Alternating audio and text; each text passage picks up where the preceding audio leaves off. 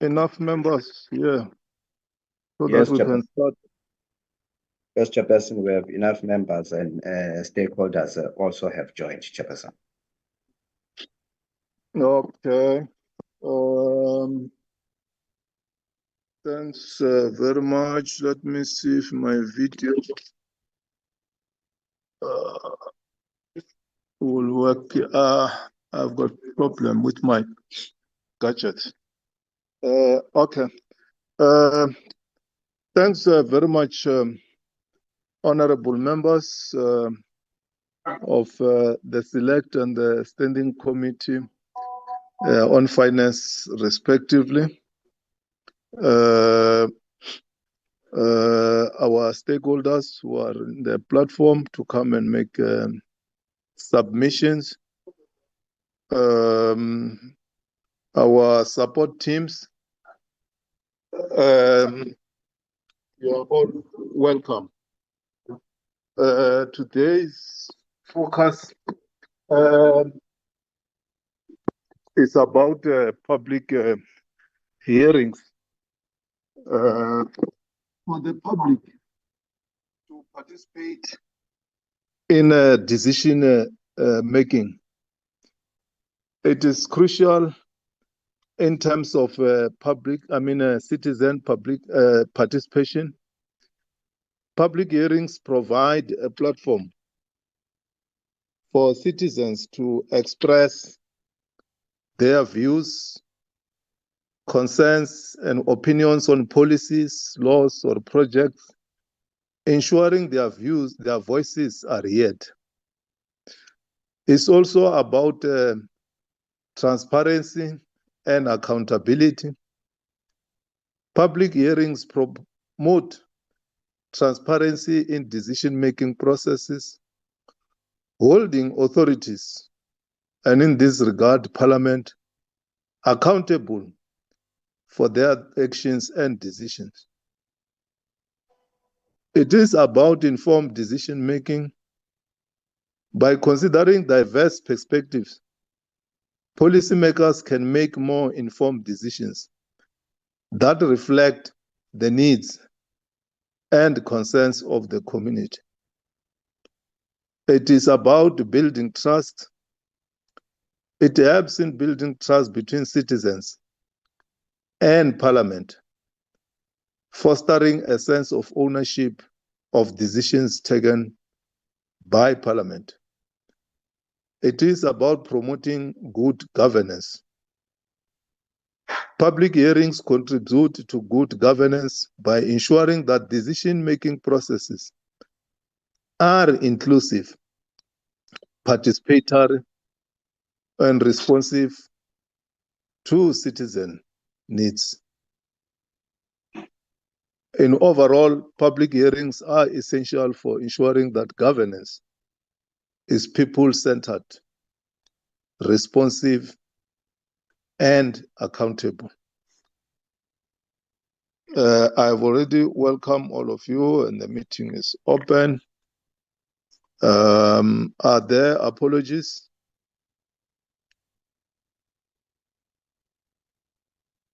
Good morning, Chair. From the Standing Committee on Finance, it is Mr. Beasley. He's attending another committee meeting and hopes to join a bit later. And then also Deputy Minister Sarupin has also sent through an apology. Thanks, Chair. Morning, Chair and members. From the Select Committee on Finance, I have an apology from Honorable Brits and Honorable Lekwas, and also Honorable Swartz. He's with us currently, but he will be leaving at about 12 o'clock. Also have an apology from one of the stakeholders that was supposed to be presenting today, Amandla Mobi. They have sent an apology as well. Thanks. That's all from my side, Chair. Okay, thanks. And then let's move to item 2. I have my hand. I have my hand up, Chair. My apologies. Okay, Honorable Mazibu. Yeah, Chair, I will also be leaving around 12 because the Committee on Appropriations is also sitting today. So I will be leaving at 12 as well. My apology. Noted, Honorable Mazibuko. Okay, let's go back to the agenda. Can you flight the agenda again? There we are.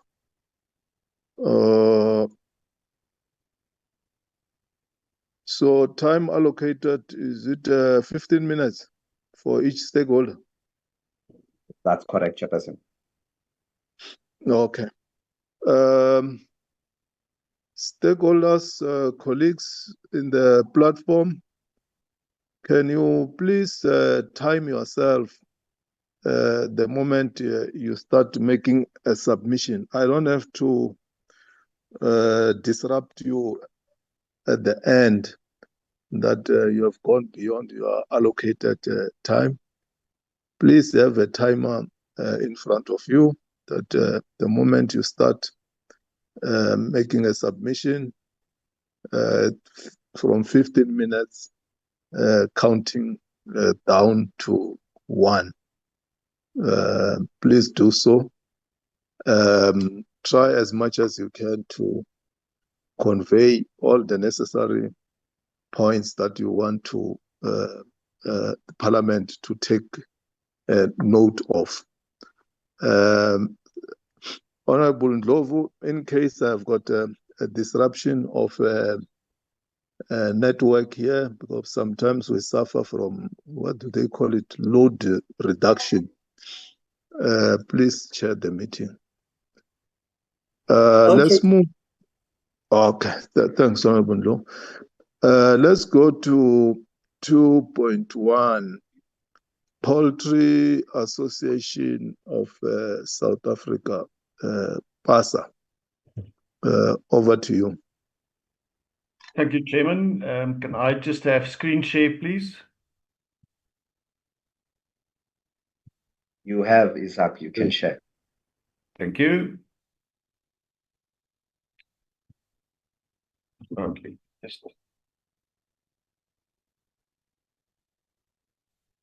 Chair, can you see my screen? Yes, we can see your screen.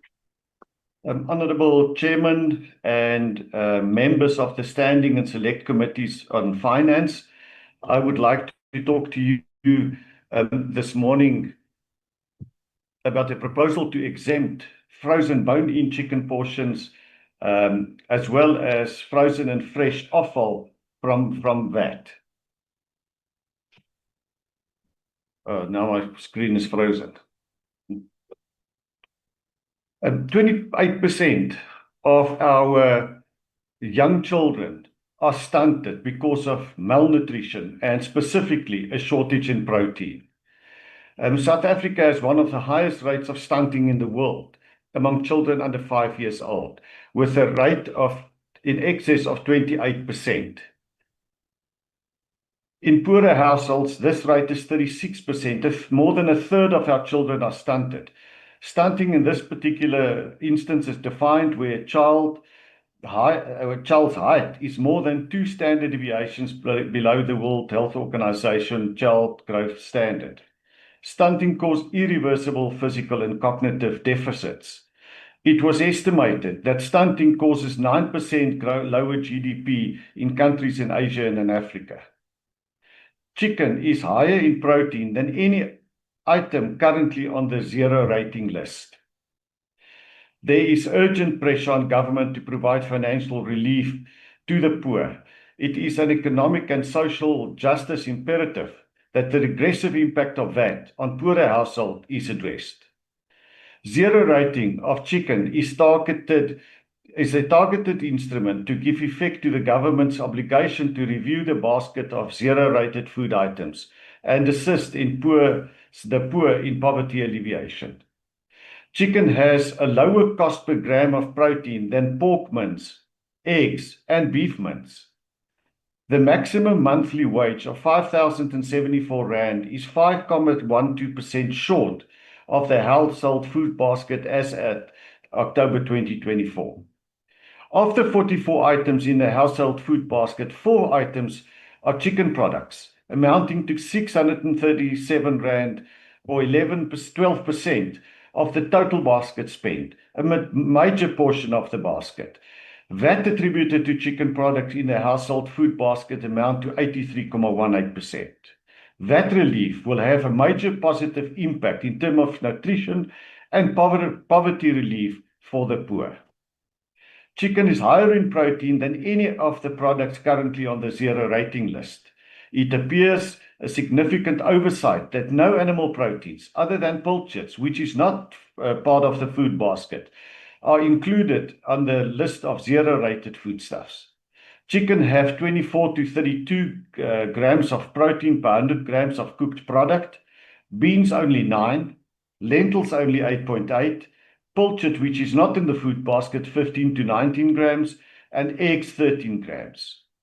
Frozen bone-in chicken portion and fresh and frozen offal products will have a major impact on malnutrition of the poor.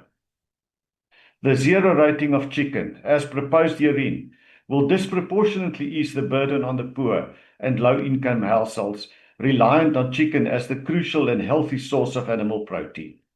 If chicken is more affordable for the poor consumers by virtue of zero rating, more chicken is likely to be consumed. The increase in consumption of chicken should increase the ability of South Africans to reach daily protein targets, preventing stunting and malnutrition in especially our children. If chicken, as defined in my report, clause 1.3, were to be zero rated, the estimated VAT revenue that the fiscus may forego is approximately 4.9 billion. That sounds high, but it's only 0.27% of revenue projected, or 1.08% of total VAT collection projected for the current fiscal year. The perceived or any actual loss of revenue to the fiscus cannot be justifiably privileged above securing affordable, nutritious food for the benefit of the low-income household. To ensure that this benefit of proposed zero rating accrue to the poor, there are existing measures for the monitoring and reporting of chicken prices.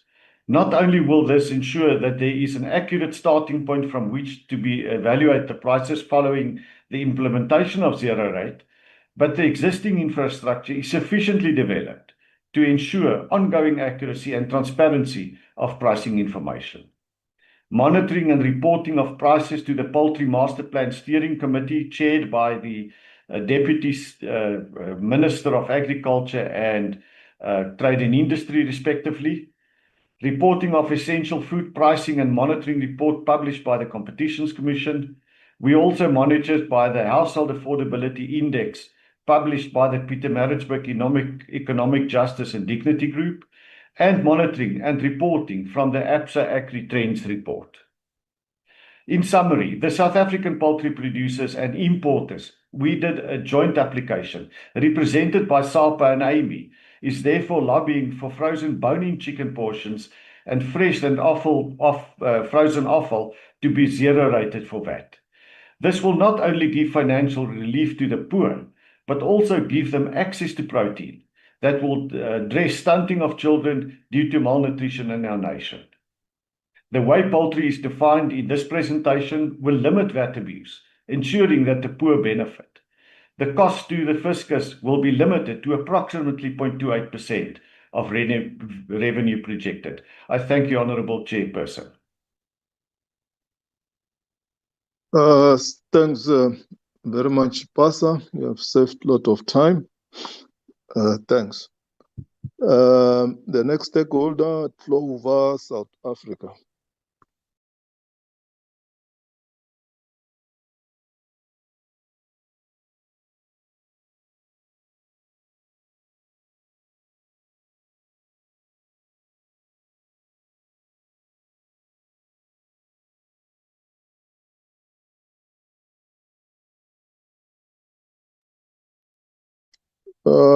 Mangwen, is Clover there?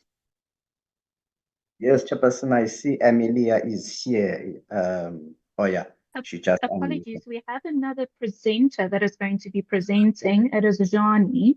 Yes, can you hear me? Oh, we can hear you now, Johnny. Okay. I'm having trouble sharing. It says host disabled participant screen sharing. I'm not sure if you have that same issue on your You can side. share now, Johnny. You can share now. Okay, all right.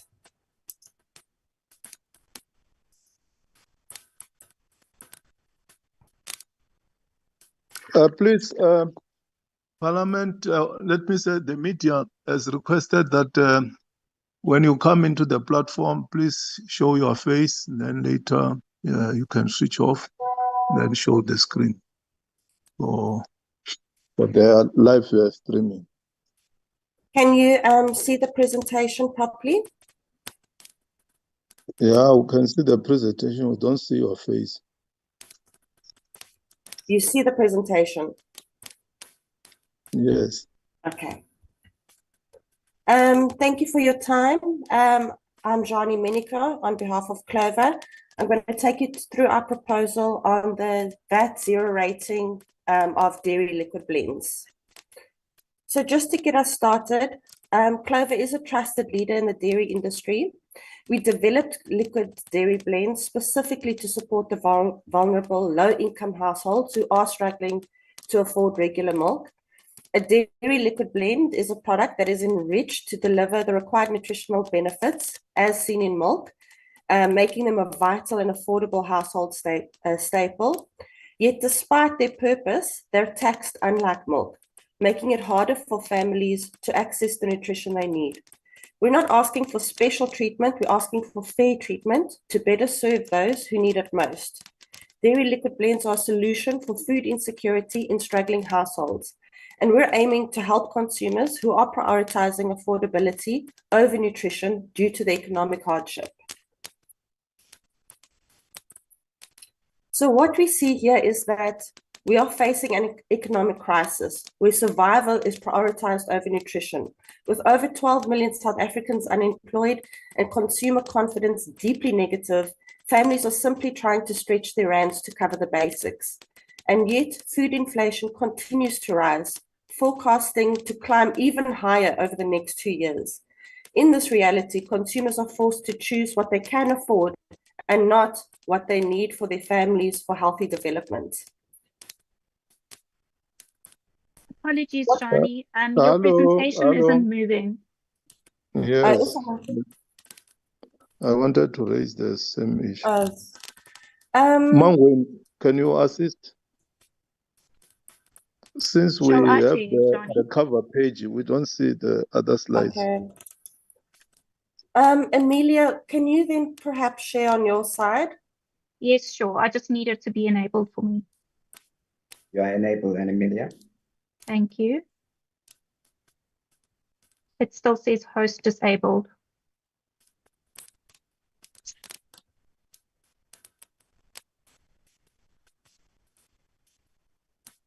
Okay, let me just get it up.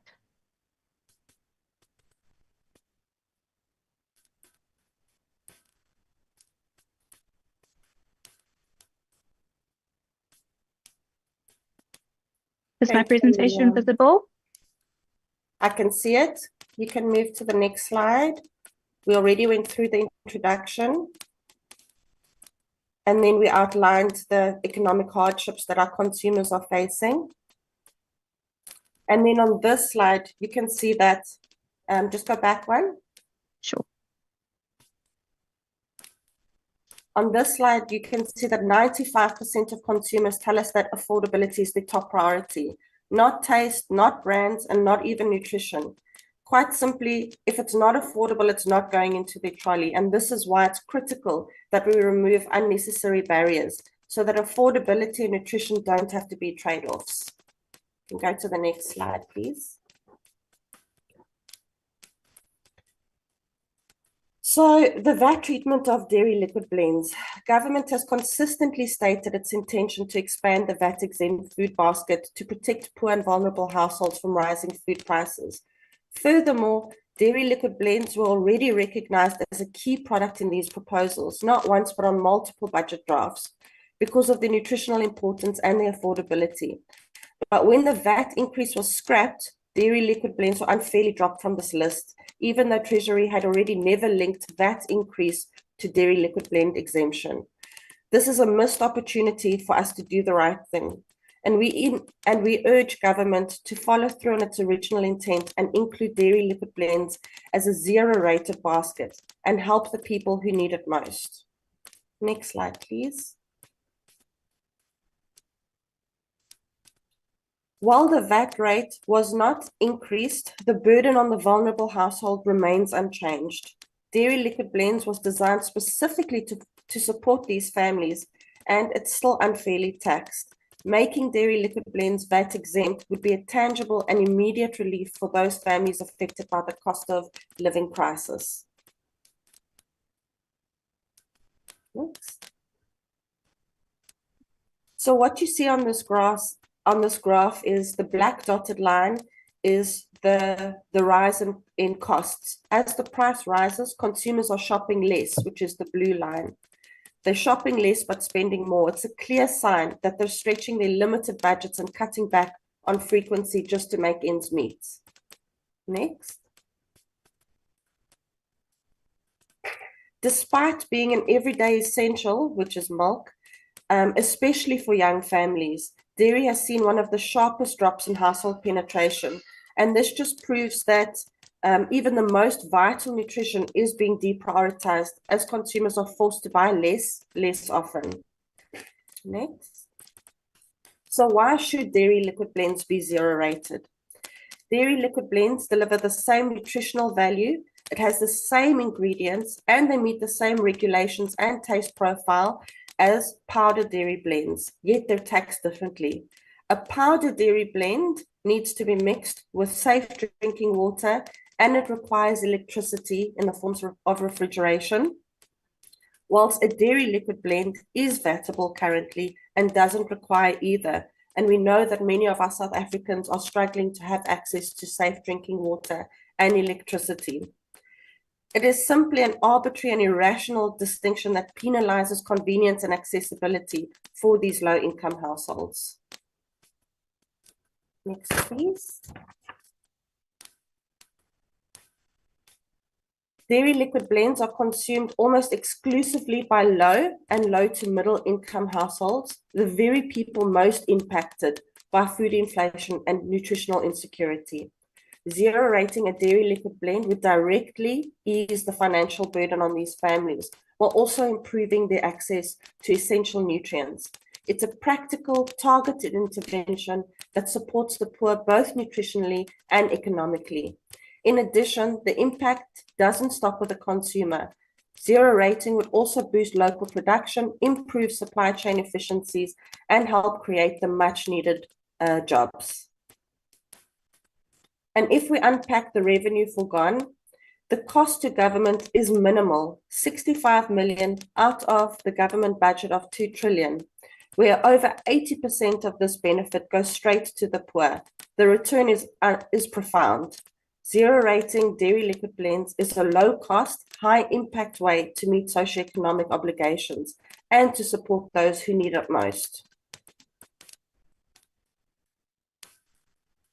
The financial benefit of zero rating will go directly to consumers, as we mentioned on the previous slide, not to the manufacturers and not to the retailers. And there are already existing oversight mechanisms and bodies in place to ensure this.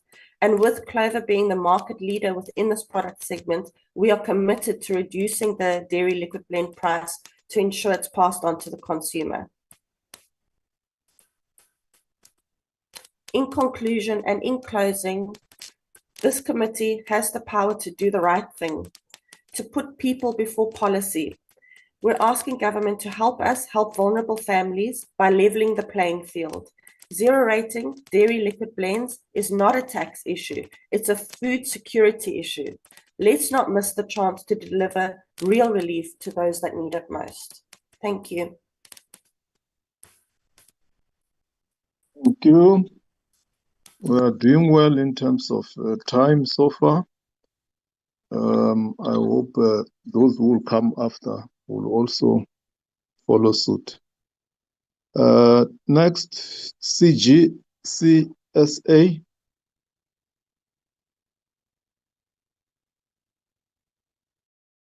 Good morning, Chair. and honorable members. Chair, can I please ask for right to flight my presentation? You can go ahead. I'm not sure if you can see it on the screen yet. Thank you, Yes, you Chair, for can. this opportunity. Thank you, Chair, for this opportunity. If I may, I'm going to switch off my camera so that there's no disturbance. I just wanted to switch it on as you directed that when we come on, we should say switch on our cameras. Chair, my name is Neo Momodu. I'm from the Consumer Goods Council of South Africa. For some reason, it's not moving. The Consumer Goods Council of South Africa is an industry association that represents 9,000 member organizations in the consumer goods, retail, and services sectors. Our members contribute about 20% to the GDP of this country, and we employ close to 20% of the total working force of South Africa. The CGCSA is an organization we represent and support our members, enabling them to serve the interests of consumers. You will see here that I have a snapshot of our board members who happen to be CEOs of these organizations and companies that are brands that you find in our retail stores. Clover, that just presented, is a co-chair, as well as Pick n Pay, representing manufacturers and retailers, respectively. These are members who take the responsibility of providing food to millions of South Africans on a daily basis very, very seriously. Our submission, Chair, is that we wish to make a submission so that the zero rating of additional basic food items is brought back. A large proportion of South Africans, Chair, suffers from malnutrition. We've heard this morning from the presentation that have come before us. More affordable food sources would both combat malnutrition in the most vulnerable society and provide the much needed food security to those that need them. It is the policy of South Africa to zero rate basic food items to distribute assistance to the poor. Government has made repeated commitments to re-evaluate the basket of essential food items exempt from VAT. And we've held this on numerous occasions, including the President in his first address in the GNU government. Chair, in the national budget for 2025, which we know that it's a unique situation that it was presented 3 times. The first budget and the second budget proposed a 2% VAT increase and 0.5 VAT increase respectively. And in that budget, there was additional provision for additional zero rate of basic items, which included edible, fossil, dairy brand, liquid blends, canned vegetables. However, in the budget, third budget version that proposed a 0% VAT increase, the additional zero-rated items were taken off. We heard the minister announce that the proposed increase in the VAT for 2025-26 and 2026-27 has been dropped, which we're all happy about. But he said, as a result, the expansion of the zero-rated basket, which was included to cushion the poor households, has fallen away. This, we say that, Chair, this will have a huge devastation for the millions of South Africans who rely on government to actually cushion them, and in line with the promises that we made. According to the budget version 1 and 2, the cost of zero rating the 2025 budget items would be 2 billion in 2025-26 and 6.293 billion in over the medium term. This cost was acceptable in both the versions 1 and 2, notwithstanding the additional revenue streams that were revised downwards from 60 billion to 28 billion. Our contention is that 2 billion versus total gross revenue amounts to about 0.1%, and 2 billion versus gross VAT revenue amounts to about 0.4%. We argue that both the version 1 and version 2 confirm that the majority of the cost of the fiscal to zero rate budget items will accrue to lower income households based on the 2020 2022-23 income and expenditure survey.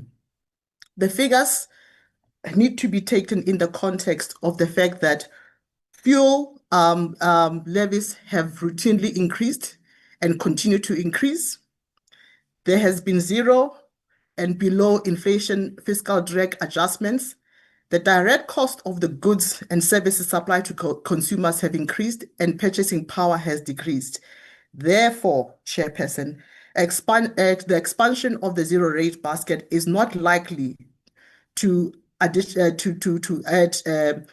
is not linked rather to additional tax increases, but as a standalone issue that requires proper consideration on its own merits. Given the fact that the challenges for poor households still persist, we had Clover as well, and even the Poultry Association talking about the fact that we need to cushion the poor, making sure that we reduce some of the challenges that we have of hunger, of stunting, and of affordability. Why we need why 0% VAT increase is not sufficient on its own. Although the decision to retain the VAT rate at 15% will avoid additional direct costs to consumers, this merely maintains the status quo. This win, Chairperson, has not created any positive means to reduce existing burdens. You know, it doesn't take away from the fact that people will still go hungry.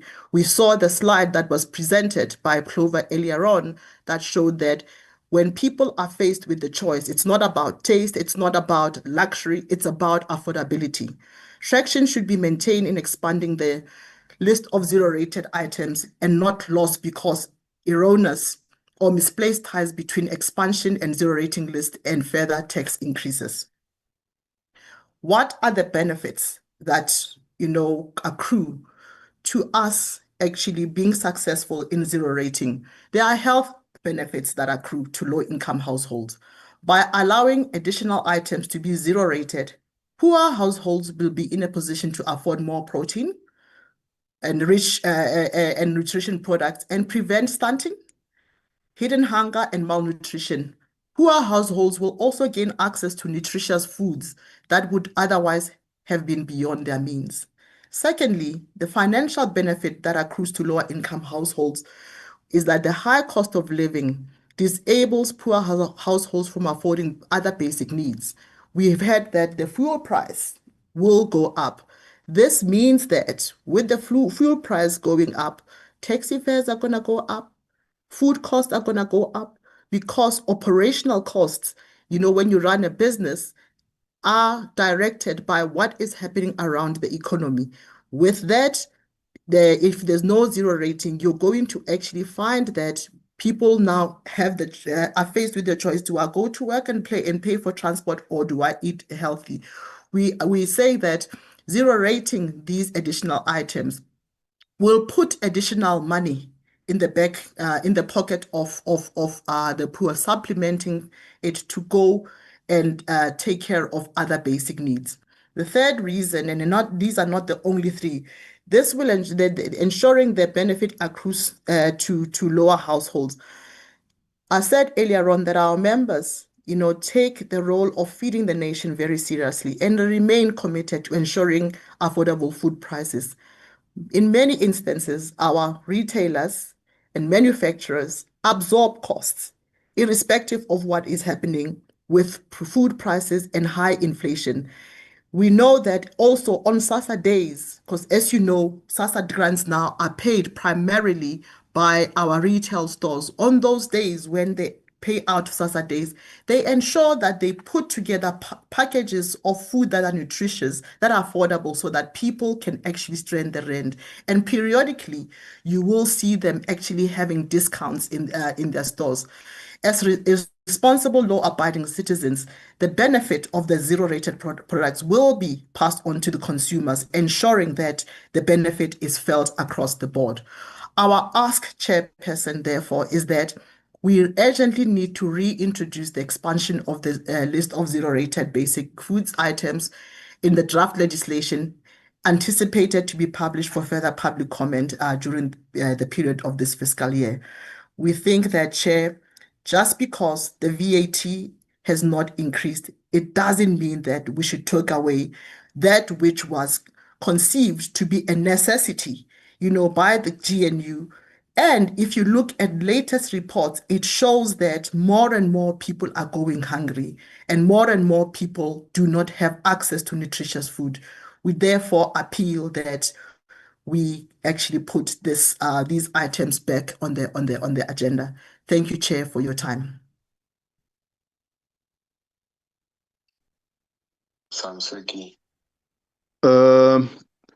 Thanks very much, Nell, CGCSA, and also saving time.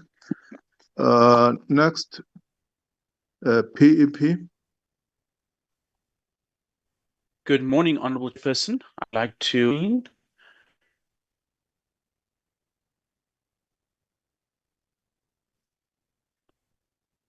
Please proceed to PEP. So I'm just confirming that my screen is being shared.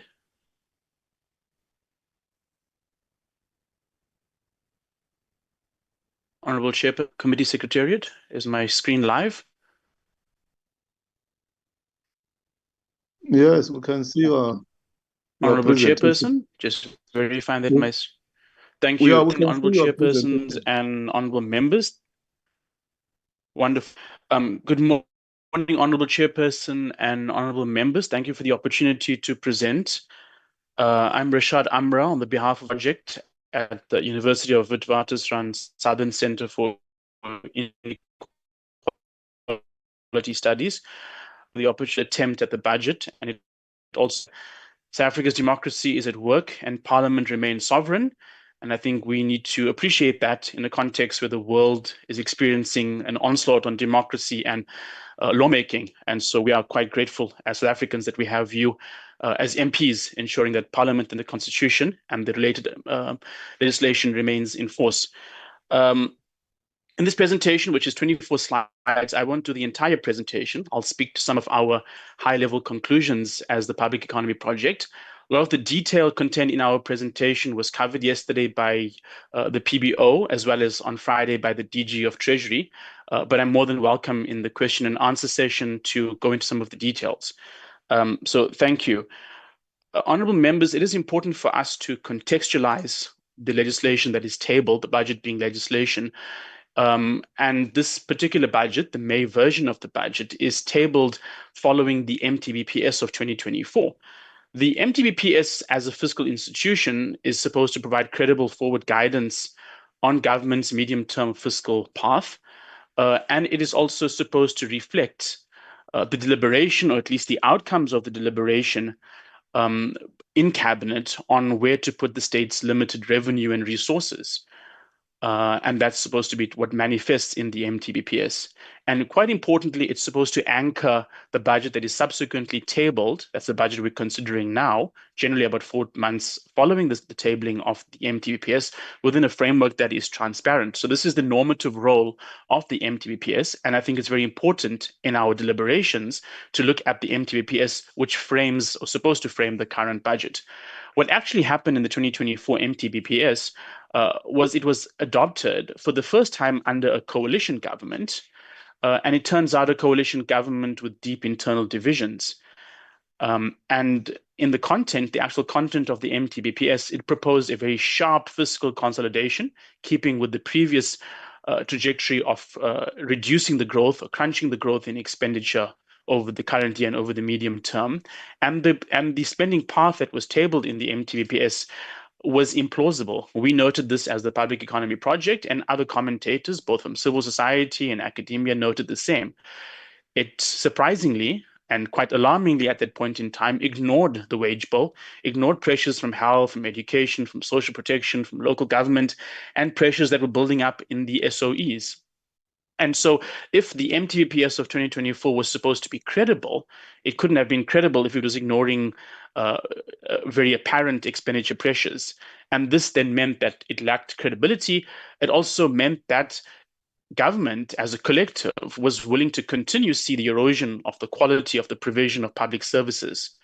And the outcome of that was what we saw since February this year, with the failing to table or to adopt at the cabinet level a budget in February, which proposed a 1.5 percentage point increase in VAT, and a subsequent rejection of a tabled budget in March of a point that included, amongst other things, a 0.5 percentage point VAT increase in year one. And that brings us to where we are right now. And so what is very apparent is there's a lack of political consensus underpinning budgetary choices in what we see today. Now, what we're considering in the 2025 budget manifests a very clear break from the 2024 MTBPS, suggesting that lacked credibility, as we pointed out in our deliberations with your committee last year. And what we see, an important and a welcome increase in spending, but this is unprecedented in terms of the quantum, right? So we've seen very significant additional allocation to very important social pressures, such as health, education, social assistance, and defense. And very importantly, and maybe we could have said it was almost a fait accompli last year, though it was not contained in the MTBPS, is the multi-year wage agreement has been funded in full. Now, this is quite important given that it was not socially feasible, and certainly from a service delivery perspective, for the wage agreement not to have been funded. Or if it was supposed to be funded from within the baselines of government departments, what is then the impact on service delivery of goods and services resources would need to be crunched even further. So what this particular budget and this point in time suggests that there is an attempt from the perspective of government, or from the point of government, to acknowledge pressing service delivery needs, and also importantly the limitations of what's now been a prolonged period of austerity, meaning an inadequate increase in allocation to important social needs of society while pursuing debt stabilization. And yet government is still continuing, importantly, with its central fiscal objective of debt stabilization.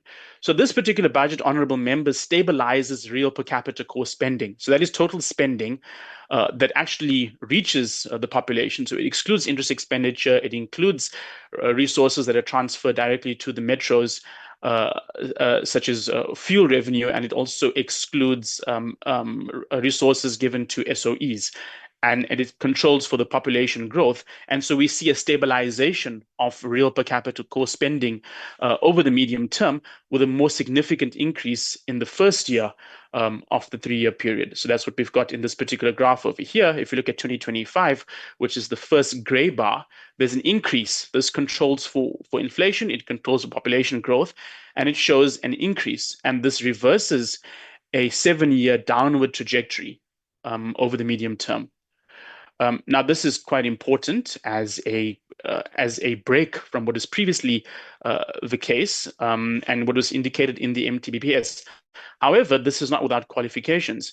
What we note, and what was noted by the PBO yesterday, is that a significant share of the allocation for the current year and over the medium term are provisional, which means those are not going to be appropriated by the appropriations committees in the coming weeks. So those are subsequent and subject to treasury conditions. Now we are a few months already into the new fiscal year, which means that that additional appropriation, if it comes, has to come pretty soon for those resources to be committed and those resources to be spent.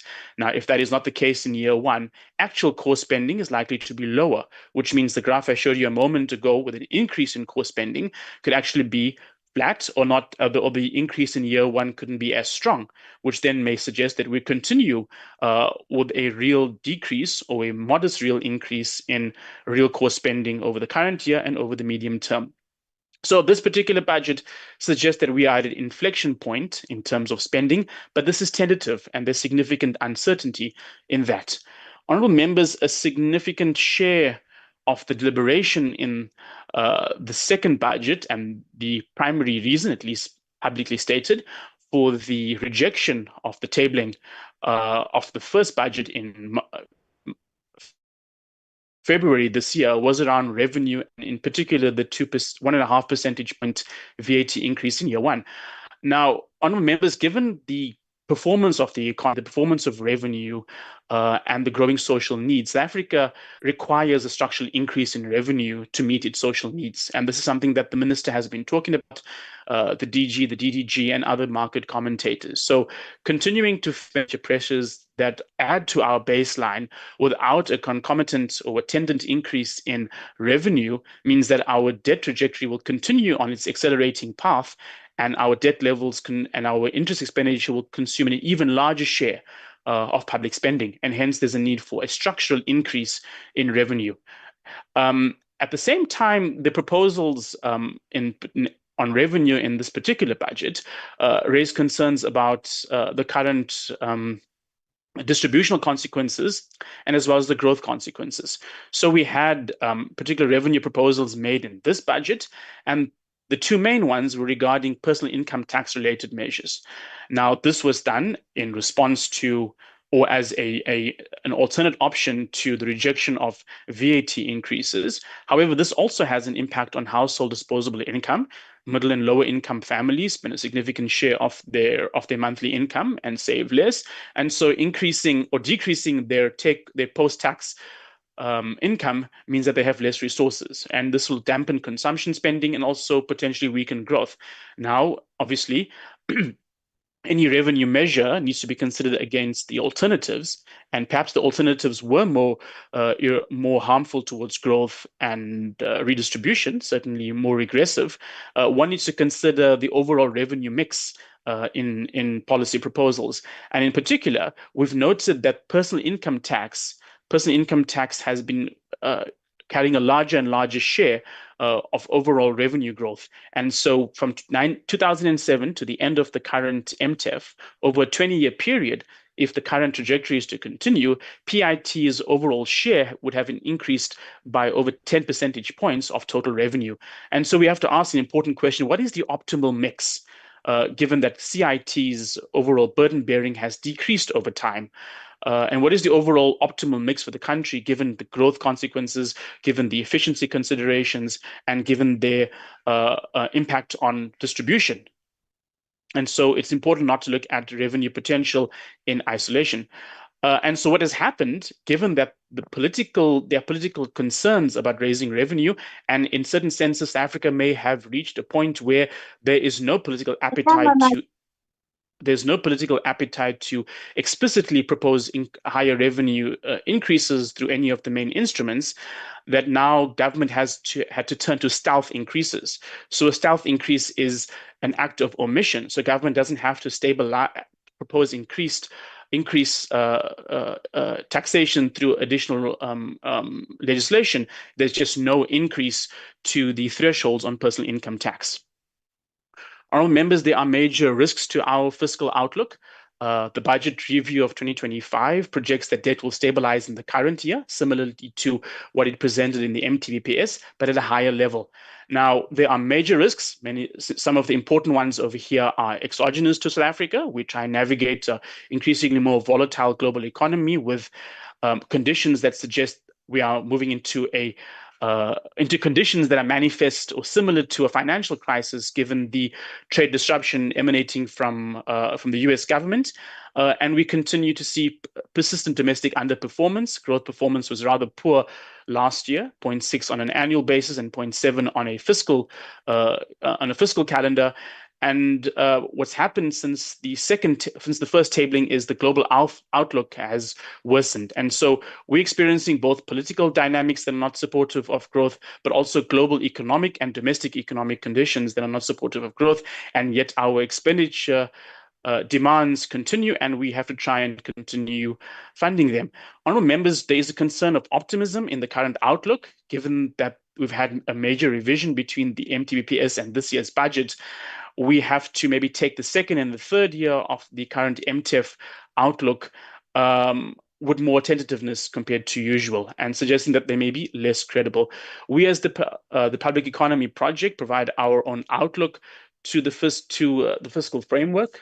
We use government's expenditure assumptions and make some additional expenditure assumptions which we consider more reasonable in this particular case about support to SOEs as well as grant recipients on the COVID SRD, and we don't see debt stabilizing in the current year or over the medium term. Honourable members, I will conclude in the next minute as my time runs out by noting the political risk to the current fiscal framework. Honourable members, I've noted that we may have reached a point where there is no political appetite for overt tax increases, and government is now becoming reliant on stealth tax increases. At the same time, if this is the actual case and there's no appetite for higher tax increases, politically at least, the expenditure considerations, especially cuts or reprioritization, becomes even more important, and this becomes an inevitability. We noted in our previous presentations that the spending reviews have identified only modest potential cuts within, or efficiency potential within current programs. What is actually required is program level decisions, which programs to continue, which programs to curtail, which programs to cut. However, this requires political consensus. And in the current political context, where we've seen an absence of consensus making and increased polarization, this becomes another political risk to the fiscal framework and to fiscal risks. We thank you, honourable members, and we are willing to engage as the Public Economy Project team during deliberations, but also in the other course of the parliamentary calendar with your respective committees. We thank you again for your time. So, Chairperson, I have 40 seconds, and I'll defer that to the next presenter. Thank you. Thanks, Rashad, for the presentation and sticking to time allocated. The next stakeholder, Amandla Mobi. Amandla Mobi, Chair, is the stakeholder that sent an apology. Oh, Amandla Mobi. Who's that? Is it low? Okay. Yes. The next one is BJC. Good morning. Could the host help me with screen sharing rights, please? Can share now, Lisa.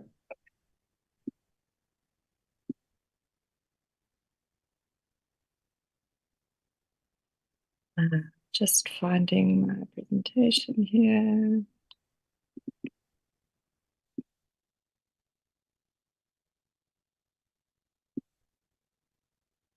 Is my screen visible? Yes, we can see your screen. Thanks very much. Thanks for the opportunity. My name is Lisa Higginson, and I'll be taking you through the Budget Justice Coalition presentation today. Just briefly on the BJC, we are a coalition of 22 civic organizations aiming to build people's understanding of and participation in the budgeting process. We'd like to see power in the hands of people to ensure that the state advances social, economic, and environmental justice to meet people's needs and improve well-being in accordance with the Constitution. Like many others, I think BJ members would like to see the budget pass. We note that further delays will further impede departments and entities' ability to implement projects and programs. However, we are disappointed that the VAT measure was replaced with the increase in the fuel levy, which, although it may have a smaller impact, we think that the impacts will be quite similar and perhaps haven't been fully considered. We are also disappointed that none of the revenue alternatives proposed seems to have been considered. And we feel that there are inadequate justifications for the revenue choices provided in the documents.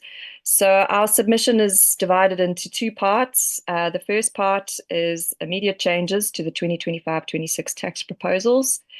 And the second part are what we think are actions required between now and the MTBPS to resolve some of these outstanding issues and ensure that we don't end up in this situation again. We have 9 recommendations that we will be presenting relating to revenue, expenditure, borrowing, debt service charges, and the contingency reserve as part of the fiscal framework. Further detail is in our written submission. And we just wanted to make a comment here that, although South Africa continues to receive higher transparency scores, and we note that there is a lot of information included in the budget, in this instance in particular, we found it quite difficult to track some of the changes with things like provisional allocations and the way that the information is presented. It is not always easy to track. So we'll start with our first recommendation. We would like to ask the committee to consider replacing the increase in the general fuel levy with an increase in the withdrawal from the golden foreign exchange currency reserve account. So the reasons being that we still think that this is a regressive measure. Some have described this as a VAT increase in disguise. Our calculations show that this increase will be larger than the VAT increase on petrol prices. It turns out as about a 0.76% increase to the fuel price compared to what would have been about 0.42%, which could have quite considerable impact on food and transport costs. While we are encouraged to see that taxi operators have indicated that they won't respond with an immediate increase in fares, we know, or we assume, that this increase will be factored into the review of fares later this year. And so, it may be 16 cents on the fuel price, but we may see an increase in fares of 1 or 2 rand, taking all factors into consideration. So we think this is quite a high risk with a seemingly small reward. As we understand, the agreement on the JAFECRA withdrawal is already in place, and we think that this means that this change could be actioned within the timeframes allowed for processing of the budget. So this takes us on to our second recommendations, and from here on, these are sort of considerations that we are hoping the committee can take on to resolve some of these, what we believe, outstanding issues in the budget. So we're asking that the committee consider reviewing the economic growth assumptions and the economic growth policy being pursued here. We see the budget believes that infrastructure, improvements, investments, reducing bottlenecks, and increasing the ease of doing business will grow the economy. And this has been their approach for some years. We haven't seen anything new. And although we're seeing progress in implementing these reforms, we haven't really seen any change in the indicators.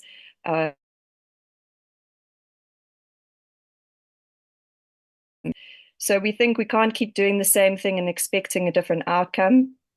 There are other options. There are other ideas out there. Some of these have been put forward to the Treasury and to the committees.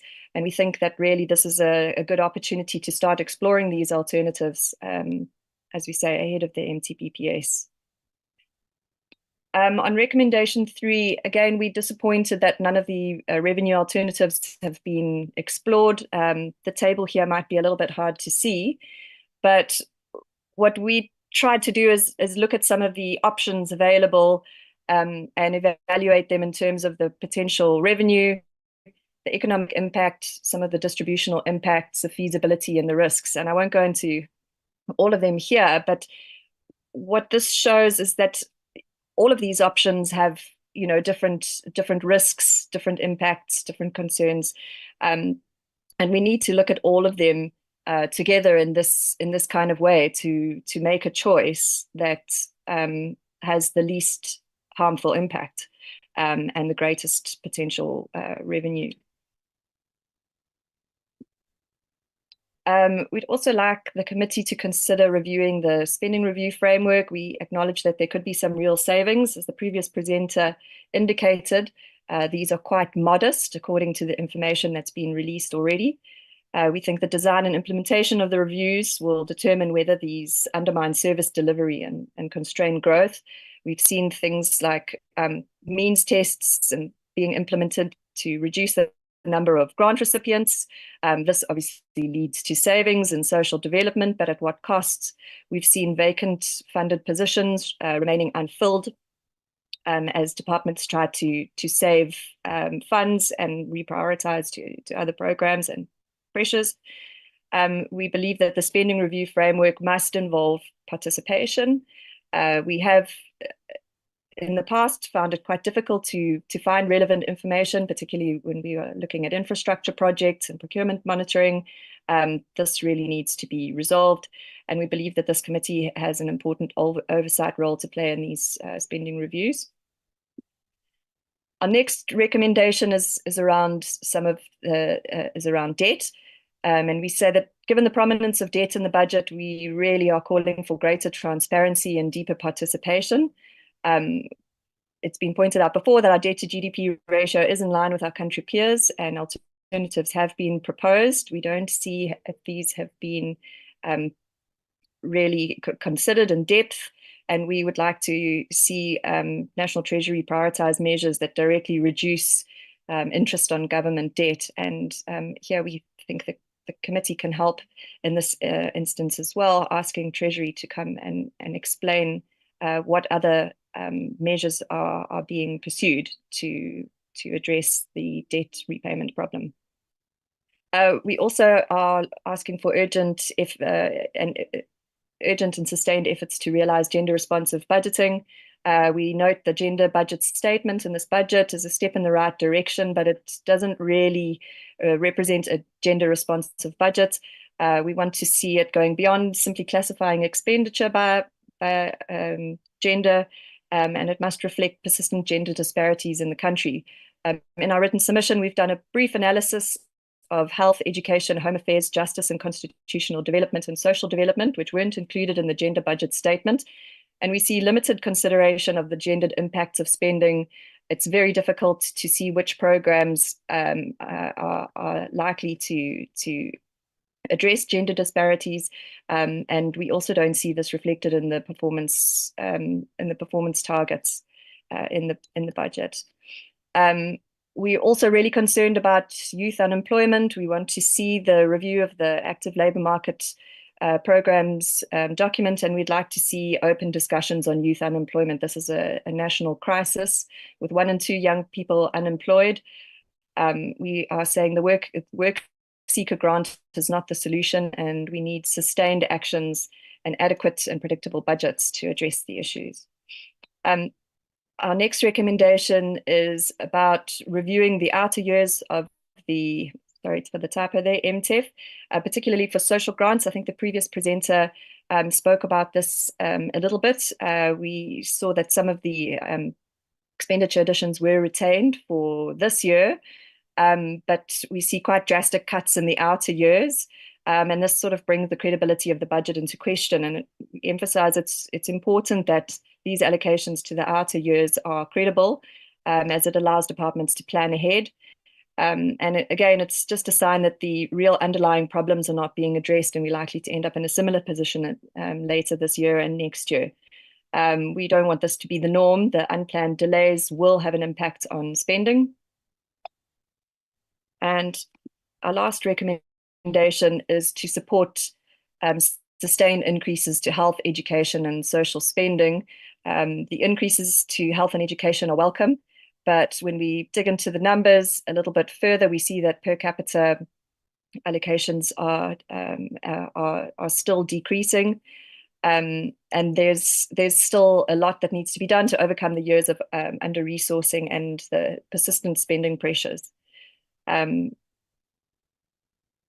think the point about the social grants and the outer years has been made.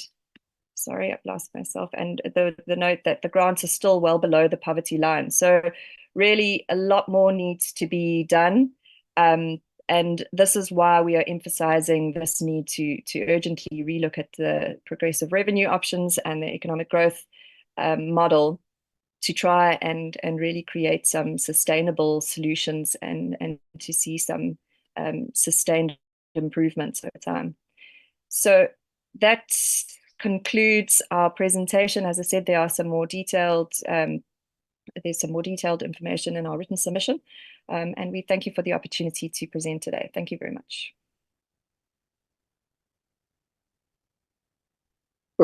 Thanks, PJC, and also saving time. The next presenter, stakeholder, is South African wines. Thank you, Chair. Good morning. I'll open up just now. I just want to make sure if I can get the screen sharing. Otherwise, the team, Alan and Nkulu, can support me. Let's see if you can get going there. Thank you. I'm trying to share.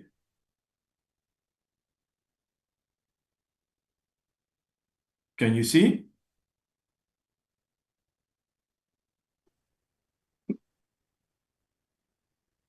Not yet, Conrad. Okay, Chair, it's on my screen. Alan see and a the team, can you see it? We see a blank screen, Conrad. Okay, Chair, I think maybe to move, can I ask Alan and the team to provide the PDF for me, please? They Nkuleko's sharing screen. No, we can see the screen now. Okay, you can see it. Yeah, Chair, please go ahead. okay. I believe you can also see me. I think good morning to everyone. I really We don't appreciate see the you. opportunity to engage with you. I think just for connectivity purposes, I'm going to turn off the video. I think what's important for me in the next 15 minutes, I want to build on the are you fine with the slides there, Alan? Sorry, Chair, I just want to make sure before I start running. Okay, maybe we can just put it in presenting mode, then it's a bit larger.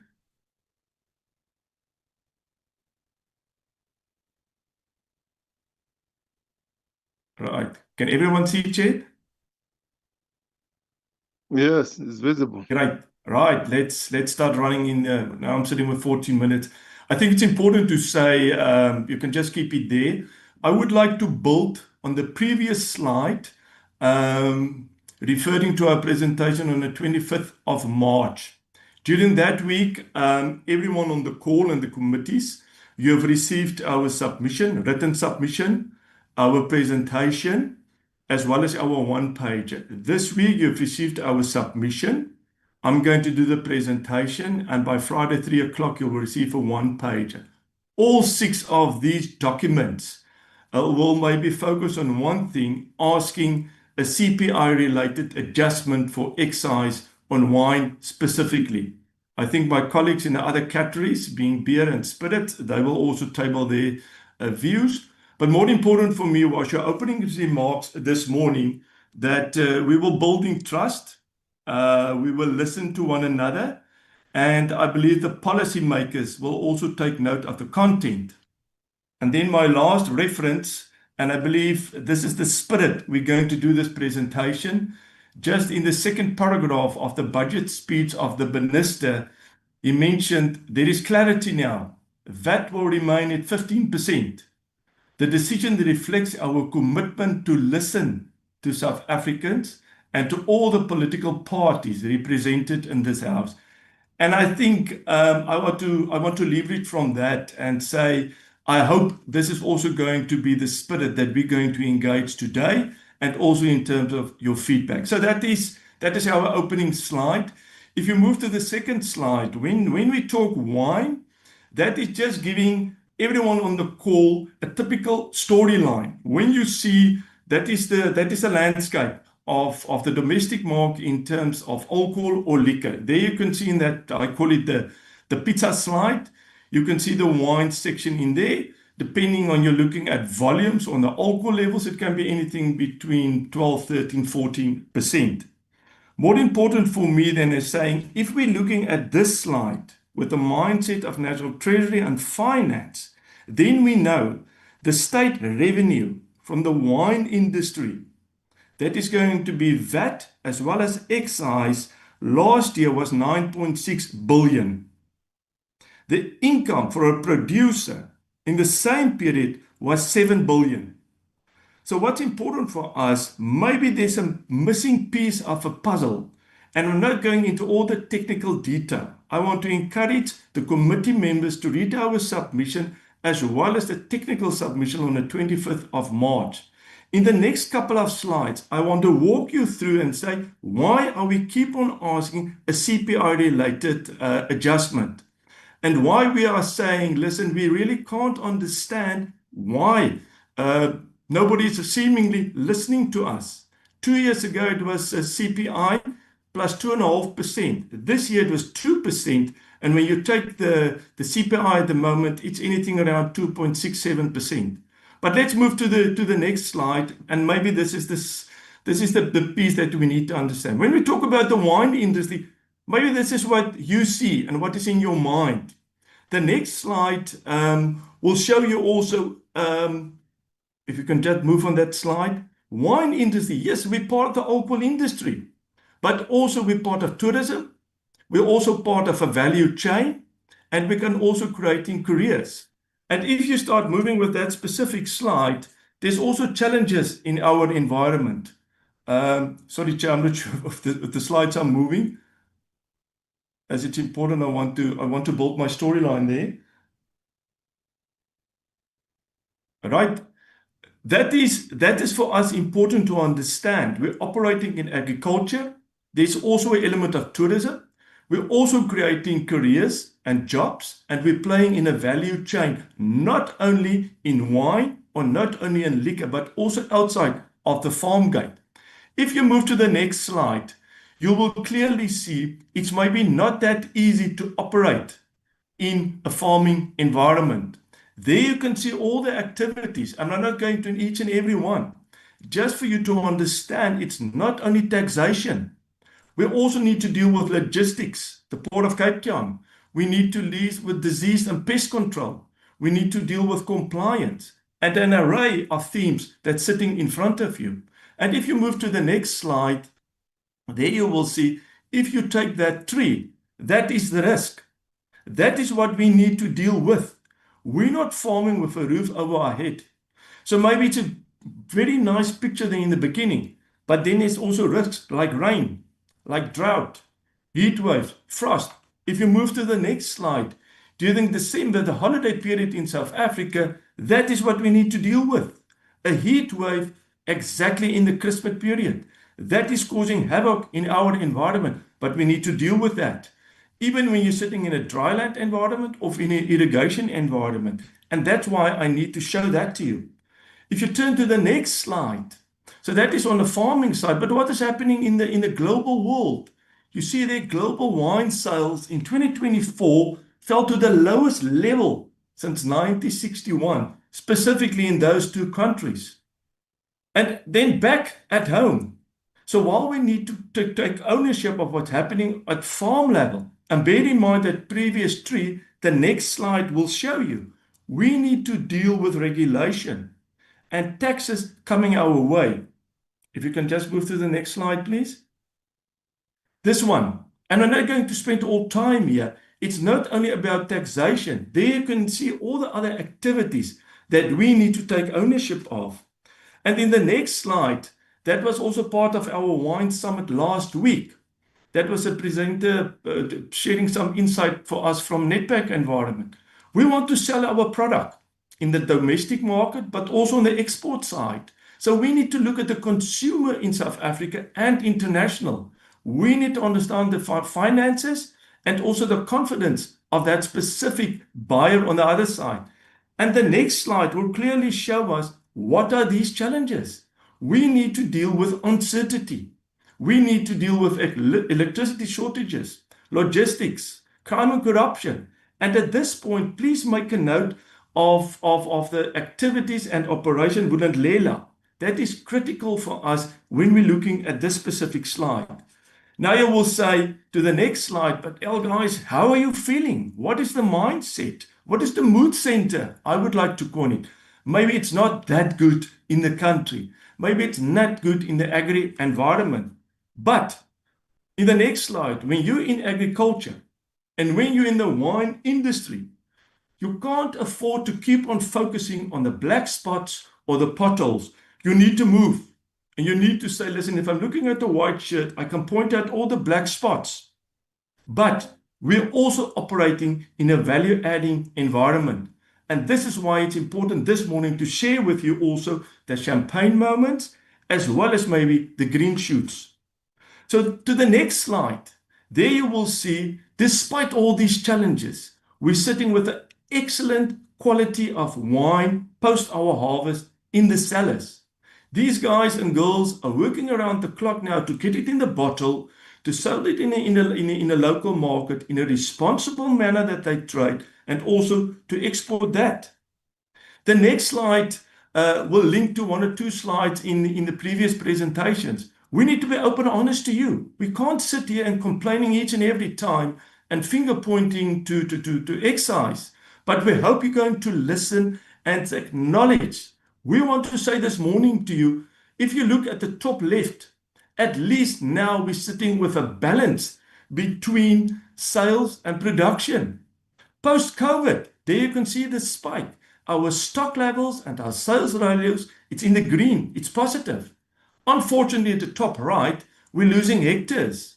At least there's a forecast from 25 onwards that there might be now incentives. There's some momentum that we would like to build. That's why we need policy certainty. That's why we're asking for the CPI-related adjustment. We want to plant again. And the bottom right there is, for the first time now, we're moving into a position where the prices of wine will be above the farming and the winery cost. We're operating on a cash flow challenges, and we want to get out of it. So it's still amber, but we believe we can leverage from that. In the next slide, Chair and committee members, why are we sitting here? Why are we sitting here as a finance committee? Guess what? We need to deliver a social development goals. That is currently the report of this country. If you look at the 17 elements in there, 10 of them sitting in deep red, big trouble. Then we're sitting with 4 in amber, and then we're sitting in the yellow one. What we are saying, if you allow us a CPI adjustment every year, please acknowledge we will focus on each of these elements, but a dedicated focus maybe to number 4, 12, 13, 17, and number 8. I will illustrate that to you in the next slide.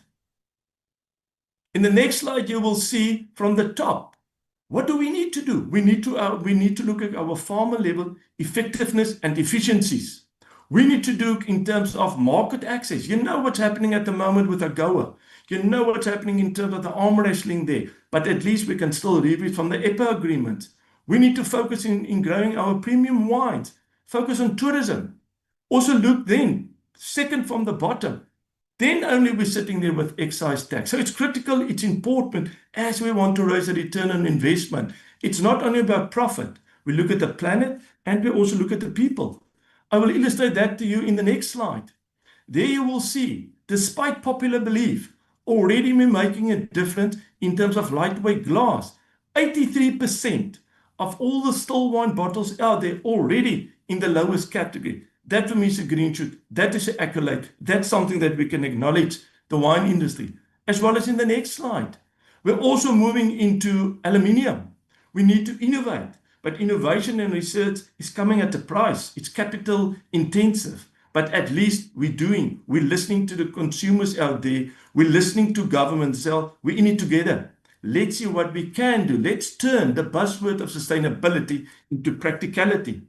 Moving forward, what's going to happen with jobs? If you look at the University of Stellenbosch in the next slide, there you can see the prediction in terms of where will be the job growth. Maybe the first one there is farm workers, laborers, and other agri workers. More important is the next 10 or 12 jobs that's sitting there. We want to make a difference there. That's why we instilled for the last 2 years a South African wine industry professional body. We would like to develop and equip people to move beyond only an agri worker in a vineyard. There will you see in the next slide. Why is that important? Some of the previous speakers already mentioned youth and youth and unemployment. That is one of Leila's legs, apart from energy, logistics, corruption, and crime. That is the reality. The median age of this country is sitting at 28. We need to do something. That's why I just want to share with you in the next slide. That is what we're busy with. In the next slide, you will see it's not only the vineyard workers at the top. We're also looking at black business brands. We're looking also at black business farmers, how we can support, equip these specific entities. And the AMP at the bottom aligned with the Agri Master Plan. And then the next slide, the next moment when there's a photo of a vineyard worker, we need to say, I want to see that. We're already seeing it. There's drones. There's new career opportunities, apart from just a general agri worker or a vineyard worker. That is why we're positive about that. Then as government, in the next slide, we need tourism, local tourism, but also from abroad. And there you will see the figures. You can read it at a later stage. We're creating jobs in season. We're attracting we're attracting Valita. We're creating jobs there. That is what we would like to do. In the next slide, what will be the enablers? We need to look at people development. We need to focus in terms of tourism and see what we can do. Bring in new people, develop them, equip them. And then towards the end, I know Treasury is sitting there, and maybe there's anti-alcohol elements that's saying, go on and tax this industry. I want to show to you, allow the whole of society to take shape. In the next slide, there we'll see already our younger consumers are drinking less, but they are drinking better. I'm coming into land. In terms of a specific survey in the next slide, what is the commitment these people are making? There you can see, apart from the other entities, they say, listen, we will drink less alcohol. We will giving up alcohol. We're saying, well, it's an informed decision. It's aligned with AWARE and our Drink Federation activities. I want to share with you in the next slide. The next time, when you think about the wine industry, don't only think about excise. We're delivering in an environment in terms of carbon footprint, waste, and in terms of climate smart farming. But in the middle, we don't lose sight of the social side, responsible alcohol usage, and also in terms of government. I want to land.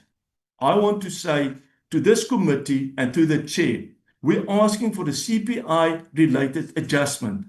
We believe we sit now with budget 3. If you go to the next slide, please. But we need to move, and we believe that is where we sit at the moment. That is our figure. You can move the Alan and team to the second last slide. That is what we are saying. We are saying we are called for a partnership. We're in it together. It's not only about policy. What are we asking? We say maybe in the end of March, we were asking a CPI related. That bus has maybe passed. Next year, keep the excise aligned to CPI. Demand evidence-based policy. That is what we ask. Crack down on illicit trade and then not in the illegal environment. You've already allocated money to that. And then on the right-hand side, if you open that one, the final slide, we're in it together. We believe maybe the CPI related is not going to fly this year, and we're stuck with the 6.75%. Reluctantly, we will say, okay, let's keep it there. Can I ask then government and all the other departments, please focus and execute. We support you with Operation Vulindlela in terms of energy, in terms of logistics, in terms of law enforcement, and also support us in turning around the local government in terms of rural municipalities and basic services. Let's build a balanced future that can fuel development without taxing it out of reach. I want to end there, and I want to encourage you to read our proposal, and if there's any questions, more than willing to respond. Thank you very much for the opportunity. Thank you, Christo. Let's move to the next item of questions and or comments from the members. Honorable members, over to you. Please raise your hands on the platform. Number 1, Honorable Suwisa. Who's next? Okay. Let's proceed. Honorable Suwisa, over to you. No, thank you, Chair. Let me welcome the presentation. I hope my network is not going to disappoint me. Chair, let me just get into the point. Thank you to the presenters that made their presentation. I have a question for Clover, and then I have a question for GSI and for VETS. With Clover, how does the less purchase needed food like dairy products affect the health of consumers, taking into consideration that it's not zero rated and consumers prioritize what they need to buy, because you spoke about that in one of your slides. GSI, you made a comparison about budget 1 and 2 and budget 3. 1 and 2 spoke, I think it's budget 2 spoke about VAT increase, which also meant there will be increase in the basic basket food, but there was no fuel levy. Budget 3, there was no VAT, but there was a fuel levy at 4%. but you say that government decreased the basic food basket. What is your view on the fuel levy, taking into consideration that some of the nutritional foods are not on the basic basket food? How is the levy going to affect the pricing of food? That's for GSI. And then for VETS, chairperson, I'm just going to take the point on the personal income tax. Chairperson, the cost of living is high and many households live from hand to mouth. What proposal does VETS have pertaining the personal income tax that will ensure that that government does have revenue for the country but not disadvantage the low-income households or your working class? Those are my only questions for now, Chair. Thank you very much. Thanks, Honorable Suisa. Honorable Van Rooyen.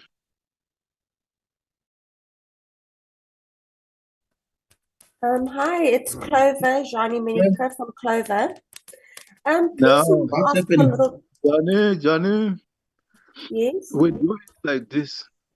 Now is the opportunity for members to ask questions, make comments. After that, I will call upon you to respond to those questions. So please be noting all the questions that members will ask you. Thank you so much. Apologies. I was just unclear of the question to Clover, but I will ask at my time. No, okay. We learn every day. Life never stops teaching. So thanks. Honorable Van Rooyen. Thank you very much, Chair. Maybe let me start by welcoming the submissions from various entities. Chair, I posed a question on the charts. I thought maybe you will respond because I wanted to know if was it not necessary for the minister or maybe his two deputies to be part of this important process, you know. But I didn't receive the response. Maybe you'll respond at the right time. Then, secondly, Chair, listening to most of the presentations done so far, it's very clear to me that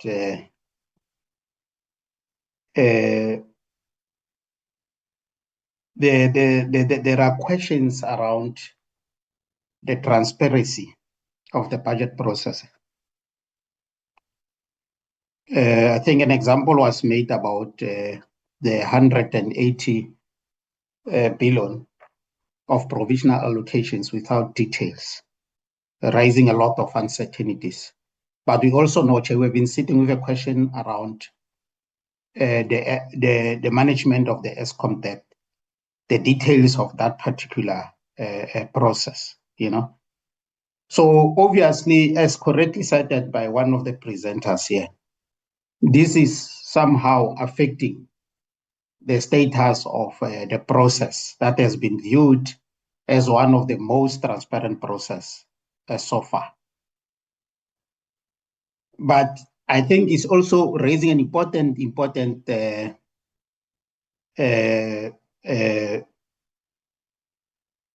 assignment to us as members of this committee.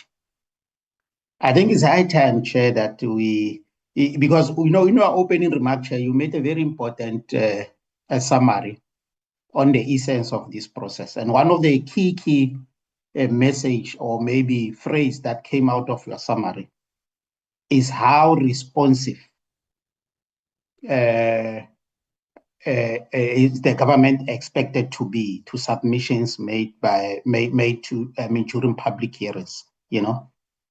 So now, if you start hearing sentiments of lack of transparency, that goes straight to the credibility of the process itself. I think if it's possible, Chair, because remember, the credibility of the process can't even be divorced to the current problem that is faced by the parliament as an institution. I mean, the reports that we received during our induction process confirmed that the credibility of Parliament is gradually declining, you know. So obviously, the credibility of this public hearing process is very, very critical in as far as the credibility of Parliament is concerned. Now, I want to suggest, Chair, that we need to call for, because, you know, I'm of the impression that some of the role players are just participating here. In some cases, they're not even expecting major changes. They're just participating here so as their voice can be heard, but also they are ticking the box, a compliance exercise. They seem not to be expecting a positive outcome out of this process. So I'm suggesting to the committee that maybe we should call for an analysis of the impact of these public hearings. Because, you know, this thing of just calling people to participate, at the end of the day, we don't take their sufficient consideration. It's troublesome. And I'll make one typical example, Chair, in this budget process. I mean, as you know, we had before the revisal of the VAT increase, we had 51 submissions, and only 49 of those submissions agreed with VAT, disagreed with VAT, increase. 2 agreed.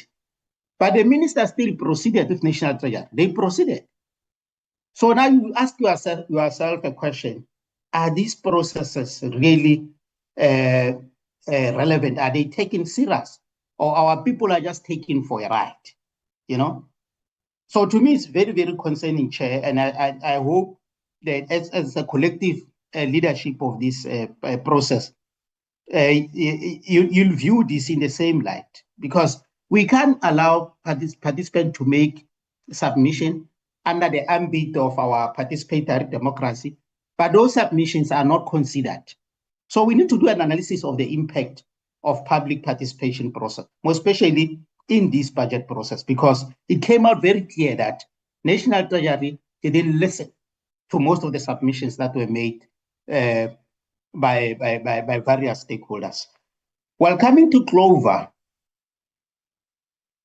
seems to be having a legitimate and appropriate expectation from the committee, because I think Clover understands very well that this committee is empowered by the Constitution, of course, through the Money Bills Act, to do certain interventions in the budget process. Now, that expectation is very, very appropriate and realistic. But then here is the other interesting side of this coin.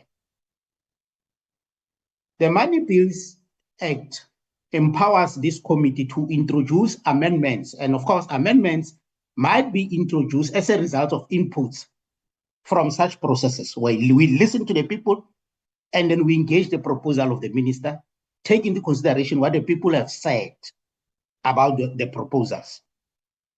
Now, this committee, in its last attempt to give effect to that provision of the Money Bills Act, did the opposite. Instead of arguing for amendments, the committee opted for something else. And we all know, finally, that something else was kicked out by the court of law, you know. But what I'm trying to check with Clover, and I'm very sure that they've been following these processes, do you still expect this committee, after the committee failed to take its constitutional or maybe legislative mandate serious, do you still expect this committee to consider introduction of amendments based as suggested by your inputs? Because the other matter that the committee failed in last meeting to give effect to the provision of the Money Bills Act. I'm not sure if maybe your expectation is not misplaced, because it seems as if this committee at times, dropped the ball, you know. And lastly, Chair, the presentation from the institution that represented the wine, businesses, it refers to evidence-based policy making, a very, very ideal approach to policy making. But what I missed there, maybe that they have cited that in their submission to National Treasury. What is it that is missing in the current budget, demonstrating that this budget is not based on evidence? It's more of a thumbs-up budget, which is not driven by any evidence. Do we have any information that you can share with us to demonstrate that this budget is not evidence-based, you know? And the general question to every presenter, Chair, there is an argument in the public discourse now, of course, perpetuated by National Treasury and peddled by certain media houses, that this is a pro-poor budget. I want to hear, it will be good to hear from various presentations, because most of them were talking about how this budget is negatively going to affect a poor household. What is their take? Does that mean, is this a pro-poor budget, or does that mean it is not a pro-poor budget? Because National Treasury says, as much as this will be affecting poor household, but there are other measures to cushion the impact.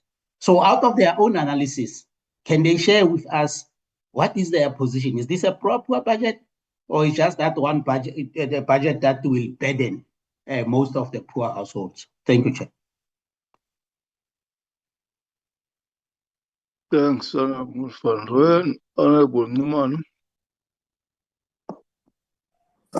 No, thank you very much, Chair, and my greetings to you and all the members that are connected. Chairperson, the first, maybe to acknowledge all the presenters and the presentation that they presented to us. Chair, sorry. My first question is for Clover. Chair, the National Treasury in its first and second budget, Chairperson, highlighted that the introduction of a zero-rated goods expansion is meant to cushion poor household from the initial proposed VAT increase, noting that Clover argued that the two are not interdependent. What benefit do producers of zero-rated basket have beyond increase of sale due to perceived affordability?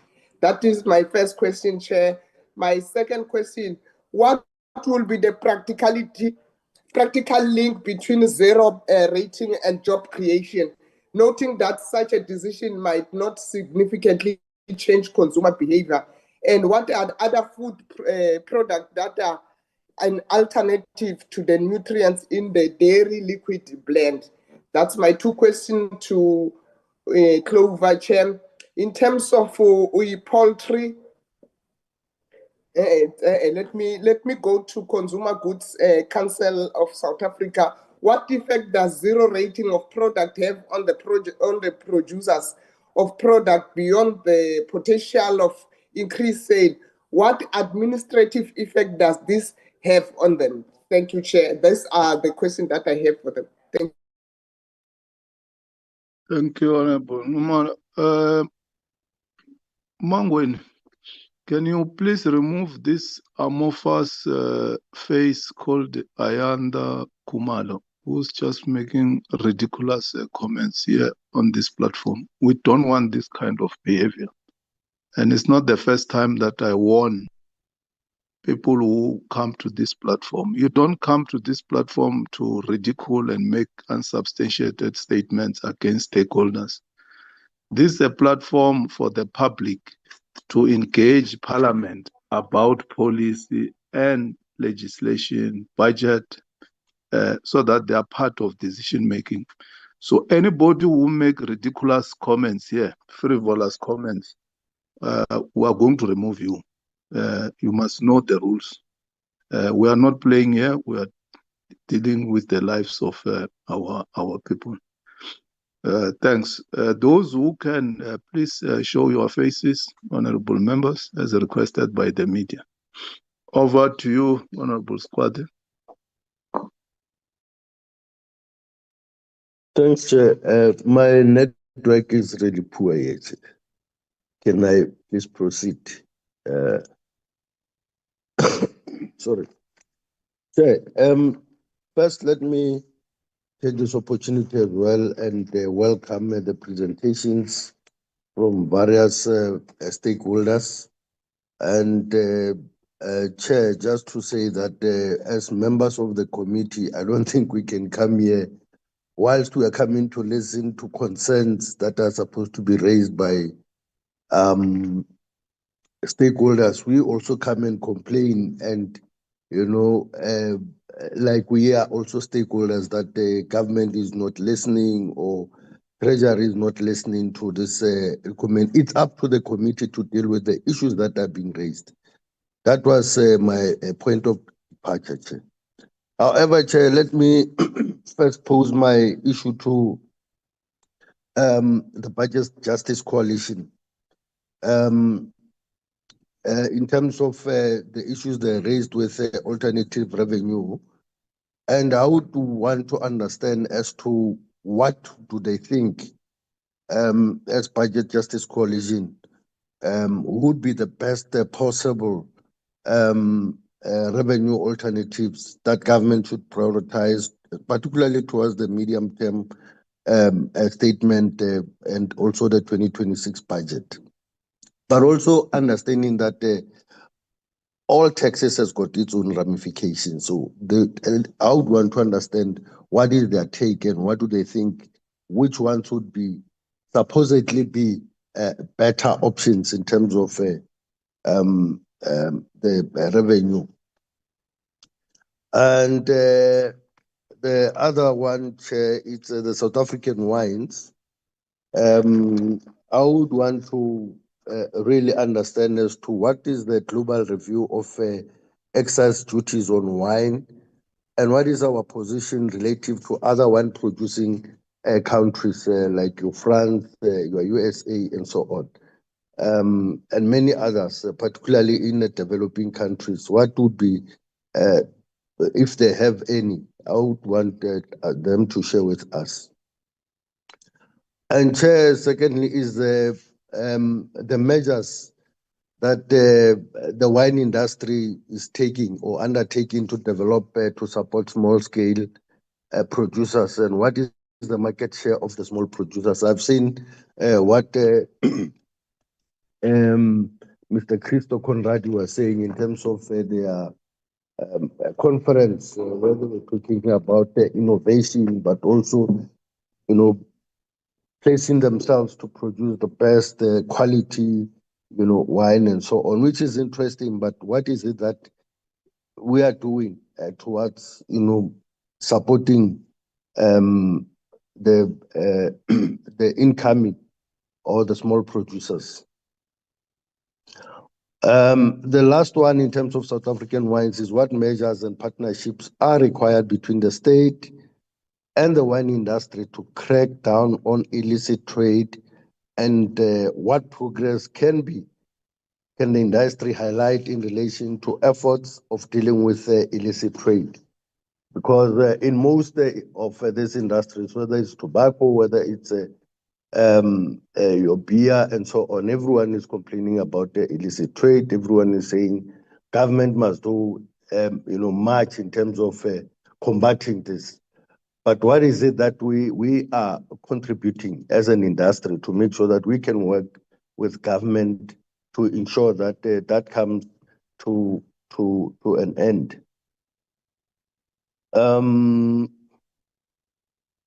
The other one, Chair, is the public economy project.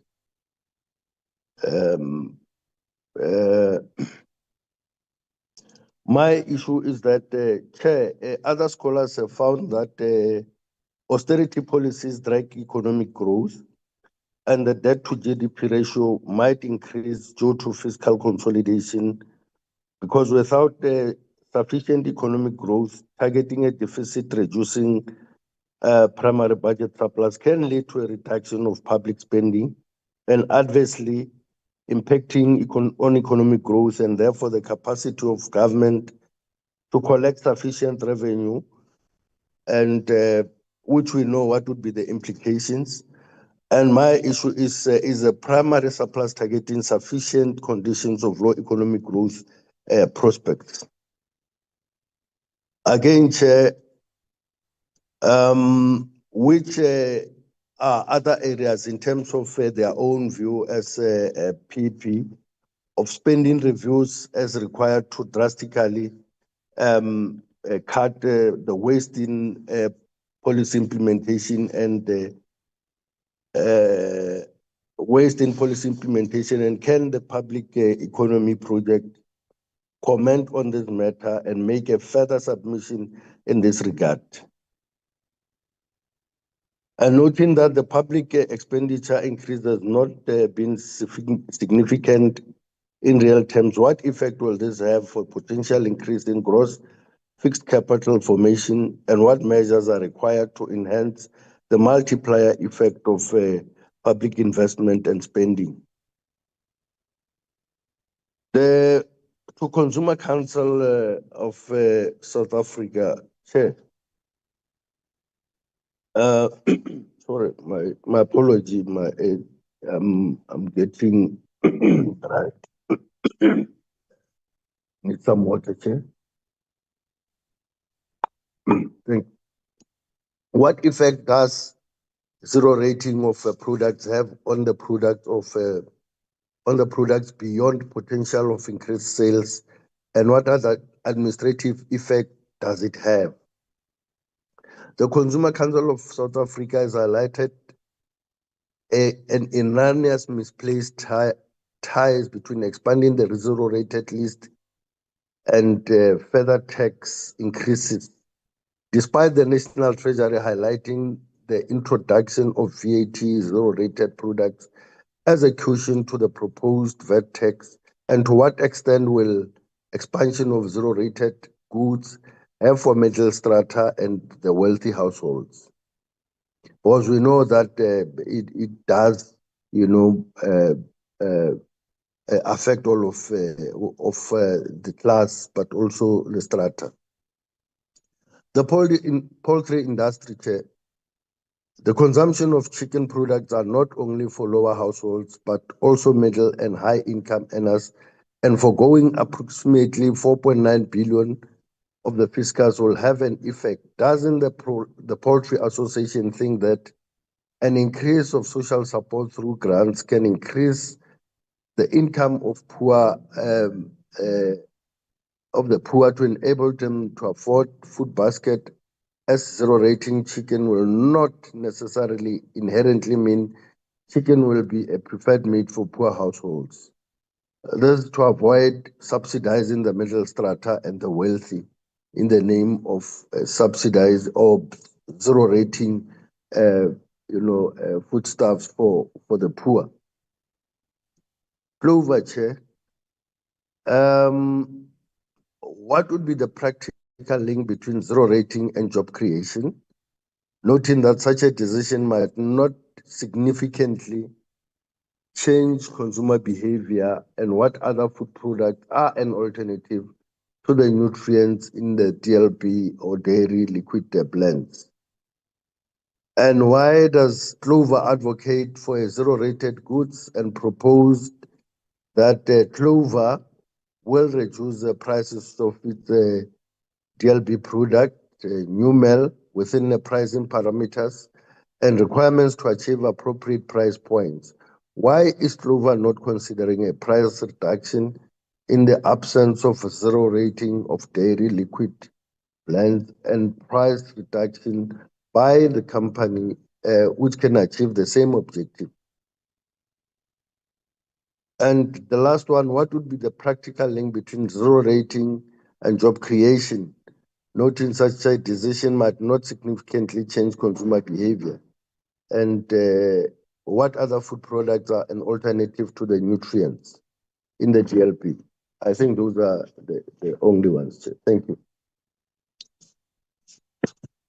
Thanks, Honorable Squati. Honorable Ryder. Good morning, Chairperson, colleagues, ladies and gentlemen. Thank you for the presentation and presentations. And yes, welcome to the new presenters. It's good to have some new voices broadening our conversation. I'm going to work through the presentations one by one, if I may.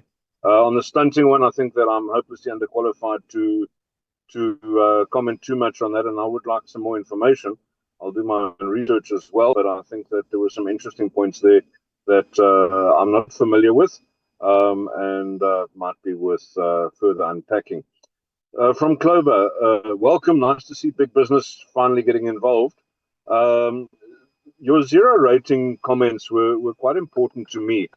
And I think that it's important to note perhaps the impact of a reversal of a statement by Treasury on industry. Because obviously planning has been made based on that initial announcement. I would guess not only in your industry, but in many other industries, there has been a ramping up of production capabilities in anticipation of an increased demand, which was imminent as a result of the zero rating. And of course, that is now going to have to be unwound and may have had some cost implications on manufacturers and producers, which I think Treasury just needs to be cognizant of. Reversing decisions like this does have a substantial impact, and we understand the circumstances under which it was done. I also think that it's very important for SARS to perhaps give us some comment on the different treatment of different similar products, certainly when one product can be used as a replacement for the other. So the difference between the dairy liquids and the powdered milk taxing regimes is, I think, something that requires further comment. Consumer Goods Council, yeah, it's difficult to when you come and make give us misinformation as part of your presentation, kind of undermines the total of your presentation. So when you say that the fuel levy has consistently increased, I mean, that's inaccurate. We know this. It hasn't increased for 3 years, and it detracts from the rest of your presentation. Though I do think that your comments about seriously considering zero rating are something that we certainly should be looking into more deeply. And I do think that the first round of zero rating that was proposed, even I think that didn't go far enough. It kind of left people, poor people, eating offal and so on, which I think is not reflective of reality, and also it's a bit of an insult. Wits Public Economy Project, yes, thank you very much. I think your comments about political risks of the spending review are important, but I think there's a broad understanding within the GNU that it is now time to make some hard decisions, and where necessary, we need to find each other. So that spending review is important, and as uncomfortable as it might be, and as attached as certain departments are to some of their programs, we need to have a serious long look at where money is being spent. But I enjoyed your presentation. Thank you. BJC spoke about the difficulty of tracking changes through the budget, and I mean, thank you for acknowledging as well. I think it's important that the transparency of the budget process was highlighted in this, but it has been difficult to track changes, and make no mistake, for members of parliament as well. Comments around GFECRA, I think Treasury can maybe help me here. I think the monetization of the last kind of venture in, or busting of the piggy bank, the GFECRA piggy bank, is still not complete, and we still haven't felt the full effects of that. So in my mind, it would be premature to venture into the same space again so quickly before we've had the full monetization and also felt the full economic impacts of that. The increases in the taxi fares, I think it's again important to note fuel prices are going to be coming down to cushion the increase in the fuel levy. But I think also it would be difficult to make members of parliament or Treasury responsible for the behavior of industry role players, taxi drivers and owners as well. Their fare increases are within their ambit, and we can't be responsible for how they use or abuse the cover of the fuel levy increase. Important comments about gender budgeting, which I really thought were valuable. And it's important that we kind of avoid, I know in the environment, the equivalent is greenwashing of reporting. But it's important that we don't allow, I guess you could call it pinkwashing of reporting by departments. So I do think your comments were very, very valid, and setting specific targets massively important. And I think that the APP process of Parliament, where we review the annual performance plans of departments, it's going to become very important for us to ensure that there are specific measurements put in place for gender budgeting, because I think we all know a bureaucrat only ever does what is funded and what is measured. So therefore, I think the measurements are massively important. SA Wines brought in a very important concept, and I think it's important as well to temper perhaps some of the other presentations, that taxpayers, be they private individuals, I think the BITS academic spoke about the high burden of tax on private individuals, but also for business. There needs to be then a balancing of expenditure to ensure that that tax is not reluctantly paid. People should be. I don't think anyone ever loves paying tax, but people should feel that they're contributing to something valuable if they're getting something in return. And I think that the point was importantly made. Pay our tax, but then fix the ports for us, because the industry is massively reliant on government to facilitate certain things. So I think you're not going to get value for money for your tax. That's not the purpose of tax. But I do think getting something in return is important, and it's important for us to balance expenditure on that basis. Honourable Sekwati has just raised a massively important question, which I think is benchmarking ourselves against international wine producing nations, and having a look at what the different regimes are. I know that there's certain protectionist strategies in place from some governments around the world. Perhaps you can give us some input on that, SA Wines. And then the difference between taxation for export versus local. All of the, I don't think that all of the taxes that are due on local production and sales apply equally to export. Maybe you can just educate me on that. Chair, without detracting from your role as the committee chair, I'm now going to put my hat on as House Chair of Committees and protect the process of the committee, if I may, and just respond to Honourable Van Rooyen and say that, if you consider that the inputs that public participation brings into our report that we're going to be adopting in a few days' time, that report finds its way into the budget review document. That thick book, not quite as big as the big thick book, but and I do think Treasury takes these quite important,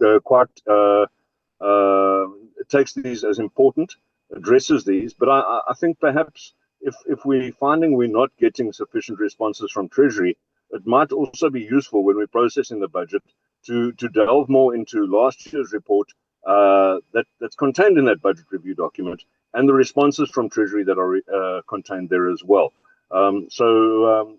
Not certainly, you can't undermine this process. This is a massively important process that we follow. If we're not happy with the responses from last year, we always have opportunity to interrogate that as part of this process as well. Yeah, thank you very much, Chair. Those are my inputs. Thank you. Honourable Swart. Chairperson, thank you.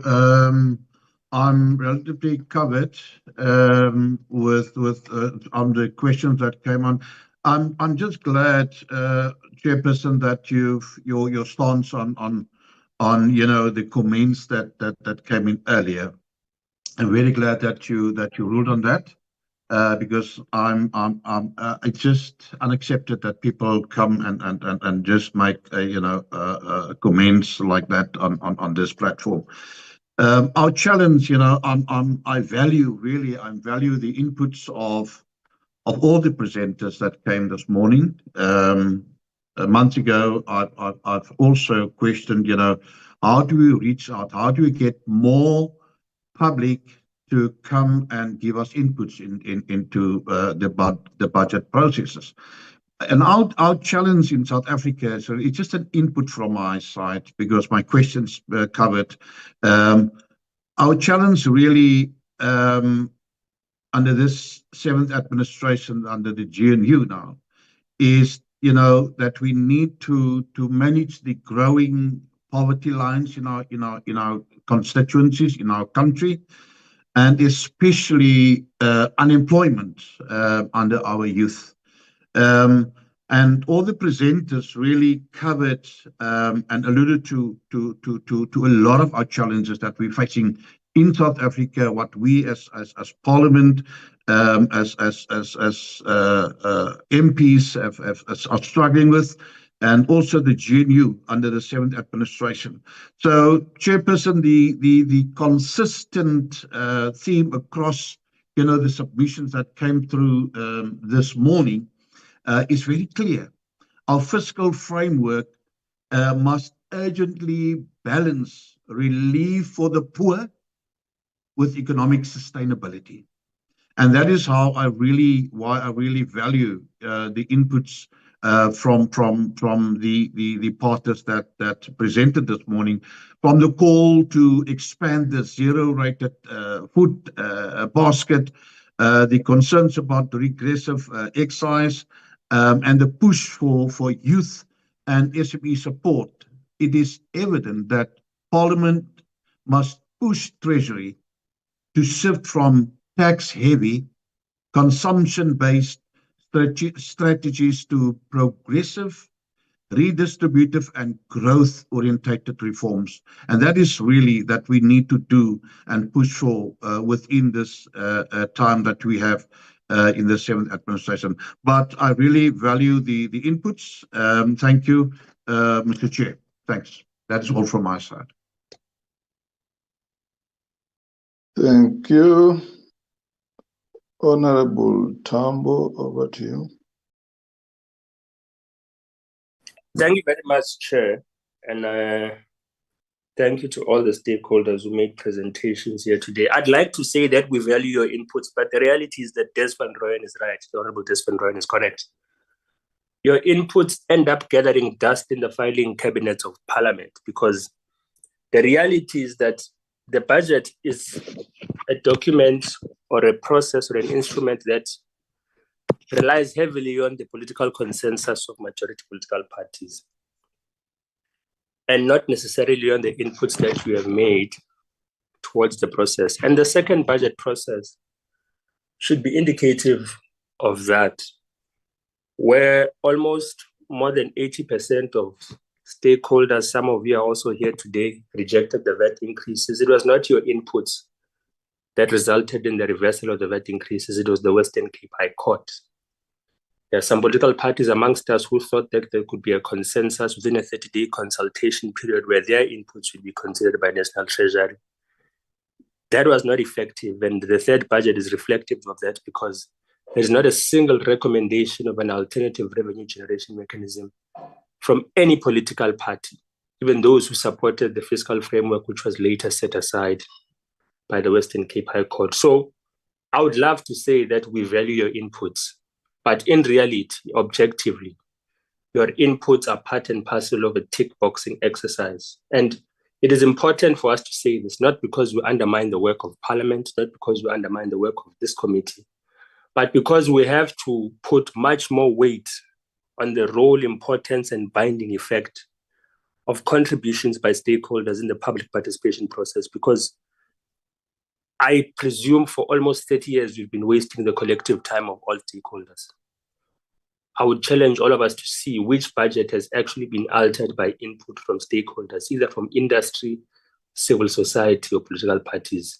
I think we'd have a very, very difficult challenge to find any public participation process that has meaningfully altered a budget developed by Treasury.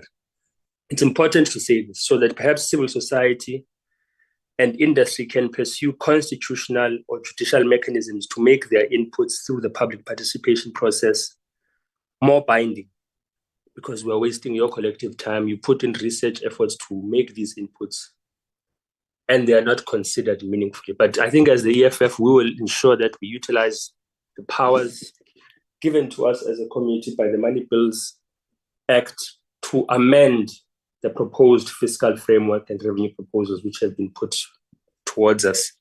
And I think specifically as it relates to the fuel levy, I'm interested to hear from the liquor industry today, even those who will speak later, those who have spoken. I'm interested to hear from Clover as to what will be the impact of the fuel levy on their costing. because we presume that industry, especially that which relates to goods, relies on transportation of goods and perhaps services in some instances. Historically, what have fuel levy increases had on those inputs? And I'd be happy to share that as well. Perhaps a final departing point before I think the TG comes in, because I don't want to speak too long, to illustrate the futility of the public participation process as it relates to the fuel levy. So the Minister of Finance says that the fuel levy is set to take effect on the 4th of June, 2025. This Standing Committee on Finance will consider the fiscal framework and revenue proposals on the 3rd of June and the 4th of June, 2025. By the time we sit to consider whether we adopt the fiscal framework and revenue proposals and your inputs as stakeholders, the fuel levy will already be in effect. The Parliament of South Africa, the National Assembly, will sit on the 11th of June, 2025, to consider whether we as parliamentarians support this budget or not. By that time, the fuel levy will already be in effect. So let's take into consideration and reflect as to of what meaningful or credible impact will any inputs as it relates to the fuel levy by you as stakeholders mean when the parliamentary process is futile in relation to the effect of the fuel levy, which takes place on the 4th of June, 2025 as well. This shows you the undermining of your participation as stakeholders and the undermining of parliament as the will of the people. So it's an important point to make. I find the defensiveness around it unnecessary. Let us be realistic. Political consensus is trumping constitutional democracy and public participation. We need to review it. We need to review its role. We need to perhaps review the powers of Treasury and ensure that we utilize the Money Bills Act to effect amendments to the fiscal framework and revenue proposals, and do so in time before we face unnecessary litigation and perhaps the failing of this third budget as well. Thank you very much, Chair. You, Honorable Mautwe. Thank you very much, Chair. Greetings to yourself and everybody who's on the platform today. I want to echo the same sentiments that were just uttered by Honorable Tambo about public participation. So I won't go much into that, Chair. He covered me quite well. Chair, I'm going to go straight into questions. I'll start with PEP and VETS. They say that they argue that the budget allocation to social spending is increasing and that this somehow makes it progressive. But have they considered the opportunity cost of failing to grow the economy compared to the marginal increases in social spending, which in real terms, we are told is below real growth? I mean, if you look at our economic growth for the past 10 years, it has not grown by more than 2%. So if they were to compare this marginal increase in social spending in real terms, which is below the real growth, would they still argue that it's a progressive budget? But the real question, Chair, is what are the consequences of increasing spending on social services, however small, while failing to drive economic growth? Should we not rather have a budget that prioritizes economic growth and industrialization instead of an obsession with marginal increases on one side? I mean, we had presentations from FFC yesterday and PBO, and FFC was saying we've been in fiscal consolidation for the past 12 years, and that has translated into the economy stagnating. The minister came here last month when he presented the second version of the budget, and he projected 1.8 growth. A month later, he comes and projects 1.4% growth. And we've got PEP that is not analyzing that and just keeping quiet. I also don't get a sense that there's a deliberate effort to engage with the role of the budget in stimulating economic growth from PEP. Could this be due to ideological underpinnings? So if PEP can respond to those. And the last question to PEP is, what is their view on the fuel levy? Do they reject or think it won't have any impact at all? Moving on to the alcohol industry, Chair, specifically the South African wines. While they may not represent the entire industry, they certainly have insight into its broader dynamics. So I've got just two questions to them. The National Treasury concluded or conducted a study around 2014 on the social impact of alcohol, and it found that the revenue collected through sin taxes is significantly lower than the public costs incurred from alcohol related harms such as road accidents, GBV, F, and broader societal decay. So given that South African Wines advocates for evidence-based policy, what is their position on this finding that National Treasury conducted in 2014? Secondly, to the broader alcohol industry, what is their response to the view that no amount of taxation can effectively regulate drinking and alcohol abuse? And finally, Chair, to all the stakeholders who came to present here, because majority of them, if not 98% of them, with the exception of Budget Justice Coalition, they've not said anything about the fuel levy increase. Can they give us an assurance?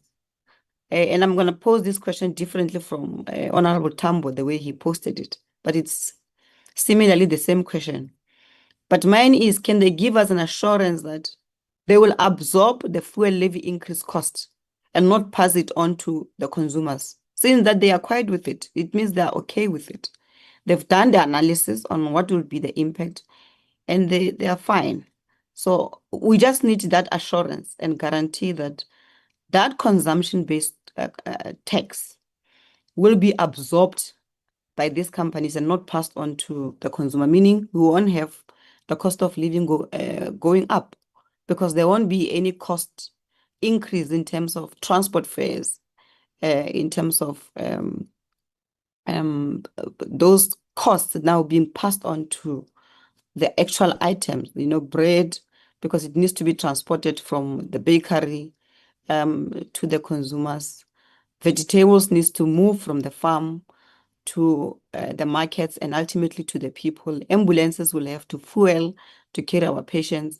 All that additional cost due to this fuel levy. That wine that is being produced in Stellenbosch and wine farms here in the Western Cape, which needs to be transported to the shelves for retailers and for the consumers. It will not be passed on to the consumers. If each one of them can respond and guarantee us on that, Chair. And that will be my final question, Chair. Thank you so much. Thank you, Honorable Mauta. I'll call upon stakeholders to respond to those questions. Each stakeholder is given 2 minutes because we still have 7 or so other stakeholders that have to make presentations. Over to you, Pastor.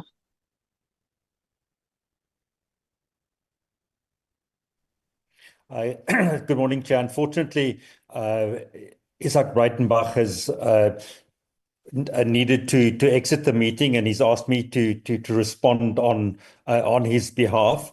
I think the questions that were posed us, the first one related to sort of the advantage to the industry of zero rating being introduced on chicken. I think it's important to note that through the supply chain, one of the designs of VAT is that VAT should not stick at that level. So either at the farm level or the distributor level or retailer level, but it only has a direct impact on the consumer. So there's a price point for the consumer, and if an item can be zero rated, then it is positive for the consumer in the purposes. I mean, in the circumstances, and there's no direct impact associated with that or advantage for anybody else in the supply chain. I mean, that said, to the extent that it is growth and economic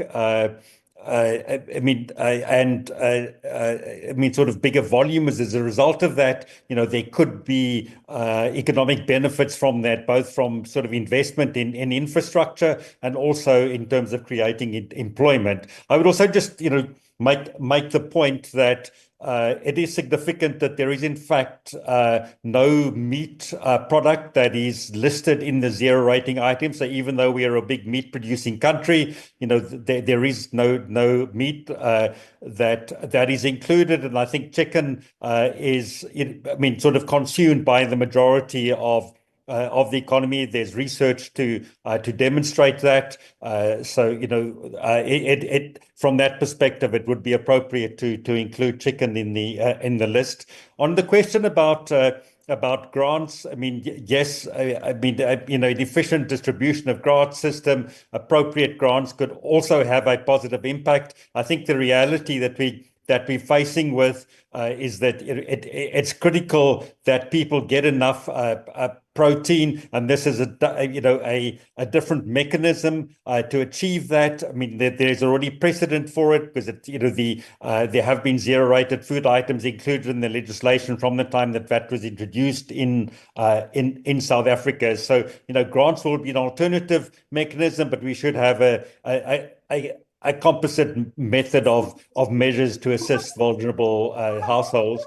And then on the question about stunting, and I think that is very significant, and there is lots of research about this. We will make that research available to the secretaries of these committees for distribution to members. Thank you. I think that deals with all the questions for the Poultry Association. Thanks, Pastor. Clover, over to you. 2 minutes. Thank you. I think I'll just start with saying that we introduced Dairy Liquid Blend as the nutritional and function. It's got all the nutritional and functional benefits of milk while still being more affordable. As it stands now, we do sell and price our Dairy Liquid Blend at a cost benefit versus our regular milk. But there's an opportunity to have it even more affordable and accessible for our consumers without the VAT. We know that there are other substitutes to a Dairy Liquid Blend. It is regular milk, but there is the barrier that our consumers find it unaffordable. And then there's another alternative, which is the Dairy Powder Blend, which is also zero VAT rated. Unlike regular milk, it doesn't have the affordability barrier, but it has other barriers. It's the exact same makeup as Dairy Liquid Blend. However, you're required to have access to safe drinking water, as well as refrigeration or electricity to be able to manage and consume this product. Whereas a Dairy Liquid Blend is in a ready-to-drink format and is already ambient or shelf-stable. It doesn't require refrigeration. And then for the rest of the questions, I can hand over to my colleague, Amelia, that will answer. Okay, thanks everyone for your questions. There were a couple for Clover, and I hope that we've gotten, jotted everything down that needs to be answered. The VAT zero rating of Dairy Liquid Blends that was included in budget number 1 and number 2. Everyone knows it was then removed in the third iteration of the budget. And that was when it was first linked to the scrapping of the VAT increase. And our argument is, of course, that these are not necessarily linked. And we still believe that the committee is in a position where it can play its part in intervening at this late stage. We do believe that we have an obligation to participate and try and get our views across in this public forum, which is available to us. That, as Charles has already mentioned in his previous response, it's not a cost at the manufacturer-producer level. And the zero rating has economic benefits for the industry, which are quite evident, but the zero rating specifically has a direct impact on consumers in relation to the price of the product, which they are then going to purchase. Alternatives to Dairy Liquid Blends are milk, both fresh and UHT, which have, as Johnny mentioned in our presentation, unfortunately become too expensive for consumers to purchase because of the economic situations that they are living in. And dairy powder blends, which are VAT zero rated, are an alternative. However, from the arguments as Johnny has made, we do believe that this is not sufficient.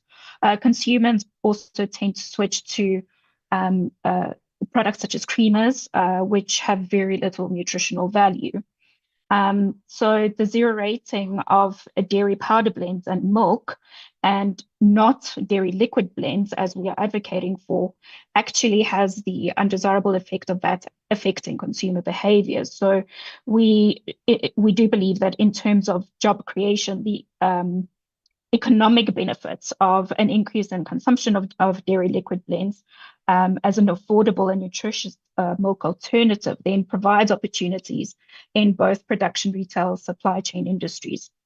Then in relation to the impact that the changes in budgets 1 and 2, or coming from budgets 1 to 2 to 3, have had on our industry is quite large, especially and on our company individually, because of the administrative burden that it's caused in relation to various changes that we have had to make in our systems. There was also a lot of confusion in the industry from when we started in February until right at the end of April. So we were quite cautious due to the uncertainty that was taking place, but it did cause quite an upset in trying to reverse the plans that were already in motion when the zero rating was then withdrawn. Just one brief mention on the fuel levy. It does have a direct financial impact on the FMCG industry and the entire supply chain, and it does result in increased costs. And it does, unfortunately, then eventually affect the consumers who are at the end of the chain, which is, of course, undesirable. I hope that answers everyone's questions. Thanks very much for the opportunity. Thank you. CGCSA, 2 minutes. Thank you, Chair.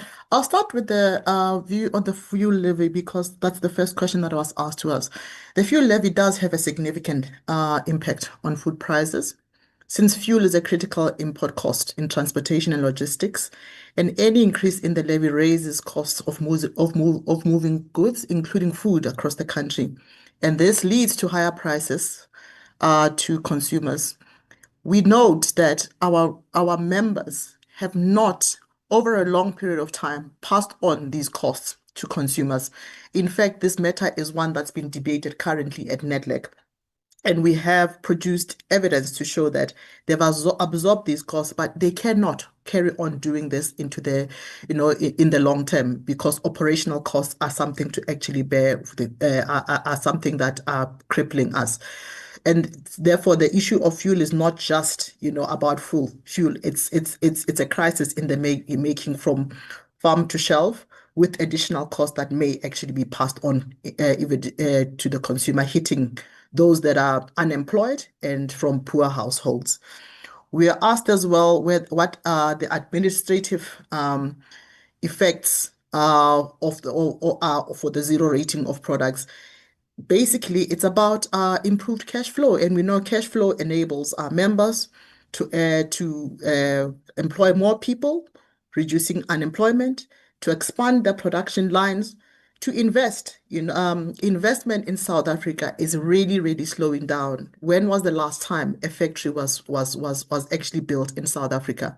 With service delivery challenges, wartime, we are not investing anymore. We need to actually come as a sector to say that how do we use the cash that we have potentially to partner with government, public-private partnerships, where we can say as the sector and as business, how can we help with some of the challenges that the government has? And with more cash flow, we're able to offer more discounts, also promoting the livelihoods and cost of living of poor households. I'll touch onto something here to say that also the marketing campaigns, one of the questions that was asked relates to illicit and counterfeit, and I know our presentation was not about illicit and counterfeit. It is crippling the economy. 22% of alcohol is illicit. 60% of cigarettes is illicit, and this is also now growing into the pharmaceutical industries. We have made presentations to a number of government departments including DTIC, to say that we have solutions on the table that we'd like to put to government, including how issues of tracking and tracing, where we use GS1 standards to identify fake products or illicit products and eliminate them. Also, even helping issues from a SARS perspective in terms of consignments coming into the thing. It's something that we spoke about with Home Affairs when we made a presentation yesterday to the Portfolio Committee, and it's something we've been speaking about for the longest time. And we would urge government to say that we would love to actually come with these solutions and put them on the table. And we asked, what effect does zero rating have beyond increased sales? I think it's about consumer affordability. That is the crux of this, to say that how do we help those households to actually have more cash in their pockets to spend on essentials that they actually need. It's about, inflation control. By exempting certain products from VAT, it helps stabilize prices, therefore preventing to a large extent inflationary pressures on economic or on essential goods. I think what we need to bear in mind, and it's something that we've raised, and lastly, this is my last point, that the cost of doing business in this sector is really, really high. When you look at the indirect taxes, health promotions levy, where we've been advocating and say it was introduced with the understanding that it would reduce issues of diabetes and actually stop people from it's not an effective mechanism of it. We need to review those kind of things. I spoke about illicit and counterfeit that is costing billions to the sector. I think it's 250 million a day that the figures are. The Department of Agriculture has employed agents that they use as inspectors when they can actually be doing the job themselves, and the costs escalate all of the time for an industry that is actually under threat. Also, EPR costs. Yes, we need to have waste management, but we have the plastic levy where every time you go to the supermarket, they ask you plastic. That money is not actually going back into the system where we can actually use this money for issues of waste management.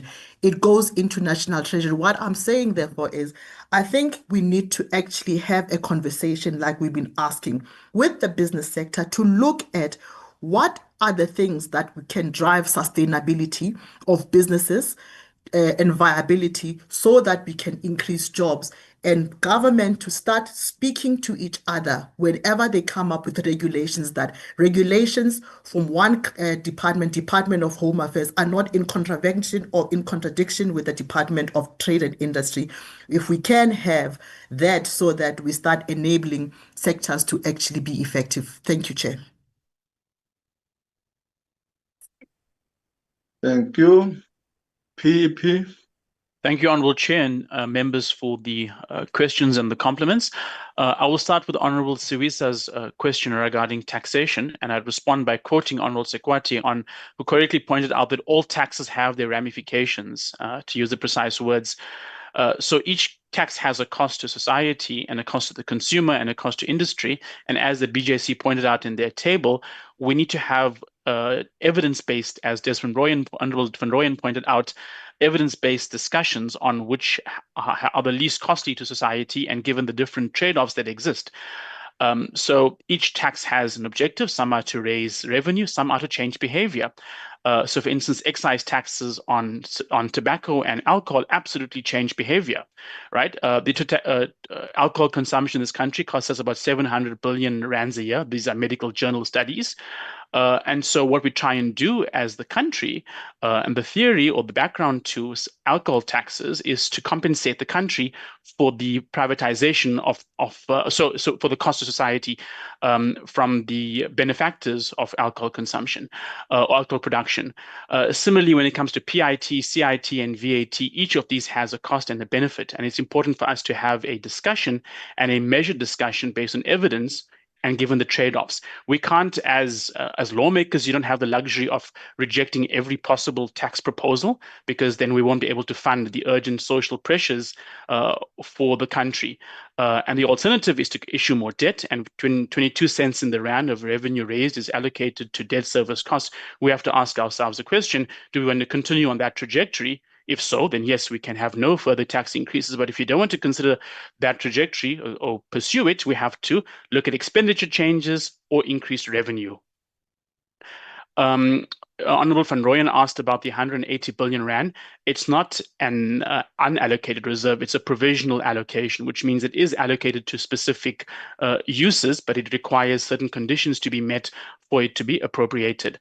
There were some questions regarding the pro-poor nature or the progressivity of the budget.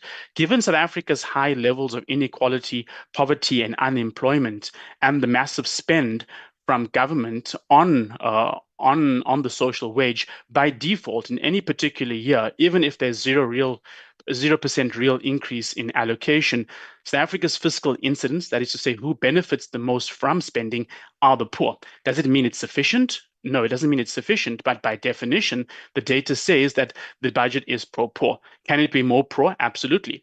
Does it allow fiscal sustainability? That becomes a contentious point. We can increase spending well above inflation to increase real spending and fund all of the unfunded mandates. What is the implication then from a fiscal sustainability perspective?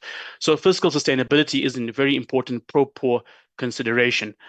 On austerity, growth, and fiscal consolidation, one needs to look at and how do you grow the economy, the nature of the spending, and also to note that the budget isn't purely about attaining growth. The budget is about meeting socio-economic objectives of the country.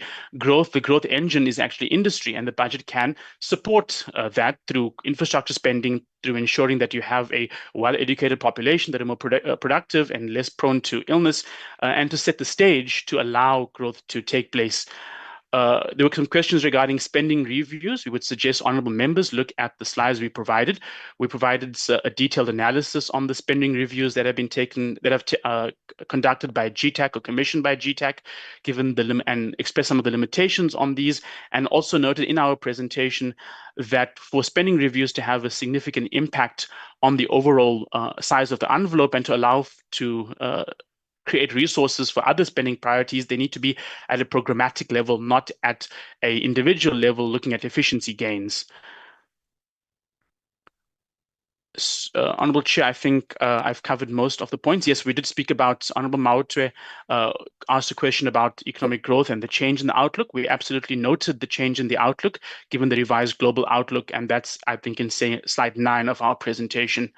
And we agree that the fuel levy will have an impact and previous speakers noted on the fuel cost and the cost to industry. And we also note that excise taxes do absolutely change behavior, and we have data to substantiate that. And I believe the Health Tax Alliance noted this in their presentation on the March budget. Thank you very much, Chairperson, and thank you, members. Thank you. BJC. Thank you, Chair. I'm just going to respond to some of the questions that were directed at us. I think Rashad covered the question on the pro-poor nature of the budget quite well, but I think as the BJC, we've said that this budget is a step in the right direction and that it is a departure from the sort of harsh cuts that we've seen in the past. There are some small real increases that are appreciated, but it's certainly not enough. We've emphasized that VAT, which has now been scrapped, but the fuel levy also places a disproportionate impact on the poor. Not adjusting the personal income tax brackets will also have a disproportionate effect on lower income earners, who will essentially see their tax burden increasing. So I think, on that question, although there is quite a large share of the budget allocated to the social wage, as we often hear, I think it would be quite difficult for us to find a job seeker relying on the 370 per month, or learners in overcrowded classrooms, patients waiting for healthcare. I think they would struggle to see this as a pro-poor budget that really responds to their needs. Honourable Ryder, I think on the taxi fare, just to clarify, we certainly aren't asking the committee or the National Treasury to take responsibility for the decisions taken by industry. But just wanted to note that these sort of behavioural changes are often brought up in relation to other taxes. When we talk about wealth tax or changes to corporate income tax, Treasury often responds to say that, you know, the behavioral response, people will move their money offshore, they'll reduce investment, etc. This is considered. So, you know, the behavioral response to a fuel levy increase, I think, should also be considered, not to say that it is, you know, the responsibility of any particular group. I think on the Jafekra, yeah, I think just to make the point that we calculated it's about a 4 billion rand gap from the general fuel levy, and likely to be the measure that could be sort of used quite quickly. But yeah, we do think the agreement is in place, and it is quite a small amount. Honourable Sekwati asked about the alternatives. I think in our submission we've spoken about the wealth tax, increasing the corporate income tax rate, removing ineffective tax incentives, pausing medical aid and pension returns, using the Jafekra funds, the pause on the GPF contributions, or using the GPF surplus to fund investment in the economy, more funds to SARS to support revenue collection, addressing fruitless and wasteful expenditure and strengthening anti-corruption measures. I think we would be reluctant to choose any particular measure. But what we're asking for is that these all need to be considered and evaluated against sort of various criteria like revenue, economic impacts, equity, feasibility, and risks. And again, we draw your attention to the table that we put together as an attempt to try and look at all of these together. And so what we really want is a detailed response from Treasury. They have access to much more data, they have the models, and so we'd really like to see these at least considered as part of the conversation. I think we do also recognize some of the limitations to additional taxes, and we have emphasized the need to really look at economic growth. We need to grow the economy to expand revenue as well. I think there was a question from Honourable Tambo about the general fuel levy. It wasn't directed at us, but we did try and estimate some of the impacts. We found it quite difficult. There was limited research on this, even though we think it's quite an important question. We did find in a study from Kenya that there was up to a 7% increase in the price of non-perishable foods from a 1% change in the fuel price. So this could be quite significant, but you know, we struggle to find good estimates. And considering that this fuel levy increase is almost 1%, it's 0.76% increase, you know, it's quite concerning. I think lastly, we appreciate the recognition that often the public inputs aren't considered. We were surprised that when the VAT was taken away, the fuel levy was put in its place. We didn't see that recommended in any of the hearings, and we didn't see any of our alternatives considered. We would really love to be heard and see expanded participation in the budget process. And I think for that to happen, people have to believe that what they say is heard. And I think as a start here, we would just like to really encourage National Treasury to provide much more detailed responses to these proposals. I think we often see things like, oh, it will be difficult, it will have an impact. I think we want to see the responses go far beyond that. I'll leave it there. Thank you very much.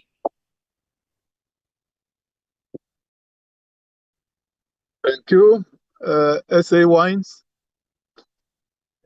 Thank you, Chair. I think what's important for me, just to start off by saying thank you very much for all the comments, for all the remarks. I think for me, and that's my popular phrase, it's like a team talk. We're on the field, the game is on, and we listen open eyes to one another. We need to understand why we're asking something, why we're saying something. And I think I just want to acknowledge the spirit for the last 50, 60 minutes. That for me was really the best since I've been part of this exercise for the last maybe 10 years, and then also on virtual meetings for the last 3 years. So well done to that. Just for connectivity, I'm just going to switch off my video here, and I will try to respond to all the remarks. But in the end, I know 2 minutes is quite limited. If we need to engage further, more than willing to do so. I think first of all, When we talk about evidence-based, at the moment, we're looking for wine. The excise guideline is 11% of the retail selling price. Now, for the last 8 years, we've been above that 11%. In fact, for the last 3 years, we were sitting 11.3, 11.15, 11.3.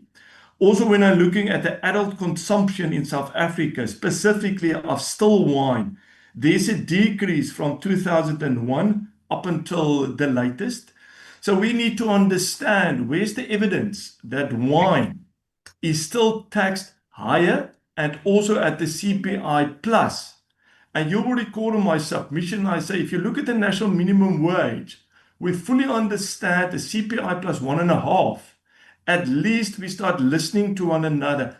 And maybe it's a fair request also on this side in terms of our contribution as per my storyline in the presentation.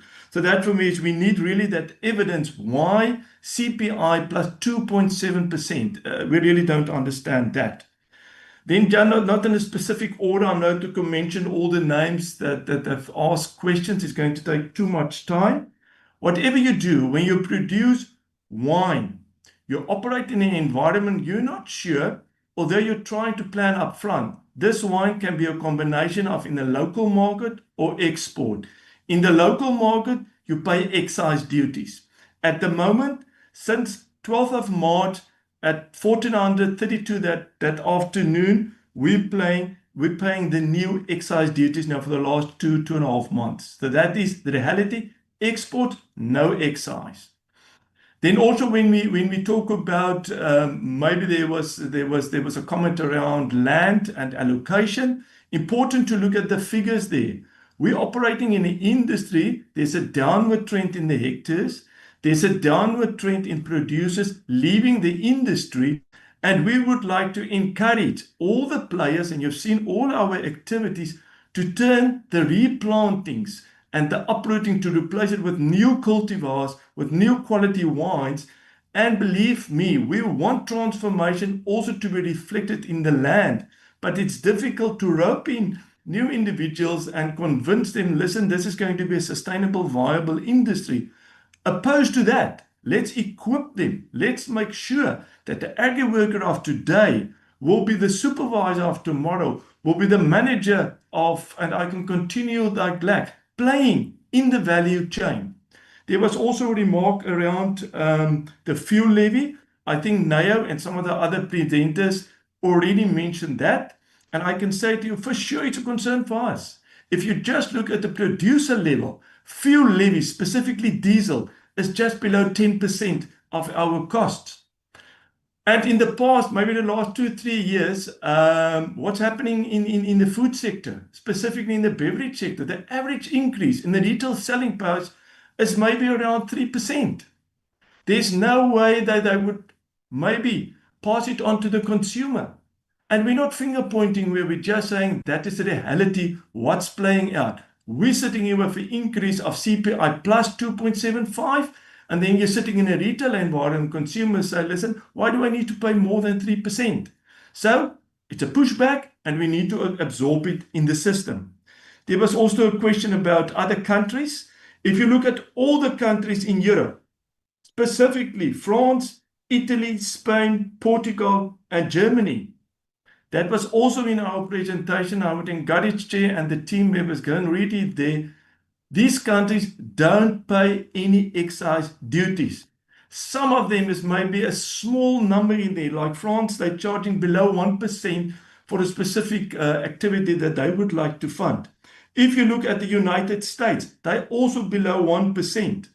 So in terms of, in comparison figures, we totally out of line in terms of 17 times in France. And if you look at California, we're charging 24 times higher than the US markets. Then the other comment was around a report in 2013, 2014. We have responded to that, and I can also once again share with you, if needed, that was shared previously also with this committee, maybe previous members, maybe there's a couple of new members. There's specific medical economic research journals that's delve into that, and you can read it and you can see what's going on there, and also what is the stance of the industry. But important, it's independent. It's not us, it's from the outside. We have also conducted previously an illicit, illegal alcohol trade report. Nayo quoted that numbers. Still on an embargo, but we have asked once again an external international company to do that for us. And I think in the coming weeks, we will also present those figures. Important then, from 2013 and 14, we were still operating with AWARE. That is our body that's looking at responsible consumption. We have also post-COVID put in a new entity, Drinks Federation South Africa, to concentrate on policy matters, to look into Liquor Act and the Liquor Products Act. And as industry members across wine, spirits and beer, we have all signed our commercial code of conduct. And that is what we would like to continue and to encourage, is to responsible trade. So we look into drinking and driving, not only during the summer holidays, not only during Easter, but throughout the year. And there's several examples that we can share with you. And we're not saying we're doing great. We're saying we're on a journey. It's a whole of society approach. And I want this committee also, with the support of health and with the support of social development, to make that link. As a United Nations member, there will be a high-level meeting towards the end of September in New York or Washington. What will be our views there in terms of looking at NCDs? And I think that is a very important point that we need to build on. Then I'm just looking very quickly at all the other notes that's sitting in front of me. I think what's really important, we're saying here that we don't want to go into a defensive mode. If you look at VAT, if you look at fuel levy, if you look at excise, we're pushing back on all of them, but at some stage we want to move. We want to go forward. And I think Dennis Ryder mentioned towards the end. That was my last page. Although we don't like the CPI plus excise at the moment, at least then we want to support you and say work together with Operation Vulindlela in terms of looking at energy, then you will support the wine industry. Looking at the Port of Cape Town and money allocated or capital investments or maintenance at Transnet, then you will support the wine industry. Corruption and crime, illegal, illicit. We had a firm decision via SARS, National Department of Agriculture, working together, also with the DG, looking at laboratory analysis, looking at equipment. We're making progress, but we need to move beyond a letter of intent, a letter of engagement, and a letter of demand. We don't want to see that sugar fermented ales on the retail shelves selling for 60, 70 rand per 5 litre. That's not sustainable. That is really for us a sensitive area, and we want government to work with us. We're making progress, but we need to move swiftly in that environment. Chair, I want to end there, and at some stage we want to invite this committee to come and spend a day with us as the wine industry, not maybe to get you in our pockets, as there's also a popular belief we're influencing policymakers. That's not the case. We want to sit with you around the table. We want to show you around. We're in it together, as per my landing slide. And that is the intent with this meeting. And thanks again. It was really value adding. And I believe my colleagues from the other industries will also make presentations after the session. And looking forward to working together as a team, and to link on to your opening remark of taking ownership, good governance, and inclusive decisions. Thank you very much. Thank you, Christoph, and all the stakeholders for your input so far and responses. Let's go to the next round of input. Submissions, so to say. We'll start with Heineken. Heineken, over to you. You have got 15 minutes. Thank you, Chair. Good day. Alan and team, are you able to enable my sharing capability, please? Yes, Kamani, you can share. You are. Okay, let me try again.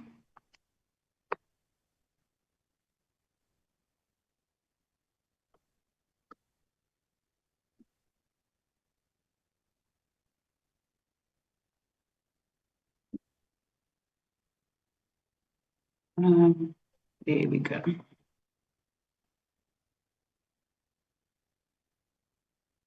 All right, can I just check whether you can see my screen? We can see it. Great. Thank you, Honourable Member Ryder. Thank you. I beg your pardon? All right. Thank you very much for the opportunity. My name is Carmen van Niekerk. I'm representing Heineken Beverages with our submission. And I wanted to echo my colleagues' sentiments, Christo. We've been participating in these conversations for many years, and the robustness of the discussions have really increased, and it's very encouraging to see. And I do hope that even my presentation will address some of the questions and comments that have already been made. I am aware that we've made many written submissions. This is the first time we're actually presenting. And Heineken Beverages is a new company to a certain extent following the merger of Heineken and Distell. So I did want to introduce a little bit about the context that provides you with the context of the comments that we are making. Heineken is the only player in the category that operates across all the alcohol categories. Beyond our flagship Heineken brand, we also produce other brands such as Windhoek Lager, Savannah, and Nederburg, and the very proudly South African brand Amarula. I think Honourable Sekwati, the marula fruit that goes into Amarula, I think if I'm not, and you're from Limpopo, that's where we source our marula fruit. Basically, our submission is around, again, opposing the excise increases above inflation for all the facts that Christo had mentioned earlier. And we really are trying to advocate for policies that, against policies that support continued above excise increases. This raises the price of legal alcohol products, and these have in recent years become vulnerable to illicit trade. Whilst we are trying to influence negative behaviour and harmful use of alcohol, there is a level of balance that we need to obtain. And we are really worried that this level of balance has now been exceeded. And what then happens is that inadvertently this increases demand for untaxed and therefore cheaper illicit alternatives. And this really forms the crux of our submission. And I will provide some detail and some data to support this, particularly in light of the discussion around evidence-based policies. There was a specific question around harm reduction. These numbers don't often make it into the public domain. I think it's really important to highlight this, that WHO in their last report last year called out that there's been very positive progress made since 2010 in reducing alcohol indicators in South Africa. This is based on, this I think is due to interventions both from government, industry and society as a whole. We are worried that this significant progress can be impacted if we push consumers who are under increasing economic pressure into the illicit alcohol space, as that will count against these numbers, and we have to maintain this balance very carefully. Ultimately, the increase in already high costs will impact, as I said, consumers. And what we really need to move the needle is inclusive economic growth that alleviates poverty and inequality, which we believe is foundational in addressing all societal ills, including substance abuse, which will really support these numbers going down even further in the future. I would like to link back to some of the comments also that Christo made in his presentation. Beyond the changes and the trends we're seeing in wine, the WHO also estimated, and this has been confirmed by other independent data from IWSR, etc., that the consumption of legal alcohol in South Africa, it will be lower than it was 10 years ago. We are seeing this is due to various things again, different social choices by consumers, prices, increasing prices, etc. And What is concerning, though, is that contrary to the trend in the legal alcohol industry, we are seeing that the illicit market is growing consistently. Nao, I know you mentioned as well the illicit growth in categories beyond alcohol. We are seeing a continued growth in value and volumes of illicit alcohol. And what's really concerning is that the WHO, if you look to the graph on the right, has called out the illicit consumption as the second largest share of consumption among South Africans. So South Africans are consuming more illicit alcohol than wine and spirits. And I think this is really an important element to consider, and really obtaining and maintaining that balance between appropriate levels of taxation versus pushing consumers into buying cheaper alternatives because they cannot afford the legal products. Ultimately, our ask as Heineken Beverages is a shifting focus, to really move towards looking at this, maintaining this balance, so that we can ultimately still reduce harmful alcohol consumption and increase revenue collections. A question was asked by one of the honourable members around what could be done, and I think Nao covered that quite well. What we are seeing is, and worried about, is that policy decisions aren't supporting the investment that government has now made in bolstering agencies like SARS, with compliance and enforcement. If we don't support it through policies that maintain this balance and ensure that we don't make the illicit industry more attractive, I do worry that we will be eroding the value of those investments being made. And on that basis, we believe that excise should be maintained at CPI. I think I'll stop there. I've got some statements and comments and facts also in the bullet points, but I think these points have been adequately landed. I would like to again thank the chair and the members, stakeholders and guests for your time and attention. Thank you. Thank you, Heineken.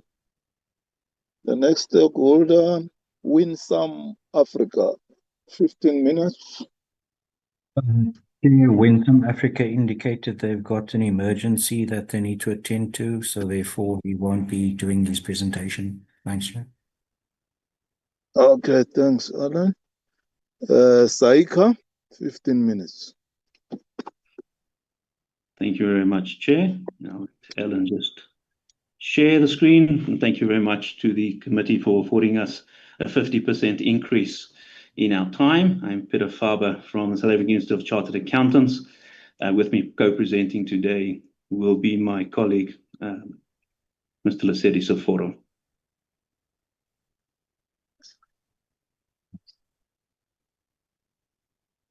There we go. Honourable members, thank you very much for the second opportunity for the budget. And we will be looking at 3 points. One is just a clarification point we hope the members can look into.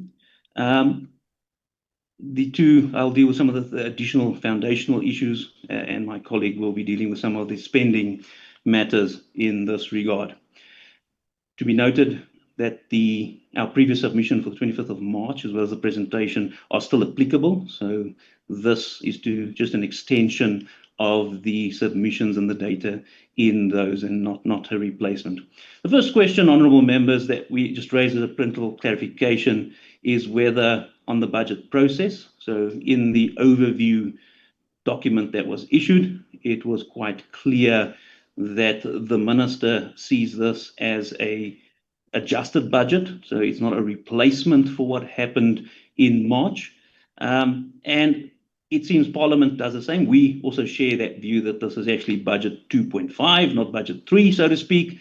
But what is clear, and the reason why this is important that this matter is clarified, obviously we brought it to Parliament because the budget from an effective is a parliamentary process, not a treasury process. But the budget announcement itself has certain legal consequences. The combined budget obviously seemed to have certain anomalies, so to speak. So there could be clarifications. The fuel levy you'll see in our written submission was used as an example. Again, not because it was necessarily incorrect, but it made it difficult to understand, and the same with the combined budget. And obviously the status of the court order and its impact, and our understanding, again, it was the parliamentary process, not the fiscal framework itself, that was set aside. Hence, this is adjusted and not a reprocess.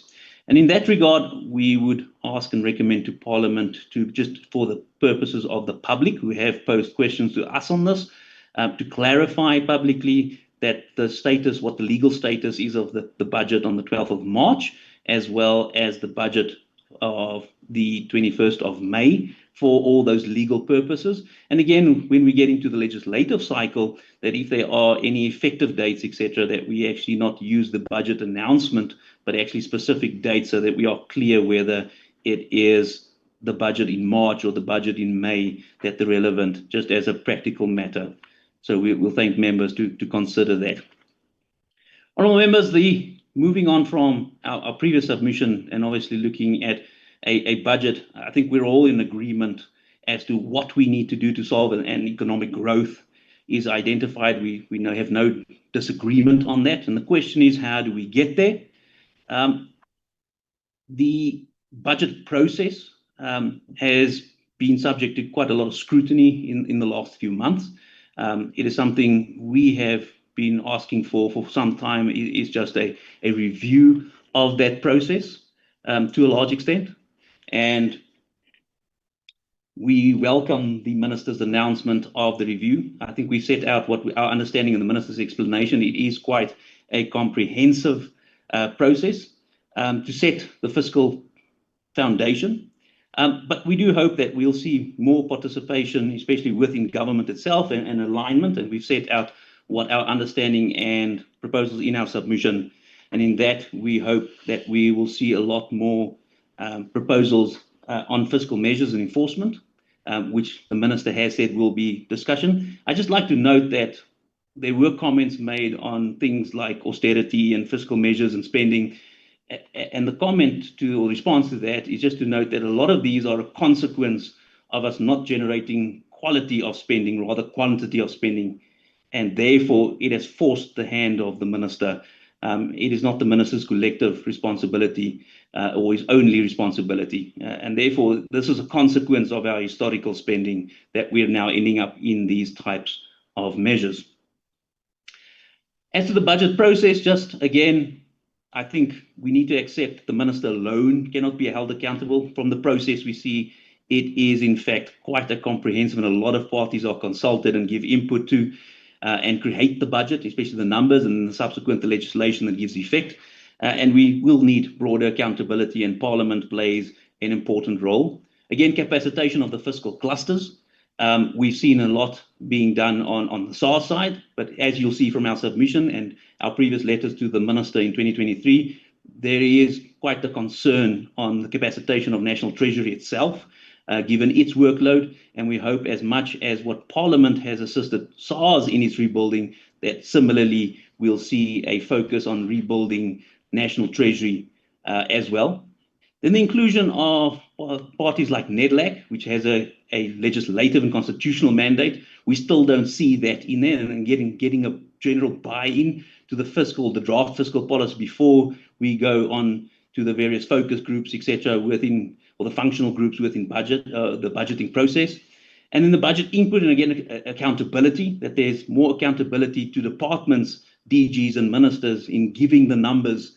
I think we cannot expect Treasury to go through each and every number. They must be able to rely that if somebody is asking to install 20 toilet seats, that they are budgeted appropriately. It cannot be for Treasury to go determine whether the pricing and the budgeting has been done. The next is on the credibility of the budget. A lot has been said about that, and the Minister's response, and correctly so, was the credibility of the budget is whether they actually stick to what they're doing, or they actually deliver what they say they are going to deliver. I think with adjustment as to the credibility, I would propose, or we would propose, that it is actually the South African government, Parliament, as to whether we deliver services to the people whilst sticking to these. It cannot be just keeping to the numbers. There actually needs to be delivery. That is what delivers a credible budget. There are certain anomalies, again, as to, and those have been in our previous submissions, on how realistic some of the estimates are.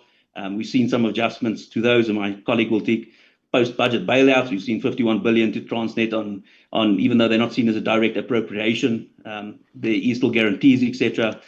We've noted the unallocated budgets, and obviously provisions for high-risk contingent liabilities. We've spoken about this before, that are not in here. And again, the inability to reconcile spending with the quality and the outcomes that follow that spending. As to control of debt, again, a lot of discussion on this point. We do continue to fully support the Minister to stabilize debt. We've heard about comparatives with peers. I think it is misconstrued to just do an outright comparative in that we are not in the same position. We have unemployment of 42% and a lot of other factors that our peers do not have. And we have economic growth of less 1%, where they might be growing between 5 and 7%. So we cannot just compare it as an apples and apples comparative. But again, this is not the first time we've had, in the dawn of democracy, we had the same problem of a lot of debt, unsustainable spending that had to be fixed, and a lot of hard choices had to be made then. And there's a lot of other things that need to do to reduce the cost to our economy of debt. It's not just that we want to not stop spending, it's that there are consequences for that. So what is the reality? I think the reality of the current fiscal framework is that we might be reducing the growth at which we are borrowing. But clearly we've seen the inverted bell curve for the last 10 years by various ministers, and none of those inverted bell curves have realized. It's been one way in reality. And again, there seems to be political will waning, and I think that the support from Parliament to maintain those efforts is quite important. Again, there are a lot of numerous contingent liabilities, and we need to deal. So our recommendations, before I hand over to my colleague, Mr. Seforo, is we hope that Parliament should assist and support the Minister in formulating an appropriate budget process that is all-inclusive. Parliament should better assist the Minister, hold departments accountable for what they submit in the budget and what they produce. And again, the necessary political will so that we do stabilize debt, because that is the prerogative that was set and agreed, and that we are, in fact, achieving those outcomes. Honourable members, I'll then hand over to my colleague, Mr. Seforo.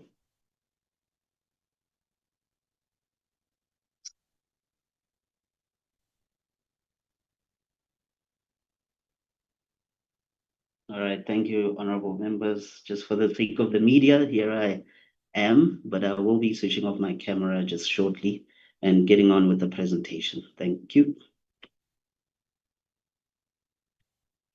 Right, so my colleague spoke about building the foundation. Now we're just going to speak a little bit about what we do next.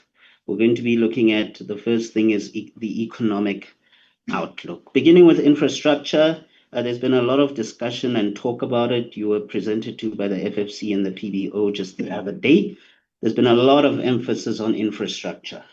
However, we've compared a lot of the numbers on iteration budget number 2 versus 3, and we can see there that sadly, despite the rhetoric about how infrastructure spending is so important, there's been a 13 billion rand cut or in additional spend over the medium term. So if we're going to say that infrastructure is key to economic growth, that it's one of the pillars, I think let's just hold the minister accountable and the president to that.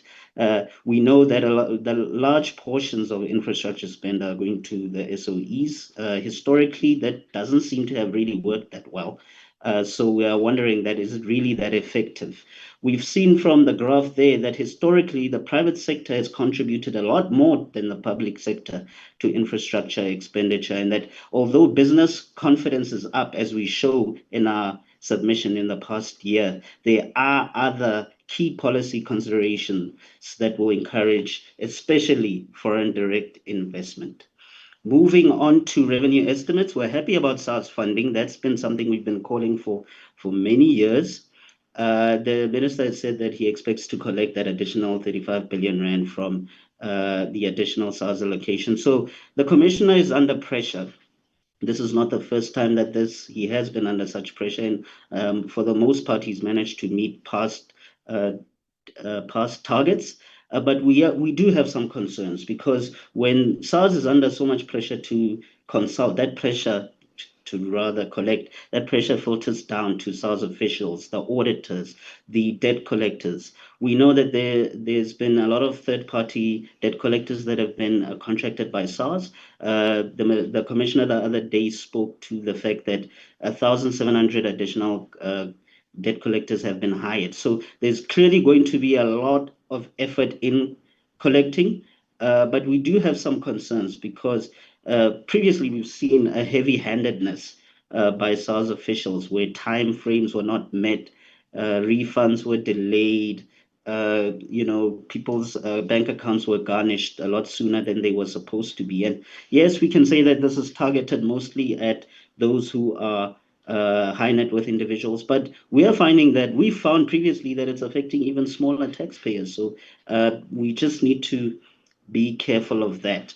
One of the remedies that taxpayers have against the SARS heavy-handedness is the tax ombud. That's the main that's the main remedy that they have who receive complaints from taxpayers. You will see from the graph that the funding that the ombud has received over the last few years has really increased very incrementally. The ombud gets the majority of its allocation from SARS.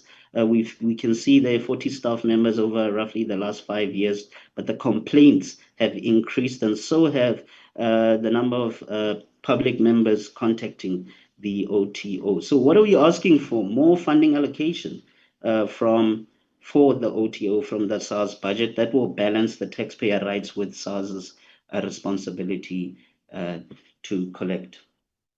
When we look at the expenditure, we agree with the minister. The budget is there's a lot of trade-offs that are necessary. We must just all accept that. And we do, as my colleague reiterated earlier, we do support fiscal consolidation. There's just too much debt and we need to get that under control. However, health and education cannot be one of those expenditure items that are cut. There are many items in the budget in the various iterations, but you can see that there have been cuts to health. There have been cuts to education. That simply must not be the case. That's our main point in that regard. You will see that there have been cuts in items like health and expenditure. However, there are certain items that have remained the same. You can see the political party funding, the VIP unit, the so-called Blue Lights Brigade. There have been no cuts there. So we're just saying that however small some of these items are, it does send a wrong signal to the public that you're cutting the important ones, but you're leaving others as is. So the minister spoke about the young doctor who wrote to him, and we're saying that, yes, we appreciate that, but the question now is, 335 million rand can really get us a lot of surgical gloves. It doesn't need to be the case that we're having such a terrible state of affairs and doctors are really struggling to provide core services to the public. Thank you, honorable members. That concludes our presentation. Thank you.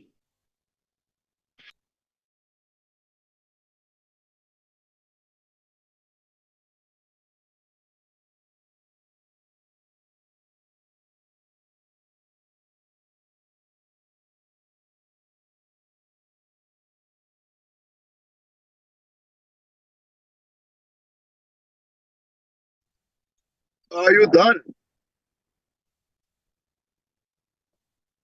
Yes, Chair, we have concluded. Okay, thanks. The next stakeholder, IEJ.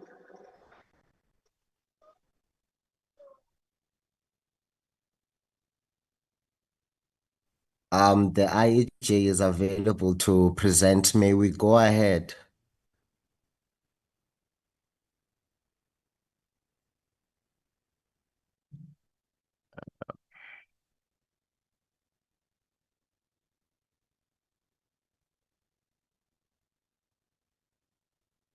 So you are a co-host. You can share your presentation. Okay.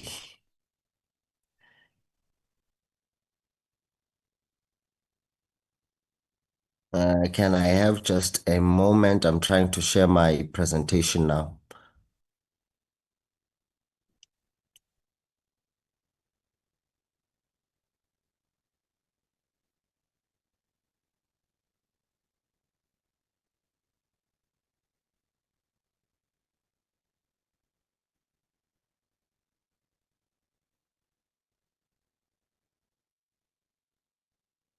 Kulak, are we making progress? Chair, we're just waiting for Lisa to share his presentation. He was busy with that.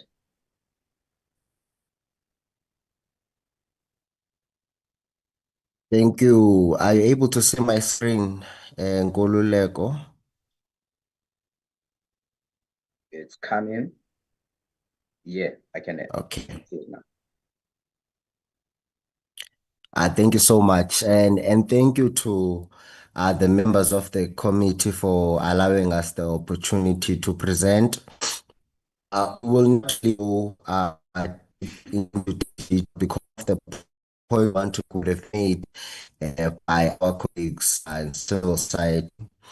But really, there are 5 things we want to touch on.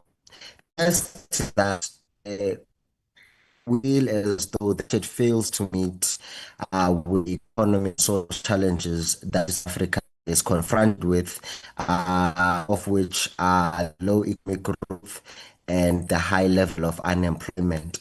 And we don't really want to claim that the budget in and of itself can solve the problem, but there is a way in which it could make a bigger contribution than it is currently doing to those two. Sorry, Chair, the presenter is not clearly audible. Chair, he just dropped off the platform. I think he's got connectivity issues. Okay, can you try to get him back, or else we move to the next stakeholder? Will come back. He's back now, Chair. Lisa? Okay. Yes, I am. Thank you. I am back. So the point I was trying to make before I dropped off was that while the budget cannot by itself solve the 2 problems that we are facing as the country, which is low economic growth and a high level of unemployment, it only can make a big contribution to denting those. But it is unable to do so because the primary fiscal strategy pursued by National Treasury does not allow for this. And what we find instead is that the turn towards generating greater revenue is done on the back of low-income households and the poor. In addition to this, the low investment into public infrastructure will kind of force the country to more and more turn towards private finance for infrastructure development, which we view as a problem. And the last point we want to make is that, the legislature now has an opportunity to propose and debate the amendments around the budget. So the fiscal strategy has basically been, has seen National Treasury try to align non-interest spending with our tax collections. And in the context of low economic growth and a very hands-off approach in terms of trying to mobilize greater revenue, this is likely to lead to, only marginal increases in public spending or to the very budget cuts that the Minister of Finance has admitted to be ineffective in stabilizing the debt to GDP ratio, but which has also worsened the quality of public services because spending towards that has been as well as which targeted what was targeted in National Development Plan. And we also, to draw attention to the proposal of binding fiscal anchor, we view it as one of the ways in which the National Treasury could try and austerity policy which we have had over the past decade. And we want a parliament to approach the proposal with extreme caution because what we're seeing internationally is that these fiscal rules encourage austerity, they distort spending priorities, and they tend to undermine social. So we'd like to bring attention to this, and would like to encourage Parliament to approach this with caution, to undertake their own research on how effective these are in of trying to get fiscal sustainability. And we think because the strategy is not only context, there must be other ways which they can use to try and control the problem which we have with, which is that the interest rates are on the interest rate on government bonds and our debt servicing costs. One measure would be to use capital management techniques such as capital controls, which would help stabilize term speculative capital and functions that provide room for the South African Reserve Bank to try and reduce interest rates.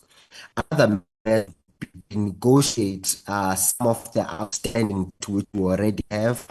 We believe that a portion of it that is held by state-owned enterprises is good candidate for this because it helped with the public sector and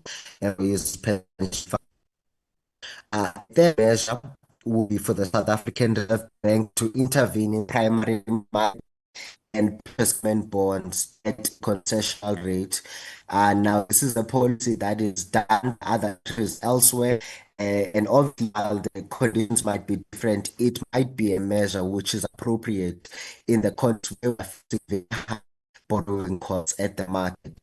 And lastly, we would also encourage the use of prescribed assets. So this may be, private pension funds, government pension funds, which can release very large pools of capital for the fiscals and would allow the government again to borrow at a much more concessional or affordable rate.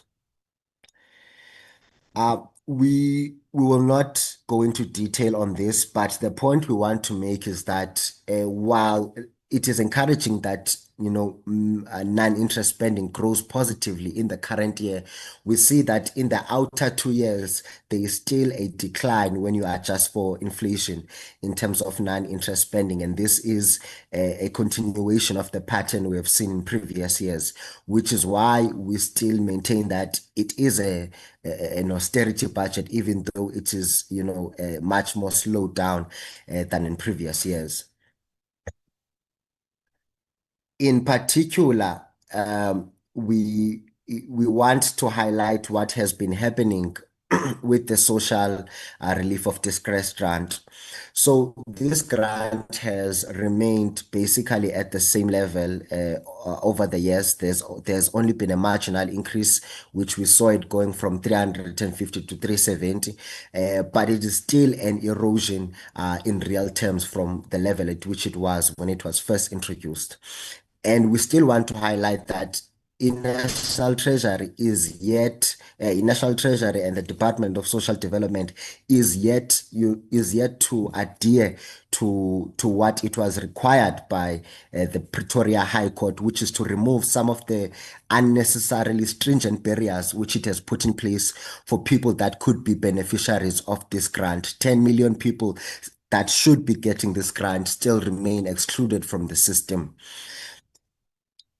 In addition to this, we see that there has been a talk of a potential extension of these unnecessarily strict conditions on the social grant. So these would be extensions to the child support grant and the older persons grant. And these are likely to have the same effect as on the SRD grant, in the sense that there will be a large exclusion of people that should be getting the grant. And what it means basically is that the social protection system will be much less effective than it could be in trying to alleviate poverty and inequality. So we want to encourage the committee to seek clarity on the future of the SRD grant, in particular to encourage the government to provide a clear timeline on when the grant will be converted into a basic income support grant, and not what it is being talked about now, which is conversion to a job seekers grant. We also like to encourage the committee to reject what in National Treasury's proposed conditions on the SASSA budget, which include what I was talking about, which is the extension of conditions that were on the SRD grant to the child support grant and to the older persons grant. And then to wrap this section up on expenditure, we want to note that even though there may be marginal increases to non-interest spending, we are still basically far off from what we could have been if non-interest spending was only keeping up with inflation since COVID-19. So since 2019, 2020, these were the increases. So the orange bars would be the increases which we would have seen if non-interest spending was just keeping up with the inflation. And so the marginal declines that we see in the outer 2 years of the medium term will have the effect of putting us very far off than what we could have been. And even these levels of spending are not necessarily ideal, but they would be a starting point. We now want to draw attention to the revenue side. What we see, and I'm sure what has already been touched upon, is that there is an increase in the general fuel levy. We think that in a way that is similar to the proposed increase in the VAT, this makes the tax mix less progressive in South Africa. What you also find is that there is a freezing of personal income tax brackets. The problem with this is that this is done across the board, whereas it should have been targeted for high income earners who have seen above inflation increases over the years. So what the effect of it is that low income earners who are just on the margins in the tax brackets may be pushed to a higher tax brackets, even though we find that there has been very minimal growth in real wages. And the personal income tax has reduced in progressivity over time, even though itself it is a progressive tax. Its progressivity has been reduced over time.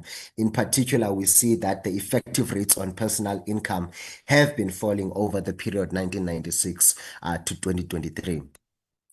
And what we recommend is that the committee rejects the proposal to increase the general fuel levy. The committee looks at reviewing the corporate income tax rate, in particular to do a marginal increase from 27% to 28%, which we calculated would have raised more or less 12 billion in the previous fiscal year. We still want to emphasize that retirement fund tax credits as well as medical aid tax credit should not be given to higher income individuals. So individuals that earn in excess of 1 million per year. This is an unnecessary measure, and this is basically a subsidization of the high income individuals. Specifically for the current year and perhaps for the upcoming year, we think the gap that would be created by, for example, not increasing the general fuel levy can be accounted for or can be substituted for by the gold and foreign exchange contingency reserve account. We have seen withdrawals from this account which have not necessarily resulted in any negative consequences contrary to what was expected. So we think at least in the medium term or in the current year, this is where we should be drawing upon. And then in the future, we can look at measures of taxing net wealth, of taxing income from owning financial assets. And then we want to also draw attention to the lackluster investment in public infrastructure. The growth in this, while we are being sold that 1 trillion over the medium term is a huge investment, it is actually not when you consider the dire needs for public infrastructure investment. as well as the growth in public infrastructure investment over the previous years. In particular, we are still very far off from the target, which was set of 10% of GDP as public infrastructure investment. And we see that public infrastructure investment is only averaging about 4.5% of GDP over the medium term. So aside from, the private issues with the private sector, which we'll touch on, the government is lagging behind in achieving its long-term developmental objectives.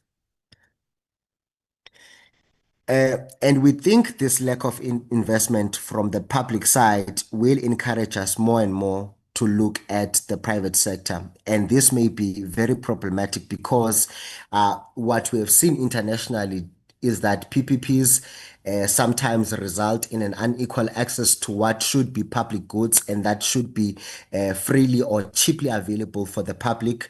And in addition to this, it can impose financial risks to the states, while many of the benefits accrue to the private producers. An example of which that is currently happening is the situation with the independent power producers, which have brought about a great deal of risk into the fiscus through an increase in contingent liabilities. And yet we still see that independent power producers play an extremely small role in the provision of power in South Africa. And what we recommend given this is that public-private partnerships should not be adopted as the model for infrastructure development, given their long-term impact on the fiscus, the environment, and on the widening of inequality. What we recommend is that publicly owned development finance institutions should be leveraged to invest more in critical economic infrastructure in a way that could relieve the fiscus. And one way in which this could be done is for the Reserve Bank to capitalize the development finance institutions at an adequate level. To summarize our recommendations, we would like to ask the committee to reject the proposal to increase the general fuel levy and instead look at drawing down on the gold and foreign exchange contingency reserve account to close the gap. We'd recommend that the committee restore the corporate income tax rate to 28%, to remove tax credits that are linked to retirement funds and medical aid contributions for those that earn in excess of 1 million, to promote an equitable tax structure by proposing a net wealth tax over the medium term or over the long term, and to currently put in place conclusion. Yes, and to put in place. Yes, I'm concluding. Thank you. And to put in place the right system that would allow for a net wealth tax in the future, to increase the allocation towards all social grants, to take a holistic approach to reducing the cost of debt, and not simply through the pursuit of higher and higher primary surpluses, and to encourage that publicly owned development finance institutions should be leveraged to invest in more critical economic infrastructure. Thank you so much.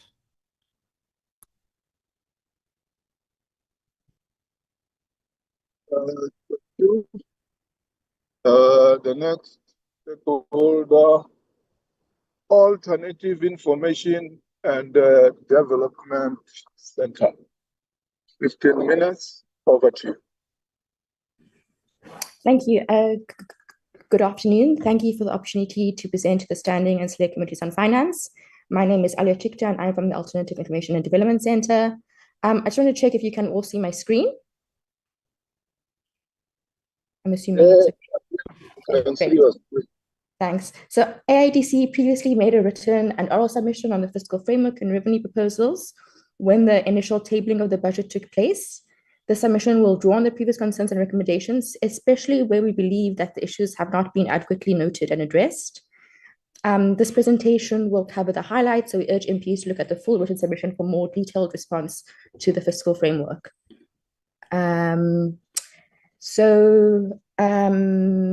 In the speech, in the budget speech, the minister highlighted the importance of prudent fiscal policy in maintaining macroeconomic stability, and macroeconomic stability is the first pillar of Treasury's fiscal policy. The idea, according to Treasury, is that the conditions created by macroeconomic stability will lead to a conducive environment for greater levels of investment. But what we are seeing instead is stagnating growth and debt service costs, which remain high. And you can see the debt service costs, which remain at 5.4% in the medium term. The minister himself has admitted that austerity is self-defeating. When a reduction in the debt to GDP ratio is made through budget cuts, the economy shrinks, making the debt to GDP ratio grow, not because debt is growing, but because the economy is not growing fast enough. This table is taken from the budget overview by National Treasury. What we can see is that the primary budget balance is increasing, but yet we will continue to pay high debt service costs in the medium term. On the other hand, non-interest expenditure as a percentage of GDP, which you can see in the pink, is set to decrease. We are experiencing the pain of a lack of sufficient investment in the public sector with very little reward in the medium term. This decline in non-interest expenditure is not being met with a decline in debt servicing costs. The minister thinks that fiscal anchors will help us to correct fiscal imbalances, but this is risky because the fiscal anchor could see us continuing along this very same trajectory of high debt service costs combined with spending limitations. A fiscal anchor might restrict Parliament's legislative decision-making power over spending and prevent the government from delivering on its constitutional obligations. We would like to remind the committees that the Standing Committee on Finance recommended in its March 2024 report that the binding fiscal anchor should not be the trajectory of fiscal policy in relation to public expenditure, as they limit fiscal policy parameters and narrow the National Treasury's fiscal policy orientation. So this is what was contained in the report by the Standing Committee on Finance in March 2024 with regards to the fiscal anchor. There is some contestation around whether or not this budget is an austerity budget. We acknowledge that there is a departure from harsh austerity measures that we have been experiencing in previous years. Although there's not a real cut between last year and this year in terms of overall expenditure, the real increases are not enough to reverse years of damage inflicted by budget cuts. Importantly, additional budgetary allocations are insufficient if a constitutional deficit remains. Concerningly, there are over 100,000 vacancies in the public sector, while frontline services continue to be overburdened. For example, the WHO recommends 1 doctor for every 1,000 people, but in South Africa, we have 1 doctor for every 3,000 people. We should actually be employing 3 times the number of doctors that we do. While we can see a real increase in non-interest expenditure overall, there are some cuts which are taking place between last year and this year, notably in higher education, defense and home affairs, and you can see the different items which are experiencing real cuts. And so I'll now be going on to some of the other pillars of the fiscal policy approach. The second pillar of fiscal policy is about implementing structural reforms, and Operation Vulindlela plays a key role in this. The following theory of change diagram is from a Treasury presentation on the launch of phase 2 of Operation Vulindlela. Put simply, the idea is that improving the conditions for businesses to function will lead to increased investment, job creation, and greater tax revenue. So you can see it's about increasing confidence about SA's economic future and decreasing the cost of doing business. And this will hopefully lead to jobs being created, as can be seen in the circles. The government's vision for growth and job creation therefore continues to focus on improving conditions for the private sector and hoping that they will invest and that this investment will lead to jobs. This is classic trickle-down economics, whereby creating jobs, improving poverty and inequality are viewed as hopeful byproducts of improving conditions for big businesses. It is also unrealistic that structural reforms such as Operation Vulindlela will enable greater volumes of exports at a time when international trade is in a state of chaos with protectionism on the rise. So you can see that another hopeful outcome is to make exports more competitive, but given the current political climate, strengthening the ZAR and trying to make exports more competitive is even more unfeasible. A big component of the theory of change relies on job creation as an output, as I've shown. Looking at the evidence, what we can see is that during phase 1, 500 billion rand of investment was unlocked, but the unemployment rate is now higher than it was in Q4 of 2020 when Operation Vulindlela began. And you can see both the expanded and strict definition of unemployment and what has happened between this period. And you have to, so what we are saying is that the evidence, modeling, and assumptions which underpin Operation Vulindlela should be made publicly available before the start of the second phase to ensure that there is some certainty and evidence on the prospects of job creation and inclusive economic growth. An alternative to intensified privatization and jobless growth is state-led industrial policy.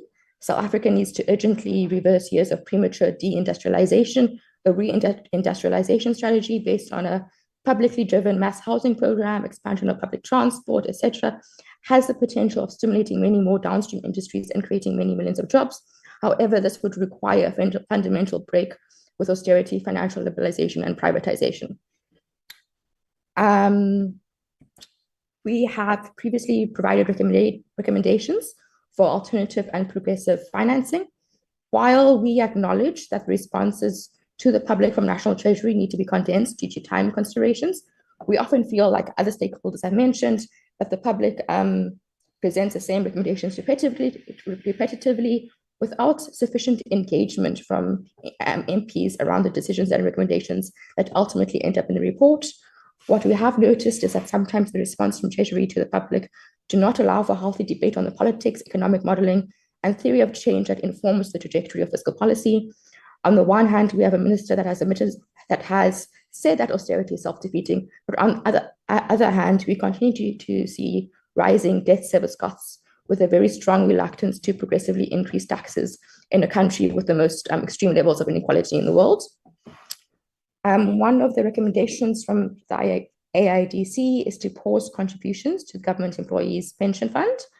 Treasury has said that this fund needs to be 100% funded, but it is currently 110% funded, and it's extremely unlikely that a pension fund would need to be 100% funded in order to pay out all pensioners and existing workers at the same time. This is an extremely unlikely scenario. There have been surpluses in the tens of billions of rands in the GPF, and using the fund in the public service does and will benefit workers and pensioners. Another recommendation is a net wealth tax, which is different and distinct from the wealth taxes which we currently have. Treasury has stated that they're exploring the feasibility of a wealth tax, but progress has been slow. Treasury has raised concerns around the immigration of high net worth individuals who pay high levels of VAT, but we believe that whenever tax evasion or avoidance threatens the credibility of a tax proposal, complementary rules such as capital controls or exit taxes should also be analyzed if the aim is to align inequality reductions with NDP targets. We can also see this happening when Treasury talks about CIT or PIT and behavioral changes, but we believe that there's a role to address those behavioral changes to enhance and maximize the progressivity of the tax system and to avoid tax evasion. We also need to see concrete progress towards a wealth tax in line with the agreements made on a 2% wealth tax on centimillionaires during Brazil's G20 presidency. Onto the next slide. Additional recommendations include not reversing relief to poor households, that was shown in Budget 2.0. This includes maintaining above inflation increases to social grants in 2026 and 2027-28, an expansion of zero-rated items like many people and stakeholders mentioned, and zero adjustments to the fuel levy. While concerns around bracket creep have been raised, we want to explicitly show that not adjusting tax brackets is necessary given that effective tax rates have decreased since 1994, which has, for the most part, benefited high-income earners. This decrease has benefited high-income earners and happened because of previous above-inflation adjustments to the tax brackets. So we like if the effective tax rate had remained the same that it was in 1994, we would have significant more revenue to fulfill the constitutional obligations in the fiscus. So in order to enhance PIT progressivity, we agree that top tax brackets should not be adjusted at all, while we recommend that the lower tax brackets should only be adjusted for inflation and no more than inflation. Other ways of enhancing the progressivity of the tax system include removing medical aid tax rebates, converting the retirement fund contribution deduction to a tax credit, reversing the decrease in the corporate income tax rate, combating illicit financial flows, and removing the employment tax incentives. These are all recommendations that we believe should be carefully examined and considered. Just to conclude, it's also too important to mention that in the optimistic economic growth scenario, where the infrastructure investments outlined in this budget succeed, GDP growth only reaches 2.1% by 2032. However, the World Bank warns that growth below 3% is unlikely to meaningfully reduce poverty or unemployment, suggesting that even the most favorable projections in this budget may fall short of what is needed for transformative economic progress. If the envisioned growth fails to meet this threshold, it raises serious questions and concerns about whether the current fiscal policy trajectory, which is embedded in orthodox economics, is truly capable of driving sustainable development and job creation. So that's the end of the presentation, and I look forward to engagements by the committees. Thank you. Thank you, Alia. The next stakeholder, South African breweries. Thank you, Chair, and the committee for the opportunity to present. I will proceed to share my screen. And then just to confirm that everyone can see my screen in that regard. Yes, we can see the screen. Please proceed. Thanks, Chair. So just to recap, and I think it's important to remember that 10 weeks ago, we did have a budget on the table and we did have a public hearings process. What we did see in the tabling of Budget 3.0 is that the excise tax was kept at 6.75%. What is different is that in the macroeconomic context section that the budget review put on the table, this was 2% above inflation in Budget 2.0, and then subsequently with the winding down of inflation, this amounted to 2.6% above projected inflation for the end of 2025. So what we are noticing, Chair, and the rest of the committee, is that the Treasury has used the excise tax to increase revenue. And I'll go to a slide referring to that, specifically comparing Budget 2.0 versus Budget 3.0. But at a principled level, what I'd like to raise is that last year, SCB had conducted research together with the Oxford Economics team to show that there are signs that there are decreasing marginal returns from increasing excise taxes above inflation, even though this remains a principled position over the last 3 years at least for Treasury to think that it is important to do so. I've also thought it was very important for the committee and yourself, Chair, to note some of the comments that had been given to ourselves, SAB, and the rest of the industry with regards to above inflation excise tax increases that had occurred in Budget 2.0. In particular, I'd like to highlight the policy perspective in the second bullet, where it is noted by National Treasury that it is important that excise taxes are adjusted by inflation. And then the third point saying above inflation increases are necessary to reduce affordability and discourage consumption. So what now exists, and which is important for a tax environment, and certainly we've come to this committee hoping that greater tax certainty would arise with the tabling of the budget, but that hasn't consistently been the case, is that even though there's a policy position that's quite clearly articulated to the industry and manufacturers in general, there is a consistent position rather, that says that there is a necessity to deal with a public health narrative through a tax intervention in particular. What we would like to note in particular, though, is that the change, and I'll just talk about the revenue change on this slide, is that what the March budget had shown was that the expectation, at least for the 2025-2026 budget, is that the expectation is that 1 billion rand would be collected from excise taxes, above inflation excise taxes on alcohol and tobacco. What we note 10 weeks later is that we are expected to raise an additional 300 million excise taxes to contribute to closing the revenue gap based on the third iteration of the budget. I mean, it might not seem steep for perhaps personal income tax or in comparison to the value added tax, but for a small tax instrument such as excise taxes, this is quite a heavy burden to continue to contribute.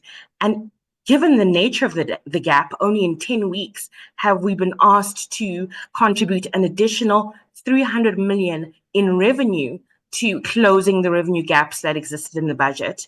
And part of the iteration, the third budget, Chair, we've been speaking about empirical evidence, and I believe in our our previous contribution to the public hearings was that we would like to get robust feedback from National Treasury with regards to excise taxes. In particular, I'd like to point to two aspects that had not been included in the continued leveling of the excise tax at 6.75%, but not in particular winding it down closer to projected inflation. Firstly, what are the tax buoyancies related to the excise tax that justify in 10 weeks asking that particular tax instrument to contribute an additional 300 million rand to the fiscus? Secondly, what are the assumptions around consumer behavior, in particular consumer elasticity, and how inelastic is the presumption around consumers in response to price changes to assume that the changes in the excise taxes through the consumption of alcohol beverages will result in a 300 million rand additional accumulation from the excise taxes.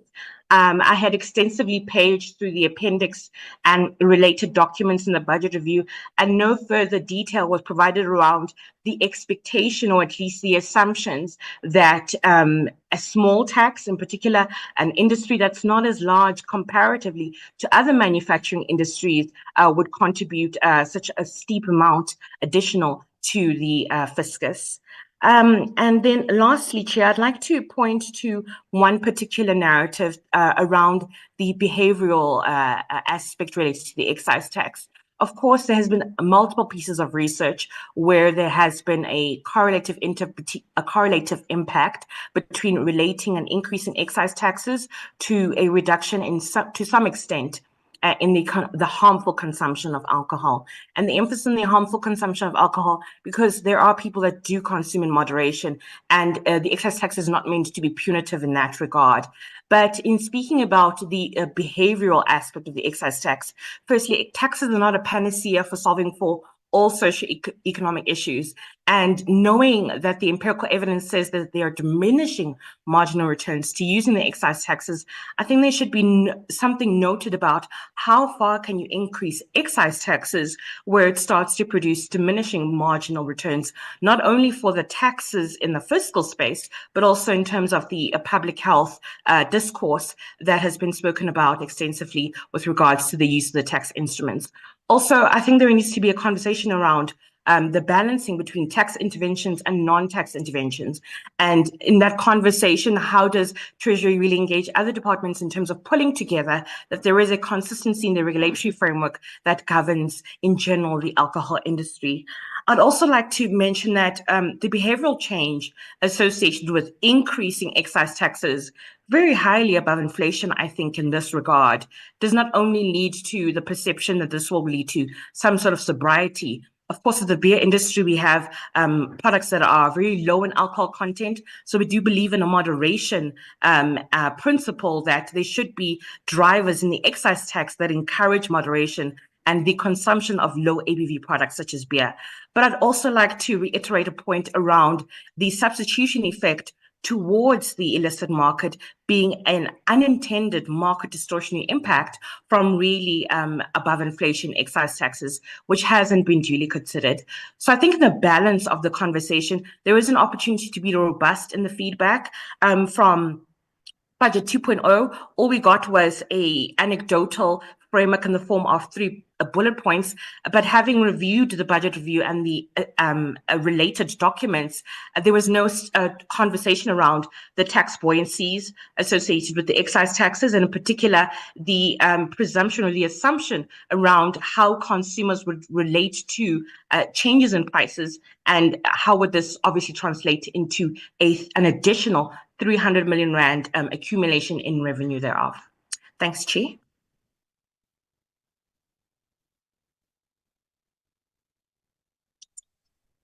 Thanks, Fatsan.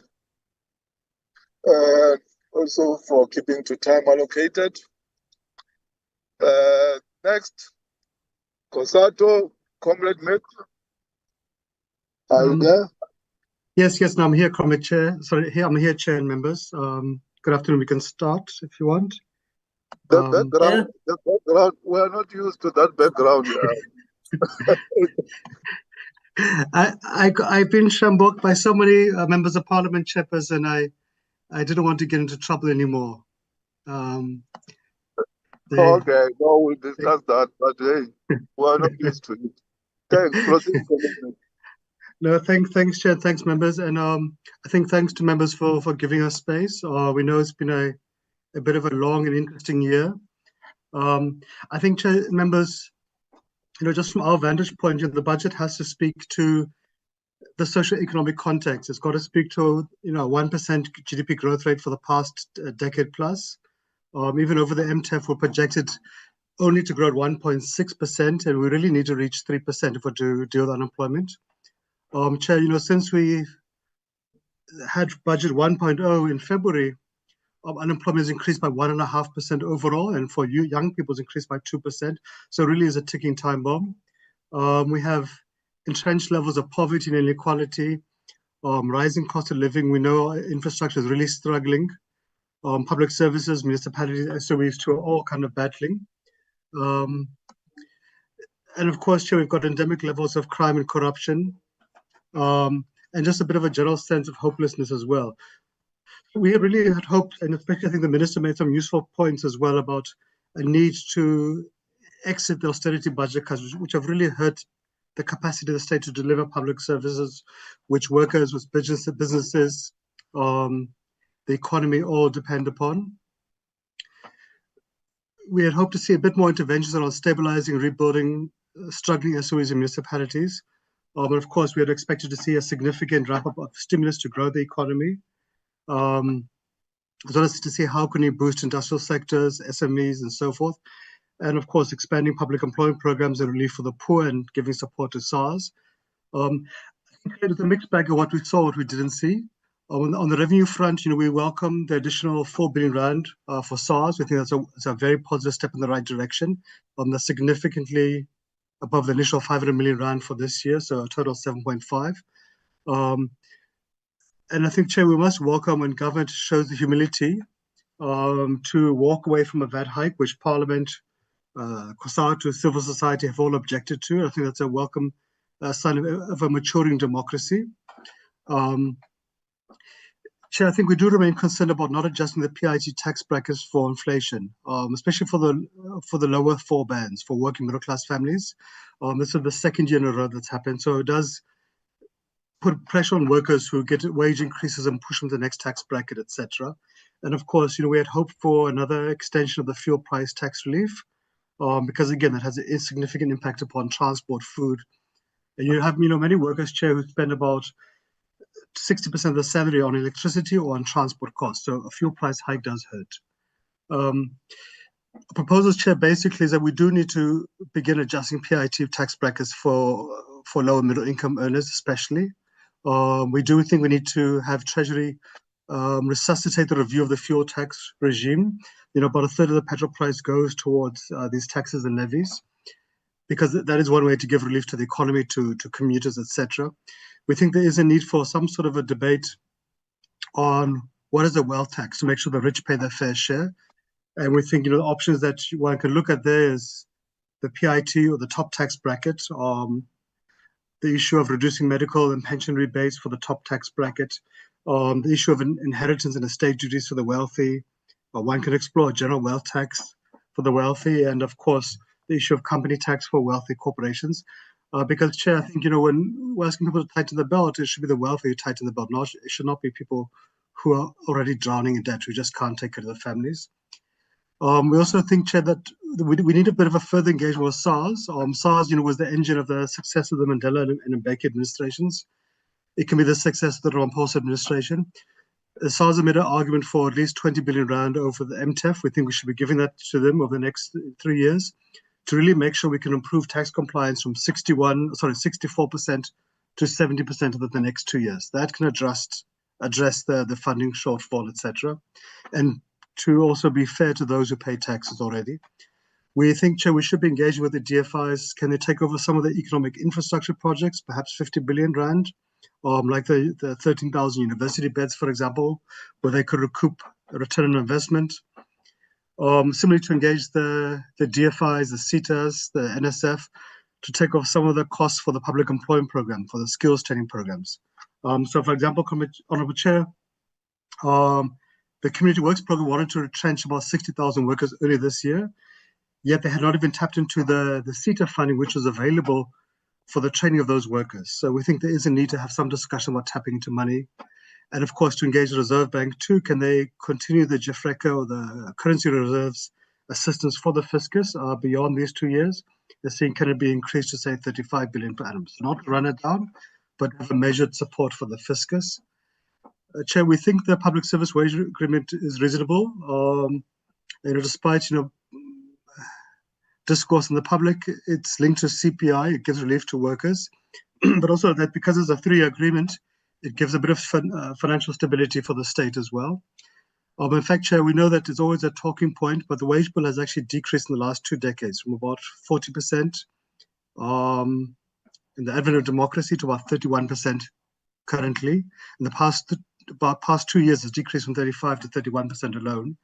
The headcount has actually doubled. We had 1.2 million public servants in 94, and the population today has doubled nearly, but we have the same number of public servants. So you're seeing the rise of teacher to learners, of police to society, of nurses to patients rising. That has a strain upon the quality of public services. And of course, the high numbers of frozen posts in the public service, Home Affairs, for example, has a huge impact. We do need to kind of shift, Chair, to a bit of a approach of investing in public services, because that actually helps to unlock economic growth and deliver public services which working class communities benefit on. But Chair, we do want to welcome the honoring of the wage agreement, but we are worried in the third round of the budget about a decreased allocation for filling critical vacancies. So doctors cut, I think, from about 1,600 to 800. The nurses, teachers posts also cut, but there's a welcome addition of 4,000 for police. But I think, Chair, we can see the pressure points. But we do want to kind of appreciate some attempts to repair the damage inflicted by previous budget cuts to frontline departments like education, health, home affairs, defense, correctional services. In terms of proposals, I think we support the call of the Minister for a ghost post audit of all state institutions. We do need to have a discussion about taking some of the public sector entities back into the public service departments. There's a proliferation of them. Often you find excessive wages paid to senior management, and you actually could have a more greater efficiency if they're located within the public service. We should send a message to society about reducing the size of the executives. Chair, the money that will be saved on the deployment of the Defence Force to the DRC, we think that money should be utilised to begin to rebuild the capacity of the Defence Force, and also see how can we reduce some of the luxury expenditure, travel, advertising, consultants, catering, etc. We think there is still some unnecessary fat in the state, which can be better utilized for frontline services. Chair, I think our biggest concern about the budget we felt is that it's not speaking to local government in a decisive way.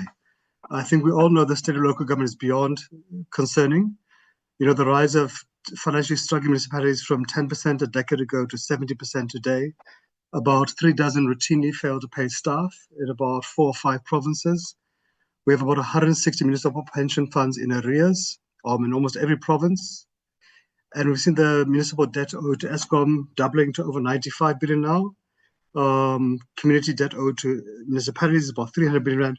We don't really see what is the plan in the budget to turn things around. You'll see many municipalities by October will be returning money because they don't know how to spend it. So we do fear the collapse of local government on many fronts, not just in rural areas like Tsopotla, Machabeng, the normal suspects, but even places like Joburg, eThekwini, countless other municipalities. It's not a pretty picture. A proposal, Chair, really is to support Treasury's debt intervention, including moving towards prepaid electricity meters. Further debt intervention programs are needed to help municipalities to collect monies owed to them. And I think, Chair, we need to really expand and accelerate these intervention programs to capacitate local government. It's beyond the 140. And to see if we cannot accelerate the engagements around a new municipal funding model and how to move towards a district development model.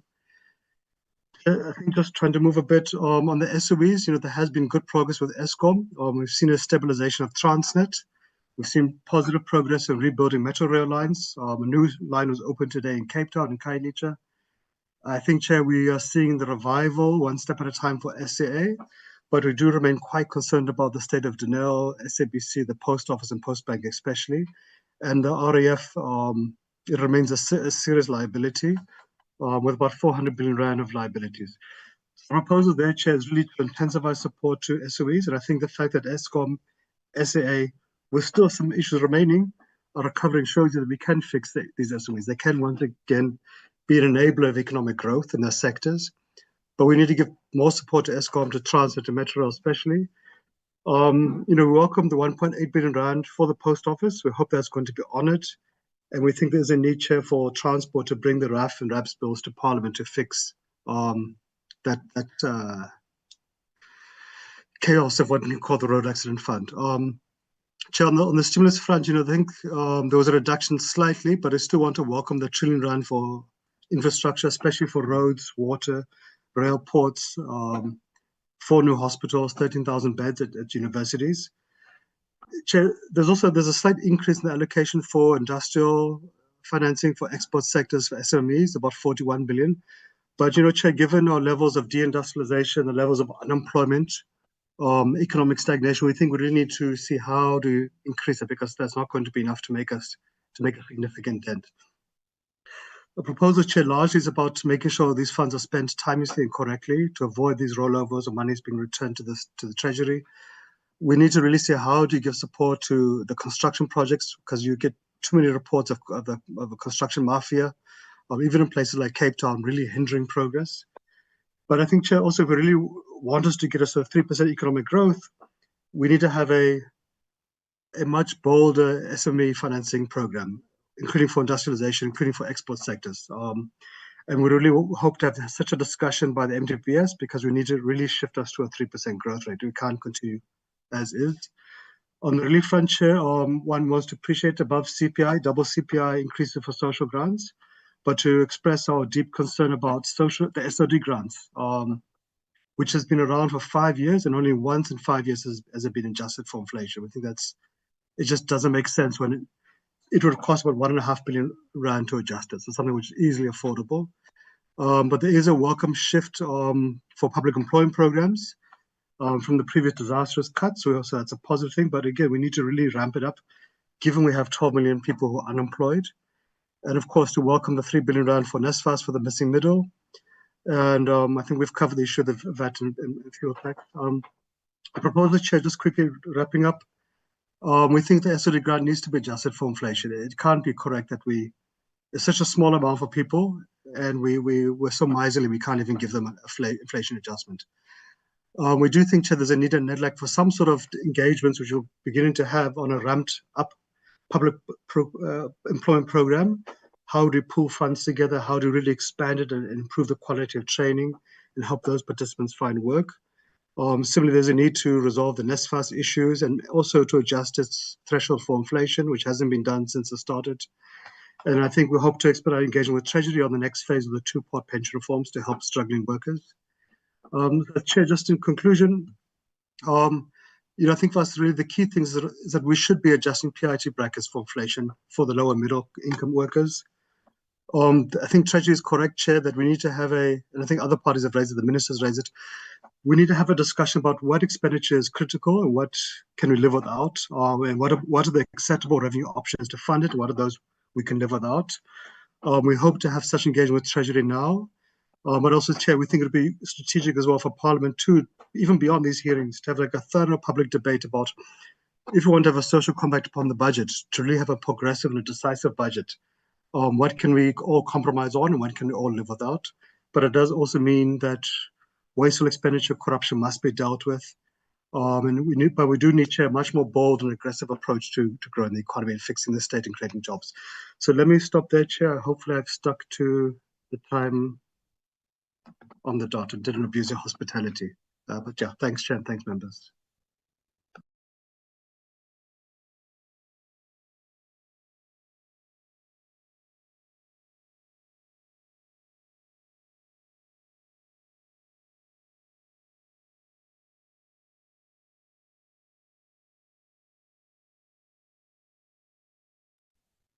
Chairperson.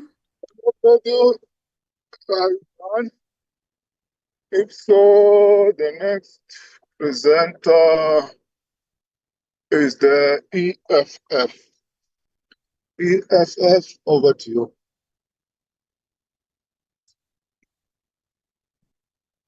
Good afternoon, Chairperson, your co-chair and members of both committees, the Standing Committee on Finance and Select Committee and all other committees. My name is Gumani Chimomora. I'm here on behalf of the EFF Chairperson. We have taken this decision, however unusual it is, to come and make a presentation because our experience so far has been that when we go to finalize the reports, most of what we would have wished to be in the report does not get included, even if there's disagreements, but for noting that there's a contrary view. So we have taken this decision to say, let's come to the committee during the public hearing stage and put forward some of these proposals, which we want the committees to consider. And I'll just put a very brief presentation, and I should be done within the 15 minutes allocated, Chairperson.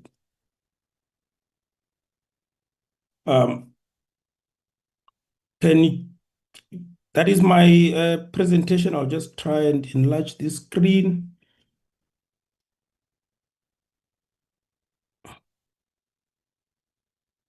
Thank you very much. So the presentation overview, I'll just deal quickly with our views on the revised fiscal framework, and I'll go straight to the revenue proposals, starting with fuel levy. We'll deal with personal income tax brackets. We'll deal with public expenditure, the amendments of the division of revenue, and then we'll just make some recommendations towards how we can reform the budget as it is dealt with in the Standing Committee on Finance in terms of the process, but also the National Treasury's role and what it should become going forward. We have noted the withdrawal of VAT increase that was proposed both in the Budget 1 and 2, and we welcome that decision under the circumstances, both through the court challenges that we advanced as the EFF, but also other stakeholders, labor, civil society, and also this committee.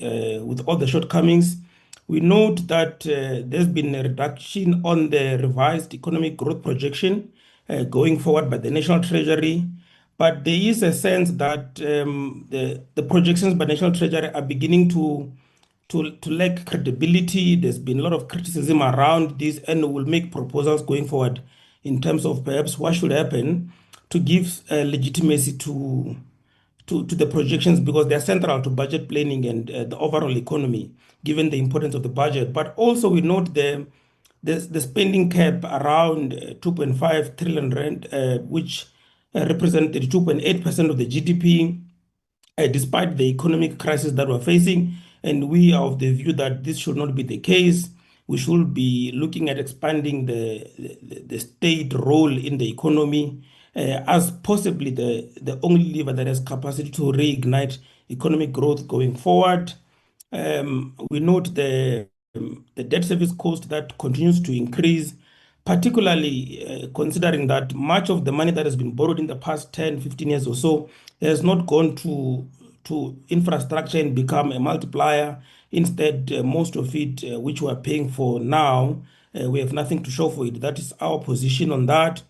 And then we maintain that despite all the presentations that are being made to suggest that perhaps now we've reached the end of the fiscal consolidation with an austerity element, we still believe that the current fiscal framework as it's structured will remain socially harmful, will not address structural inequality and unemployment, and it has a greater capacity to collapse the capacity of the state, particularly municipalities, and we'll talk to that.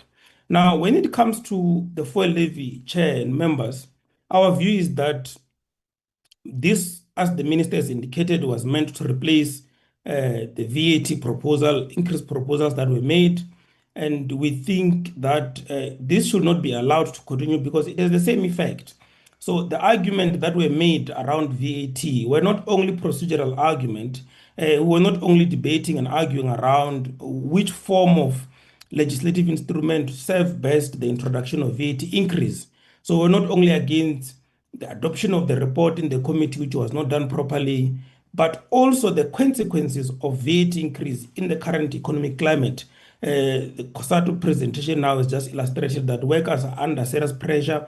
Those who are unemployed in the poor household are going through the same. So to now want to impose any new taxation around such a critical input in the value chain and logistics, it will just lead to further burden on the working class. But also, we want to bring to the attention of the committee that there is another technical issue which we need to be aware of, and this may hamper how we process the report next week, Chair. We are of the view that, as the minister has indicated in his budget overview documentation, we're dealing here with a taxation of general population. With the fuel levy, the minister is not intending to regulate any behavior. And as such, we truly believe that if the minister intends to adjust the fuel levy, this should be done through money bills in line with democratic principles of Section 77 of the Constitution, because essentially we're dealing with a new taxation here.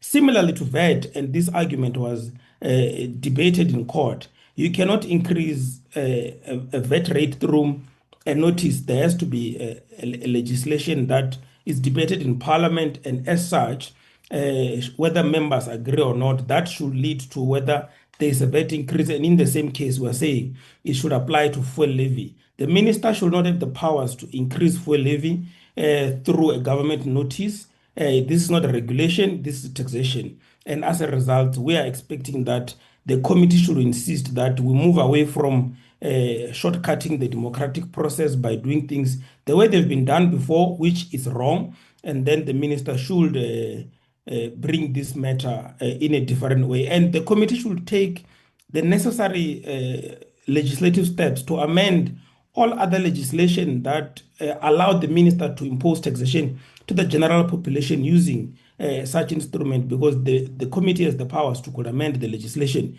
and we should not wait for the executive to then bring such amendments. Also, I'll touch briefly on the personal income tax brackets. We were expecting that there would be some adjustment to those personal income tax brackets, because in the second budget, there was a consensus that we can't continue with not adjusting these tax brackets, all of them, not necessarily a particular group of them, because we have not adjusted them in the previous 2 years, and there was sufficient demonstration through presentations and stakeholder engagement that this has equal and much more devastating effects as VAT increase and fuel levy, and therefore was rejected. And as to why the National Treasury and the Minister of Finance did not see the need to adjust this is concerning, but the committee still has the legislative powers to go and fix this. So we're expecting that this fiscal framework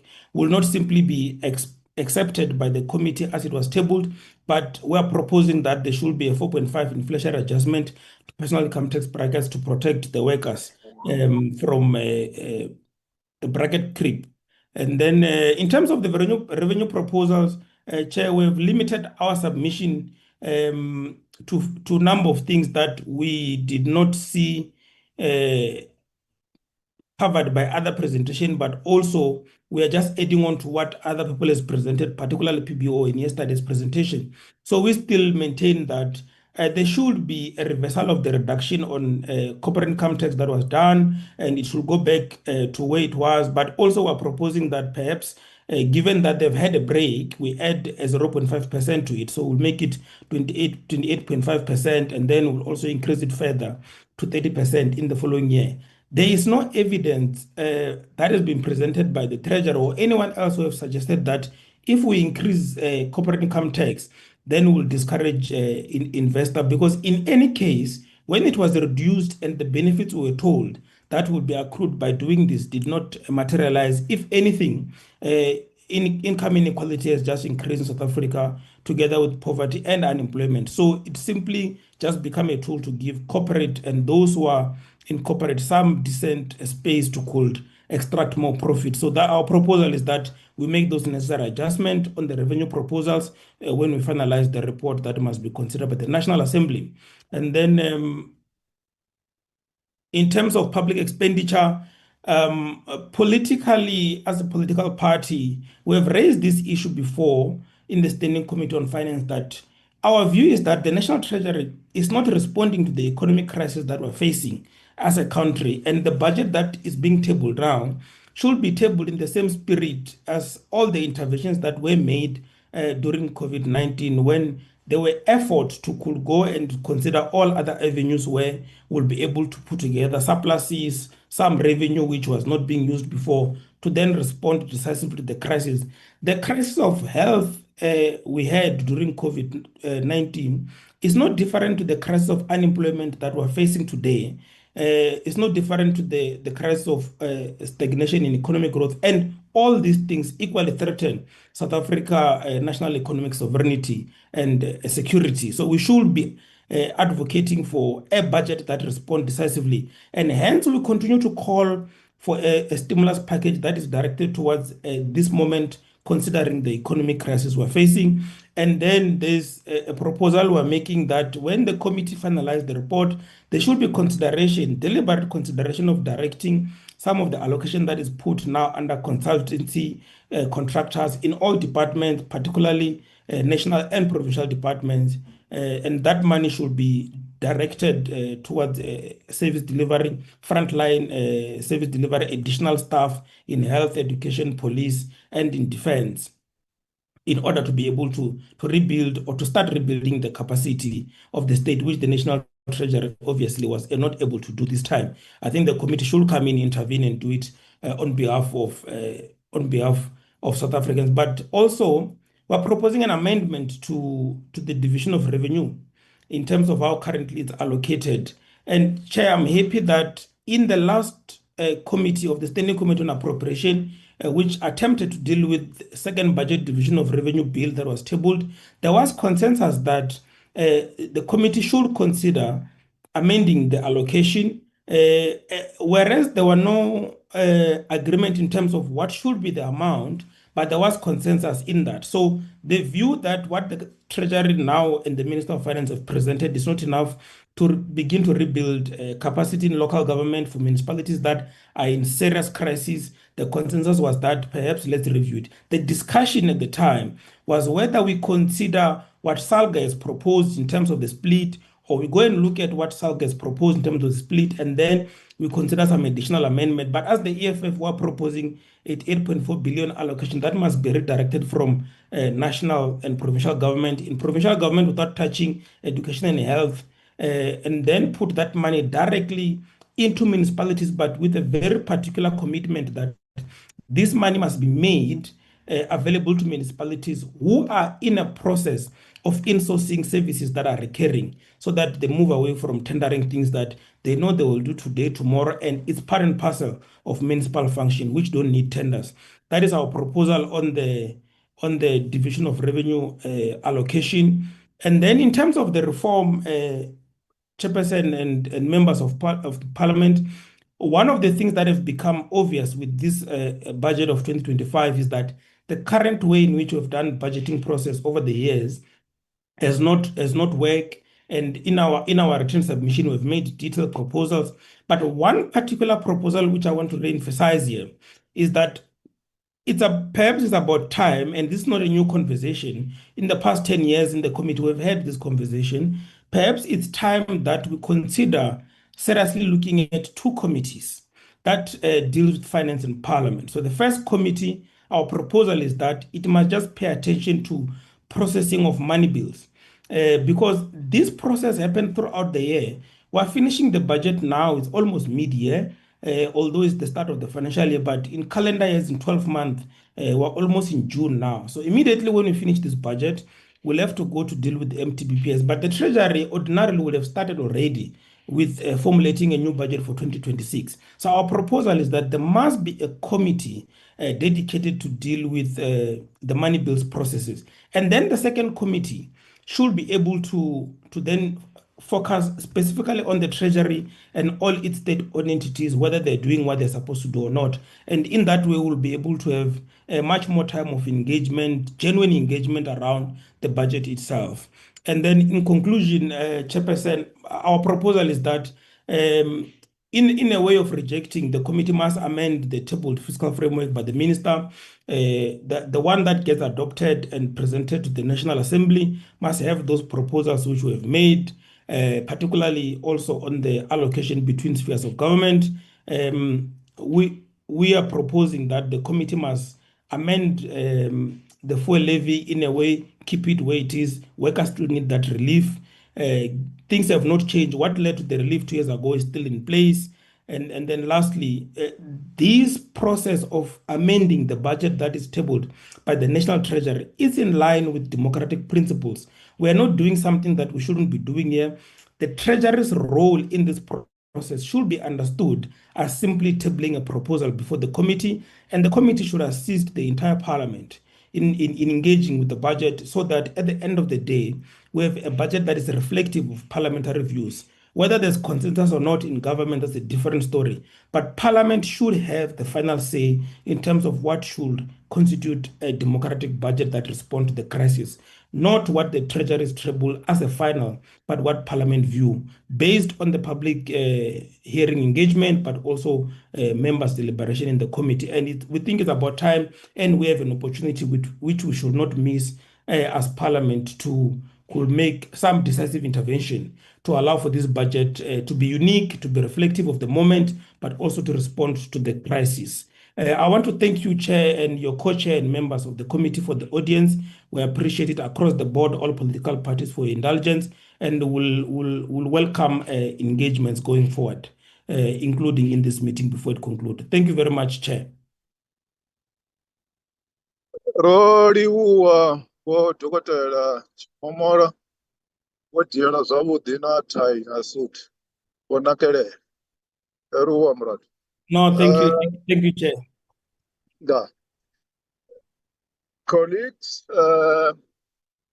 now is an opportunity for members to engage the presentations, comments, questions. Over to you, honorable members. Honorable Ryder, over to you. Thank you very much, Chairperson. I appreciate you putting me on early. I do have to step off for a couple of seconds or minutes. So, but I will certainly rejoin in a couple of minutes so that I can hear the responses. Chair, I'm going to limit it just to 3 inputs. The first question goes to SAICA, and I was just wondering if they could maybe comment on the VAT threshold of R1 million for registration for small businesses. If they can indicate to us if this is seen by them as a barrier to entry, or a compliance hurdle or a cost driver, perhaps, that is constraining small businesses, obviously with a view to growing the economy, creating jobs, etc. I think our interest in small businesses is substantial. We know that that is where jobs are created, and perhaps they can tell us from their members' perspective if the £1 million threshold, which hasn't been adjusted for quite some time, is in fact an impediment that they're seeing now. Second input just on Cosatu's presentation, and I think I want to join Cosatu in welcoming the increased allocations to SARS to make their activities a little bit tighter, better, and improve their collection rates. And the comment that I wanted to make there, and I think both Cosatu and probably SARS as well could respond to me on this one, just indicating, we do want to see a very quick turnaround or improvement in collection rates by SARS, so that we can stave off the future increases in tax that were alluded to by the finance minister. What is a reasonable timeline to expect that improvement in collection rates, so that we can increase revenue without actually increasing the percentage charged to private individuals and to companies on company tax and other taxes that may be. And then the last input, perhaps just on the EFF's presentation, I think interesting idea in terms of restructuring the committees. I'm not sure that it's a matter that we can really get a response from Treasury or SARS on, but certainly I do think that we can take a look at those proposals and try and get our head around it. I do think that the Money Mills Amendment Procedure Act probably needs a little bit of tightening up, and it is probably appropriate to relook at committees. I'm not saying that I agree entirely with their proposals, but I certainly think it is something that we can look at as Parliament. Thank you very much, Chairperson. Thanks, Honorable Mutlomperi Mulife. Thank you, Chair. My first question is for Heineken. Heineken talked about illicit alcohol. How is this defined? What is illicit alcohol? Is it the concoctions that people make, or is it just a false rebranding of alcohol? And what is the extent or estimation of revenue losses to the fiscus due to illicit alcohol? And what can SARS do to close this gap? My second set of questions is to Saika. Saika raises a very interesting point of budget 3.0 or budget 2.5, which means, is this a new budget or is it a continuation of budget 2.0? It's a very interesting thing because, Chair, as you remember, the court set aside the fiscal framework of budget 2.0. And the minister in his speeches said that the budget process must start de novo. So in SARS's professional interpretation, has this budget process started de novo? What has been the effect from an auditing perspective, the effect of whether budget 2.0 was set aside and 3.0 commenced, or whether we just continued with 2.0 despite the fact that the court had set aside 2.0 and the minister has said that it would start de novo? And then in terms of broader accountability in the budget process and in the budget, what would SAICA like to see changing, given earlier comments that the proposals from this process are put aside as soon as this meeting is over and are totally ignored, as were the VAT increases ignored. And Chair, my questions to IEJ.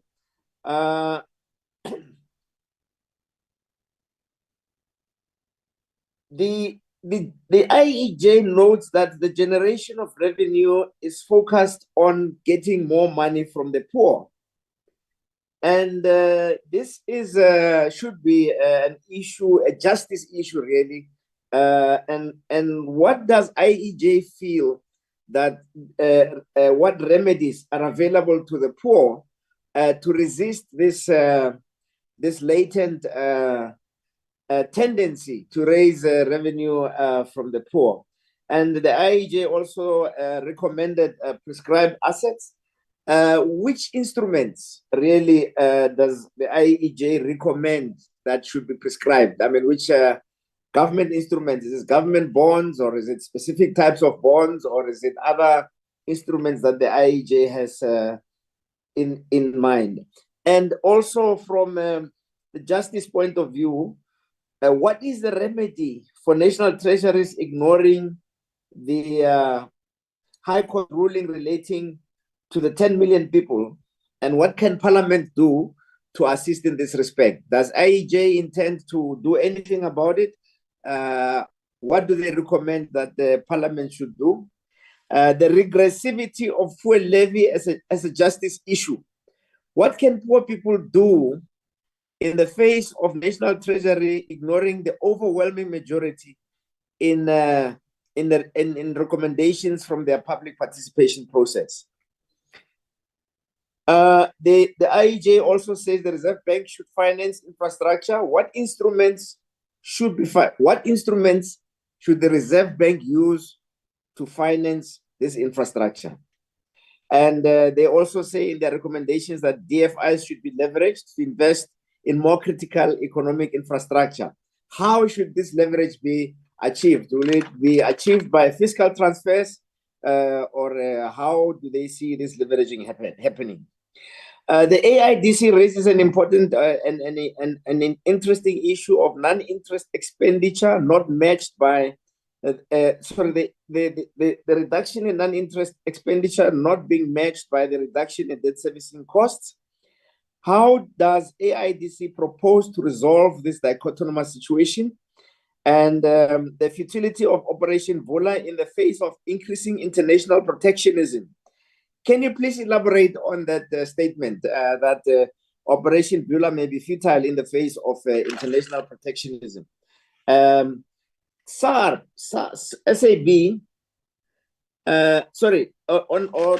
for AIDC as well, how much can be collected from GPF or from the wealth tax? So because there were clear recommendations that a GPF, either a contribution holiday or a using of the surplus of the GPF, how much does AIDC think can be collected from these, and how much can be collected from wealth tax? And then for transformative economic progress to take place, AIDC says, the World Bank says that we need more than 3% economic growth for this to happen. Is this achievable? And does AIDC think this is achievable? And if it were to be achieved, what would need to be done? The South African Breweries has noted that the drop in marginal revenue in additional excise tax. So there is a decrease. The marginal revenue decreases as excise from the marginal additional revenue decreases as excise tax is increased. So my question to SAB is, what is the optimum excise tax that can be levied which maximizes the marginal revenue or additional revenue? So at which point are we in equilibrium on the marginal revenue curve for excise tax increases? And then COSATU, what is COSATU's attitude towards the current privatization drive by government and the National Treasury disguised as PPPs and the vertical separation of certain SOEs? And what is COSATU's position on the fuel levy, especially given its regressive nature? And what are COSATU proposals on the increasing municipal debt, especially to Eskom? What can be done to stop this process? Thank you very much, Chair.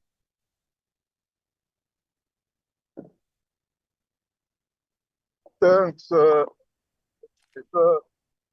Honorable Suisa. Are you still there in the platform? Yes, I'm here, Chair. Thank you very much. Chair, I've got only one question because I think the other questions were taken by some of my colleagues. I have only one question, Chair, to COSATU pertaining the personal income tax. That it has not been affected, it has not been increased, it has stayed as it is.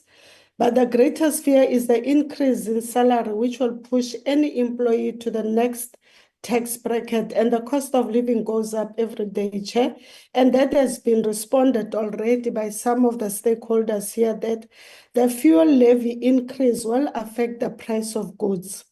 What is your view pertaining the PIT rate, and should it not be decreased in favor of our workers on the ground? Thank you, Chair. Thank you, Machapelo. Tambo, over to you, Flavors. Rolevua. Is it Rolevua, Doctor? Rolevua. Ask Dr. Chimomoro to teach you Venda. Very important because you are a national leader. When you go to Venda, you mustn't struggle. Thank you, Chairperson. Agreed, Chair, agreed. Thank you, Chair, and thank you to those who have made presentations. I think Saika raises a very important question on the clarification, and we spoke to it in our meeting with the Minister of Finance and National Treasury, which we had last week as well, when we were being told that we must limit our inputs because we're engaged in a continuation of a process. And if the budget overview genuinely states that we're speaking to an adjustment rather than a retabling of a new budget, then it's a valid question to ask from SAICA's perspective. And I think it's important that we get that clarity as to why there would be a characterization of an adjustment rather than a retabling of a budget completely, because the fiscal framework and revenue proposals were set aside by the Western Cape High Court. And if we remember correctly, the Money Bills Amendment Act, the Division of Revenue Bill and Appropriations Bill must be in line with the adopted fiscal framework and revenue proposals. And if memory serves us all correctly, when the fiscal framework and revenue proposals were set aside by the Western Cape High Court, the Minister of Finance withdrew the Division of Revenue Bill and Appropriations Bill because they lost their validity once that fiscal framework and revenue proposal was set aside. Now, this necessitates the presentation of a new budget in its entirety because of the setting aside of the fiscal framework, which gives rise to the existence of the Division of Revenue Bill and Appropriation Bill as according to law. So I'm interested in the explanation by Treasury and perhaps SARS as to on what legal basis would they characterize budget 3.0 as an adjusted budget so that there can be that consistent legislative clarity. Secondly, I think to SAIC as well, which will be my last point, there's been a consistent conversation about the expenditure by local municipalities in particular on contracting of consultants. The Auditor General always raises the concern as well about exorbitant amounts of money that is spent on the contracting of consultants for menial tasks, and sometimes not menial or even for auditory purposes. And I would presume that accountancy is a predominant or dominant profession that is contracted on a consultancy basis in the local government sphere, which we propose more allocation to in terms of the equitable share. What is SAICA's understanding of the role of chartered accountants in the exorbitant expenditure on consultancy in local government? Do they have any figures for that?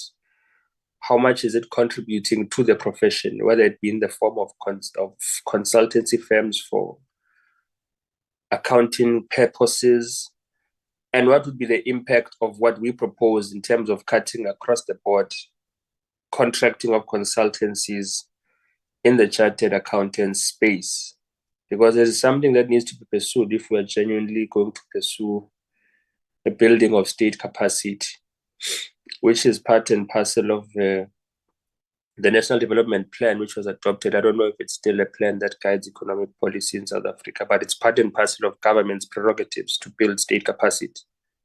Whether they are still pursuing that or not is up for debate.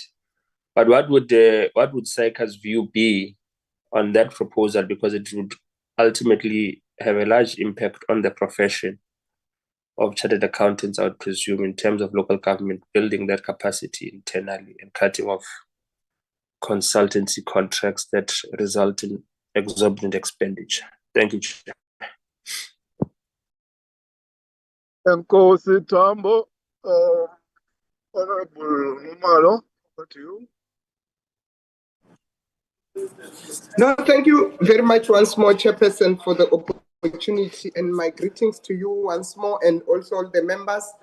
And I would like to start by acknowledging all the presentation presented to us here today. Chairperson, my first question is on the South African breweries with SAP. Noting that it's SAB, noting that the South African breweries highlight one of the negative effects of higher than inflation excise tax is its impact on low income earners. What impact does the increase have on the consumption of low income earners and the poor?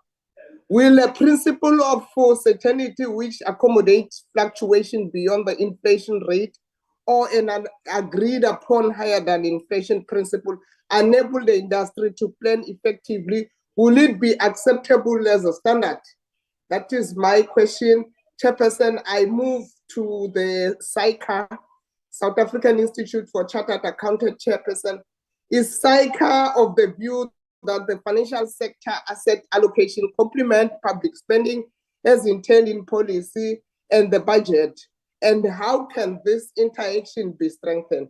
The process of budget prioritization and the role of the Department of Planning, Monitoring and Evaluation is critical to ensure an alignment of policy planning and the budget working with the National Treasury.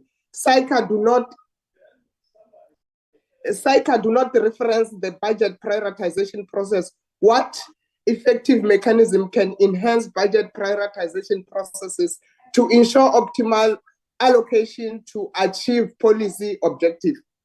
Chairperson, I think these are that I have been covered by the issue of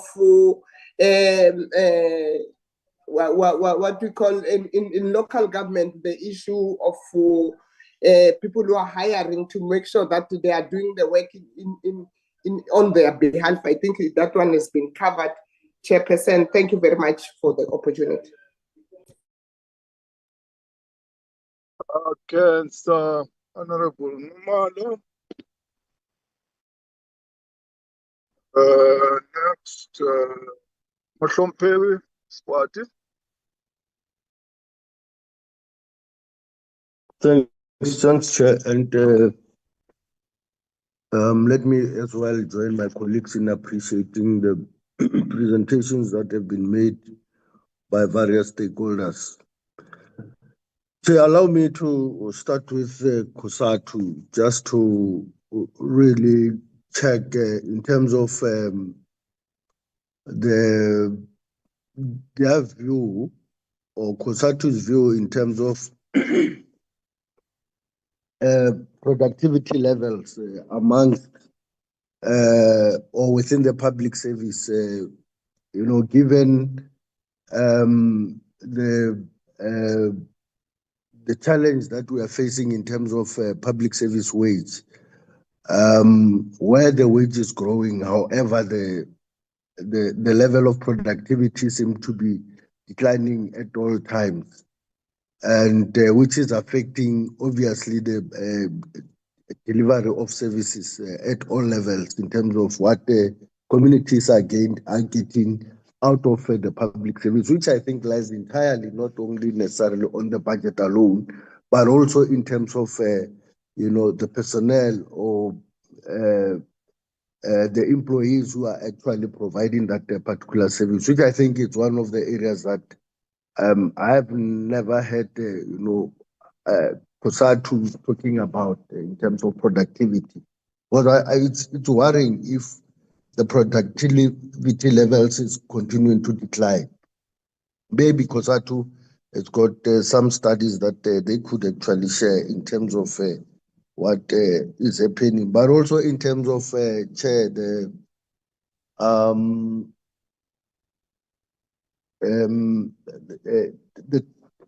role that COSATU could actually play in terms of continuously through obviously organized labor trying to assist government in terms of flushing out the ghost workers and other unwanted tendencies that might actually be suffocating the capacity of the state to deliver such services. The other one, Chair, is in terms of the Institute of Chartered Accountants, just on the impact that could actually be made in terms of the outcomes or in terms of the budget expenditures as to what and how much and what exactly does the budget impact on, because continuously budget is being utilized, but we continuously have this kind of challenges where we run short of the fiscal, so we are under pressure with the fiscals. But what the fiscals are actually utilized, the resources that go out to make sure that our people are getting services, is there any tool that could actually be utilized to measure the impact of the resources that are actually utilized from the budget? The other, Chair, is in terms of what would be the take of SAICA in terms of whether they believe that material irregularity threshold should be in terms of consideration by Auditor General, whether it's at appropriate level to optimize recouping of waste expenditures. As we know that there's a lot of non-compliance within the supply chain processes. And shouldn't we reduce the threshold to increase the consequence management for irregularities with or which impact the quality of spending?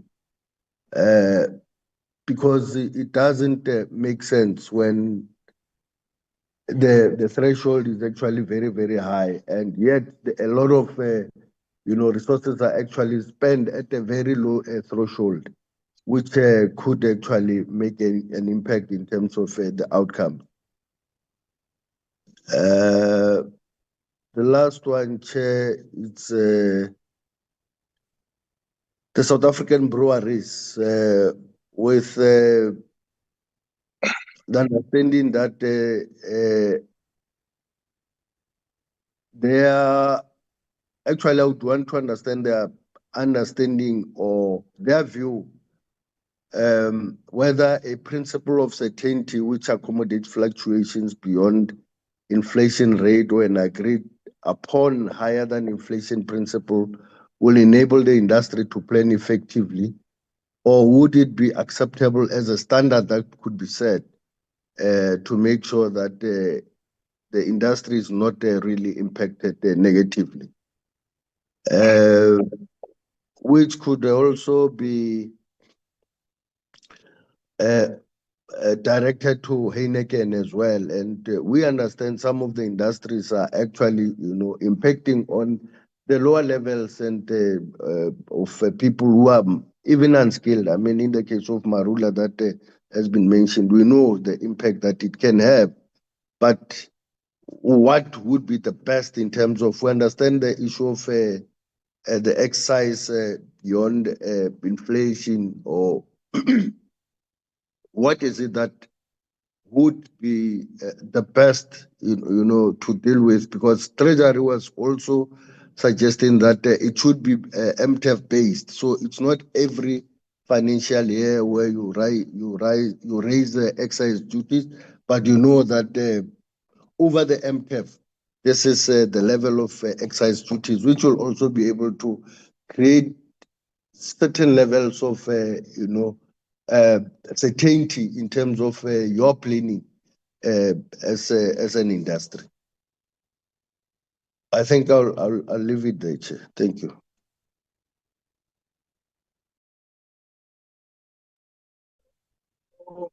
Honorable Party. Whoever is the little, okay. Usaluon.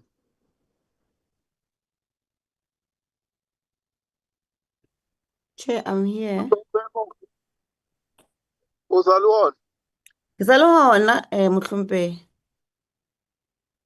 Okay. Over to you. Ke a leboga modulasetulo. Good afternoon, colleagues. Chair, I've asked this question earlier to the wines industry with appreciation that they have insight into broader dynamics.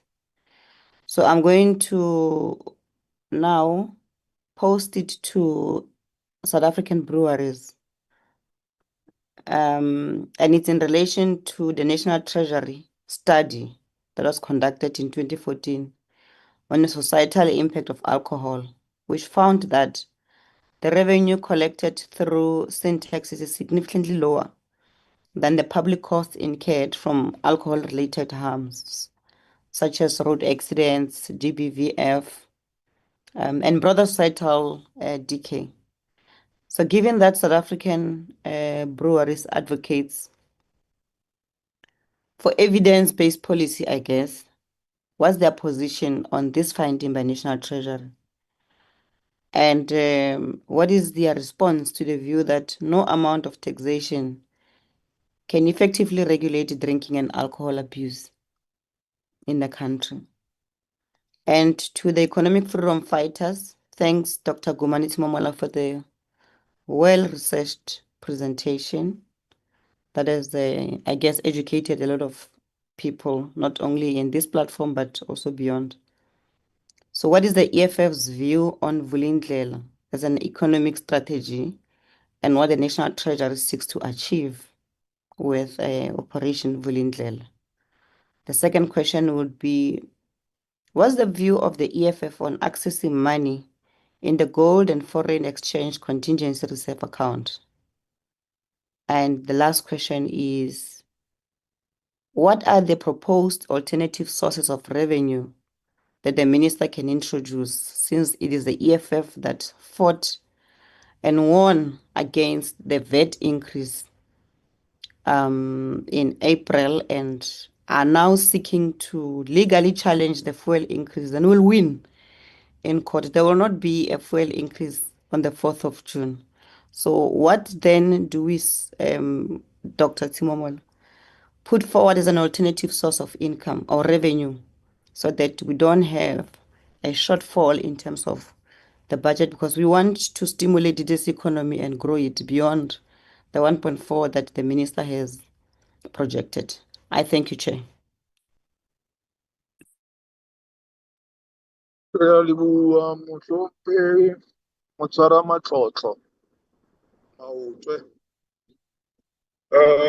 Let's go to stakeholders, starting with Heineken. Over to you, Chair Minita. Thank you, Chair. I'm first going to address the question from Honourable Molefe. Alan, could I ask if you could again enable me just to share, because I think it would help if I can just slot up the definition of illicit, because I think it would be useful.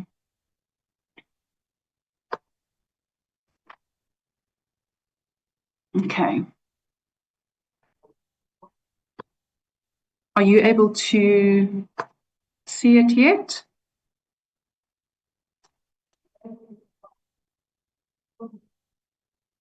All right, I think you can see my screen. Honourable Molefe, thank you for the questions.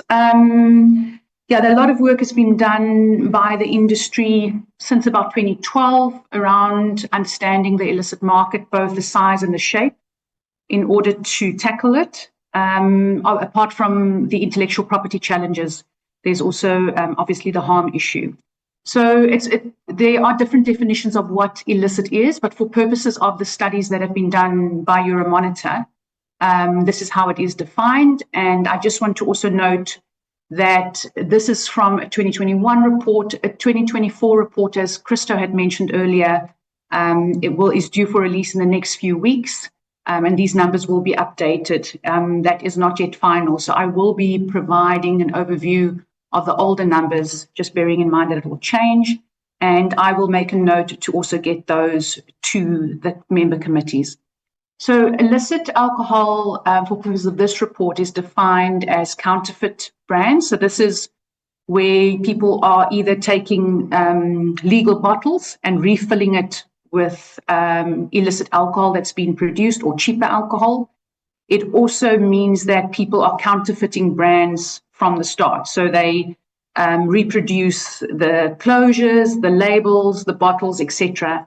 And we have seen an increased level of sophistication when it comes to counterfeiting.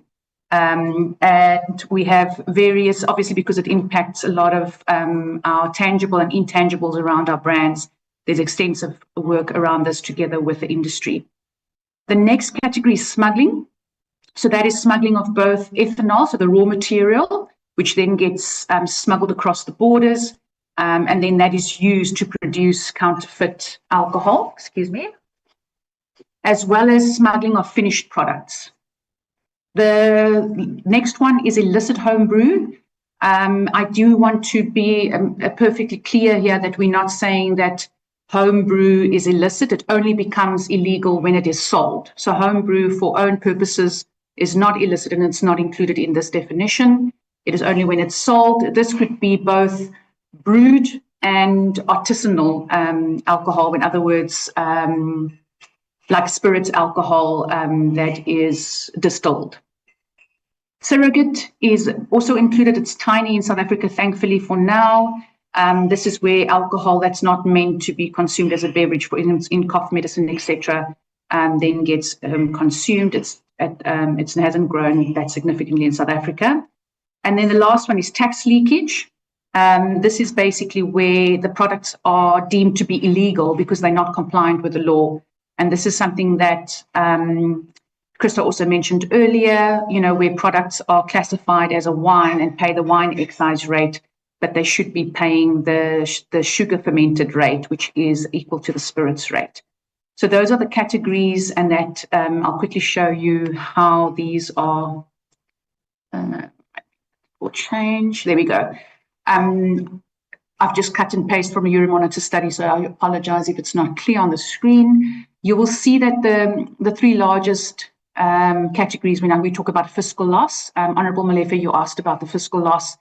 In 2021, it was 11.3 billion, and indications are from the work from the news state that this has increased quite significantly, closer to, I think, about 16 billion. We will know the final answer shortly.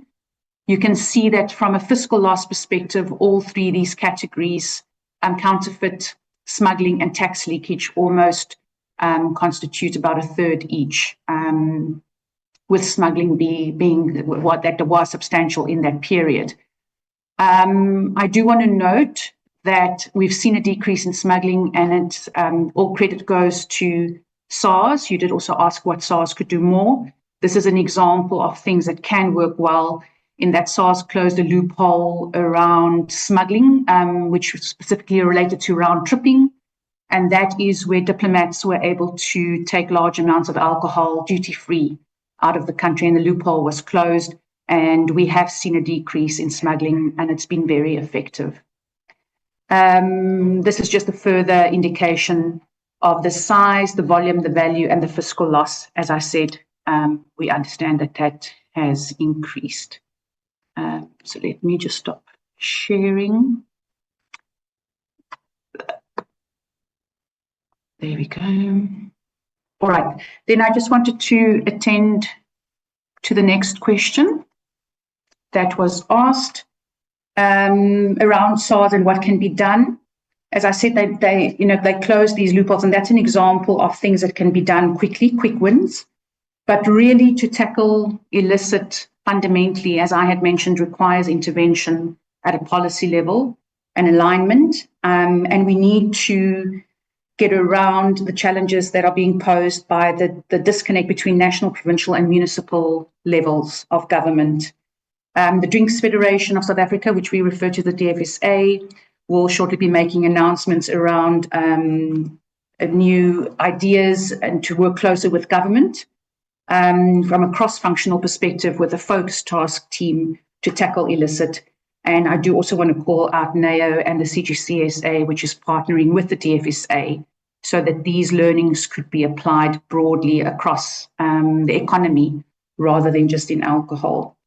The one call out that I do want to make is that what we've seen in many countries is that often when faced with the challenge of illicit alcohol, that governments often resort to tax stamps, any measures that place further burdens on the legal alcohol industry. We have seen that it actually grows the illicit market. Kenya is an example that comes to mind. They have implemented tax stamps for many years. These programs are often sold as self-funding mechanisms, but in essence, it's just an additional tax on the legal industry, which creates a wider burden, a wider gap between the legal and illegal industries. And in Kenya, the illicit market has actually grown to 60% despite the tax stamps. So those are not effective measures. Then there was a question from Honourable Sokwati around above inflation. And I think you, Honourable Sokwati, you also posed this question to SAB. I'll allow them to also answer. My view, and I think one of the other members asked SAB about it, whether uncertainty will be reduced if government had to apply, an above inflationary increase as a matter of course. I think the annual increase is one element of the problem. What is actually underlying that is that the increase is based on a target incidence model. So currently we've got an incidence model which says what is the level of taxation that government is targeting for each category. The annual increases is just a symptom of that. And once you start overtaxing categories, that's where the level of increase, then whether it is, it starts exceeding that balance and it becomes a problem. So it's not just about the actual increase, it's also about the level of taxation. Again, coming back to the threat of illicit, where we are now, if we continue increasing, even if it provides certainty to the industry, if we implement an above inflationary increase and the prices of legal alcohol continue to move further away from the prices of illicit alcohol, I think it's going to become a big problem, and our experience has shown that. So we think there's other ways of obtaining certainty from policy measures, appropriate policy measures, not just resorting to making above inflationary increases the norm. I think that's all the questions that were posed to Heineken. Thank you very much. Thank you.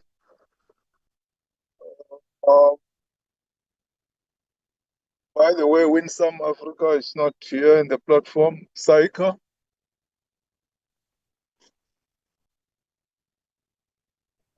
Thank you very much, Chair. I should note, given we only have 2 minutes, and I'll prefer to keep to that time for the committee's sake, we will respond in writing to some of these questions in more detail. Chair, just dealing first with the question of Honourable Molefe and Momalo, both dealing regarding the budget process. We've detailed this in quite a lot of our previous submissions. We've included some of it as a summary in the current as to the full process, starting off with the composition and then moving towards its tail end when we actually get to the tax bills later on in the year. And I think some of the questions, obviously starting off with, should we not have a separate platform where we can discuss things on ideological basis, etc., separate from the budget process? And we always welcome that process. But as to the actual process, I think the first thing is, are we in alignment of our fiscal policy and our economic policy? The economic policy driving what the fiscal policy, and where there practically can't be alignment and explanation as to why not. We've seen, for example, a lot of the presenters stating on infrastructure, prioritization of health, etc., in the NDP and not reflected in the budget itself. And I think we do need to get alignment between those two documents.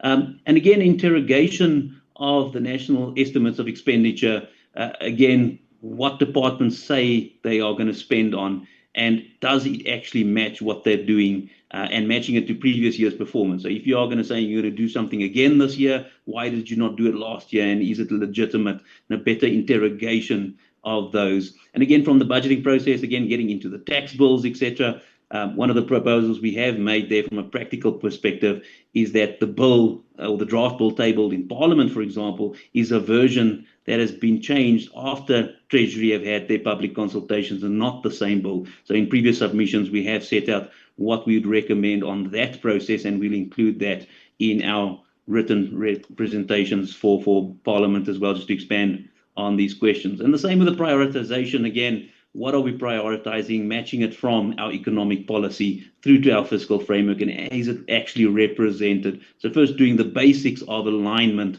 and matching. If we're saying, for example, that infrastructure is what we're prioritizing, are we seeing both delivery of that, and are we in fact seeing those numbers at a significant enough level to say that that is in fact a budget priority?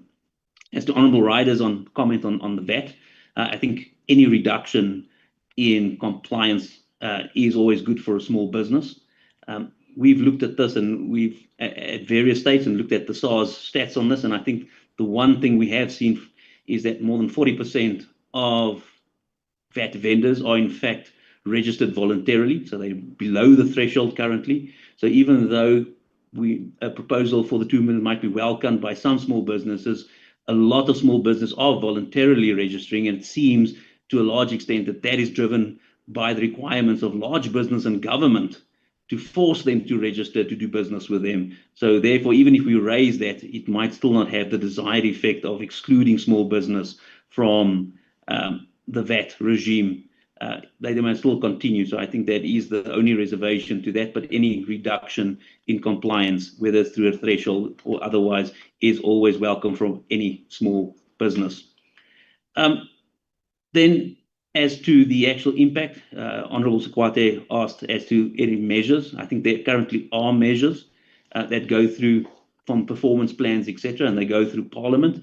The question is whether we're actually interrogating the measures to say that they are, in fact, measuring the things that Parliament would like to see as outcomes, and where they are people being held accountable for those outcomes? We've made various submissions over the last 2 years, and we've consistently used the Department of Water and Sanitation as an example, spending its full budget but achieving only 30% of its targets. And what are the consequence management that happens at that level when you spend your full budget but you have only achieved 30% of your target for multiple years? And I think it's rather doing the consequence management so that we make sure that we are getting value, in the same at local government level.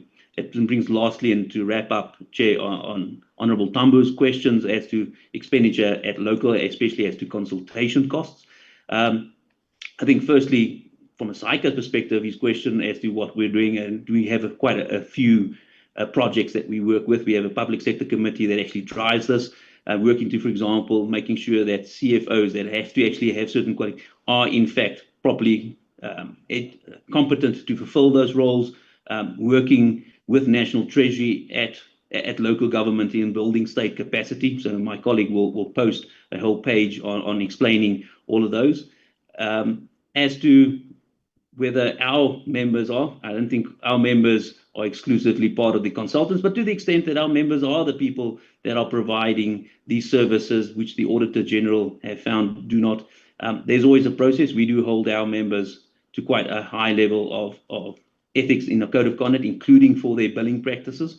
And again, if there are discrepancies, then we do have a platform to engage the Auditor General. So when these do come up, we do address them. And even at SARS level, you will know that SARS also imposed a restriction on people charging, for example, contingency fees for doing certain compliance work, like VAT compliance work for municipalities, that they are then held accordingly. And we definitely will commit to make sure that if our members are found wanting, that they do, in fact, On the irregularities on the thresholds for the AG, again, we'll respond further to that from an actual whether we can adjust the materiality level of the Auditor General and whether there was engagement. We'll put that in our written response.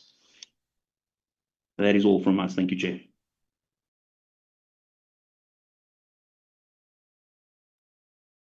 Thank you, Saika. Next stakeholder, IEJ. Thank you very much. I will be tending to the questions which were asked by Honorable Brian Molefe. The first one I want to touch on is on the SRD grant and the court order that these are the requirements around the SRD grants must be removed. I want to say, to give a bit of background, that the court declared these requirements to be unconstitutional. And our understanding currently is that the National Treasury is looking to appeal this ruling. But in the meantime,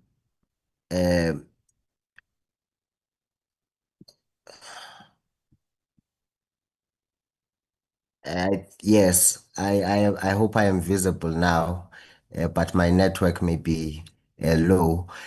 My point is, in the meantime, while the court has ordered that these requirements are unconstitutional, we see that the National Treasury is looking to extend them to other grants. I'll just give a small example here. If, let's say, Honorable Molefe, you have a nephew or a niece who is unemployed, and for at least 1 month you donate 800 to them, by the tests that are given by USASA through its administration of the grant, then your niece and nephew will be declared to be someone that has income, even if you gave that donation one time, and they will be excluded from receiving the SRD grant. So what we are asking then is for Parliament to compel the National Treasury to temporarily pause these measures. The application for the SRD grant must be the same as other grants in terms of how it defines, for example, income, the process of verification. So that is what we are asking the Parliament to do, to ask the National Treasury to temporarily pause measures which were declared to be unconstitutional.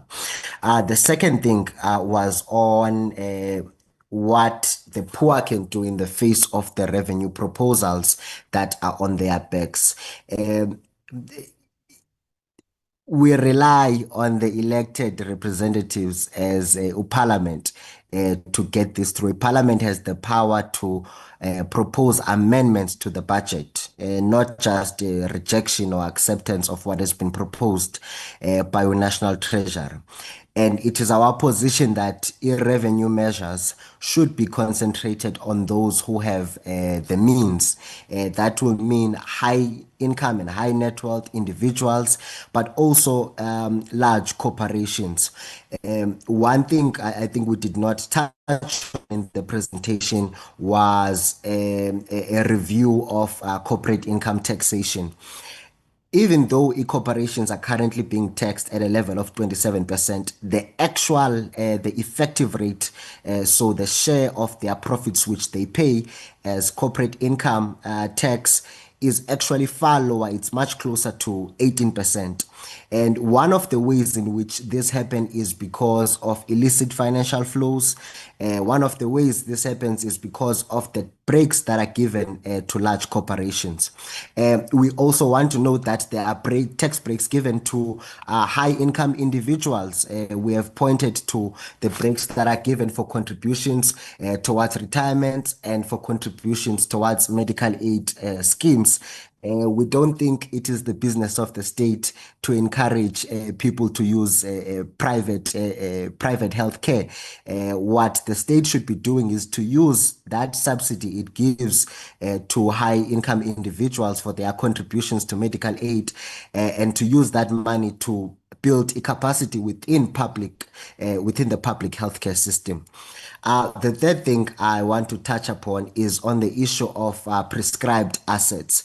So what we are asking is for asset managers, so things like the Public Investment Corporation, the PIC, which manages the government pension fund, as well as private pension funds and other holders of private pension funds, companies such as Liberty, Momentum, things like that, to allocate a certain percentage of their assets into what are determined to be strategically important assets at concessional rates. So at rates that are below what, for example, the government would otherwise get on the market.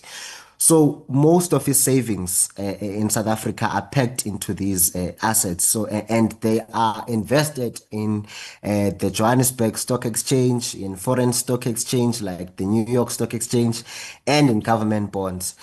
Now, this does not necessarily translate to higher fixed investment into the economy. And instead, what we find is that it contributes to the appreciation of asset prices. And we know who owns financial assets, such as stocks and bonds in South Africa. It's a small share of the population. And actually, part of the growth in inequality, in income inequality in South Africa, is due to the fast rise in capital income compared to labor income, as well as the low economic growth. If we were to have these prescribed assets and to have them investing in what are considered to be strategically important, so investment towards the land bank, investment towards the IDC, investment towards the Development Bank of South Africa, we can have our national savings actually benefit the country as a whole and not just a select few individuals. The fourth point I want to touch upon is on the issue of development finance institutions, DFIs. So the funding model for DFIs is primarily to use their retained earnings, so from previous investments, or to borrow on the market. And through this, DFIs are exposed to fluctuations in the market, are exposed to the high interest rates that are in the market. And this kind of dampens their ability to invest in projects that could be potentially risky and that could be long term and that could be beneficial for the economy as a whole. And what we've seen is that these DFIs have performed particularly well in recent years. They've been quite profitable, so they have been able to take advantage of their retained earnings. But their potential could substantially be bolstered if they were to get injections either from the fiscus, that may be through the fiscus providing guarantees for loans, let's say in excess of 10 to 15 years. And it may benefit from the South African Reserve Bank's credit allocation. So instead of just savings, we are now in the realm of money creation. South African Reserve Bank can lend to these development finance institutions at very low rates, for example, at 2%. And that would basically be an expansion of the South African Reserve Bank's balance sheet. And it is consistent with what other countries which were seeking to develop their economies have done.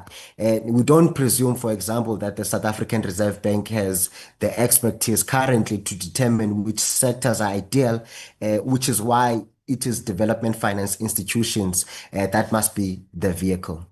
I think I've touched on all of the questions. Thank you very much.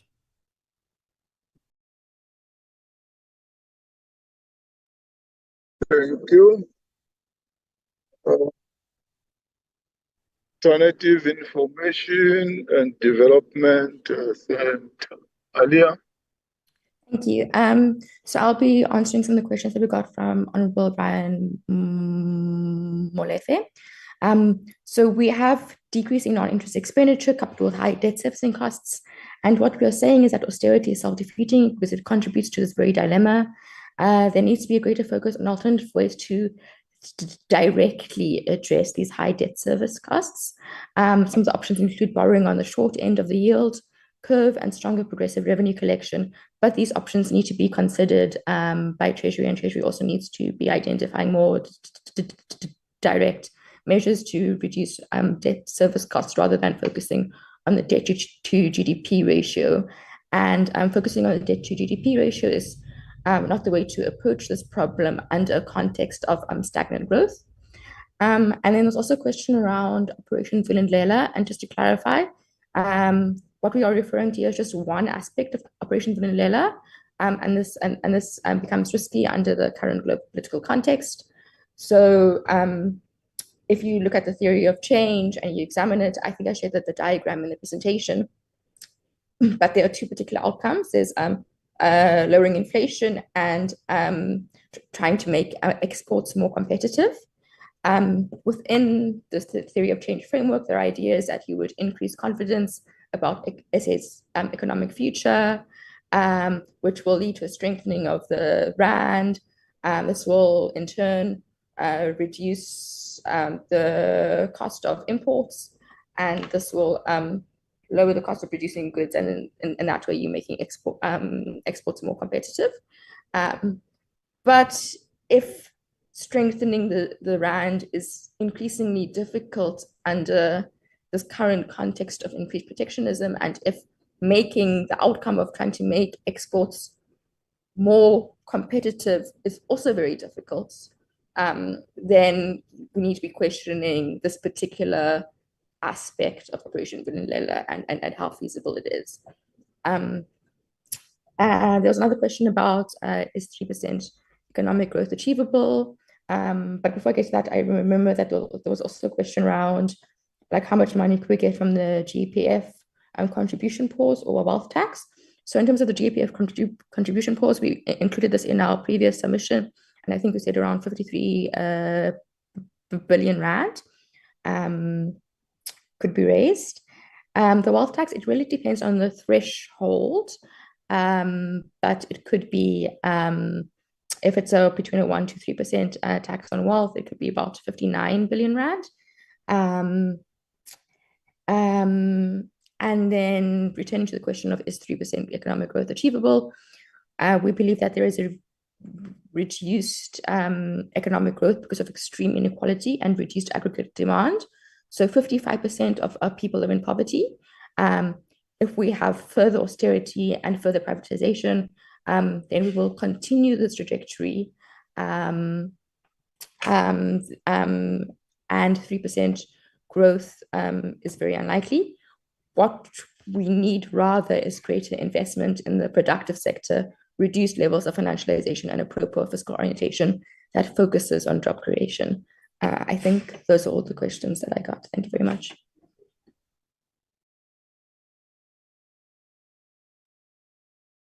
Thanks, Alia. SA Brewers.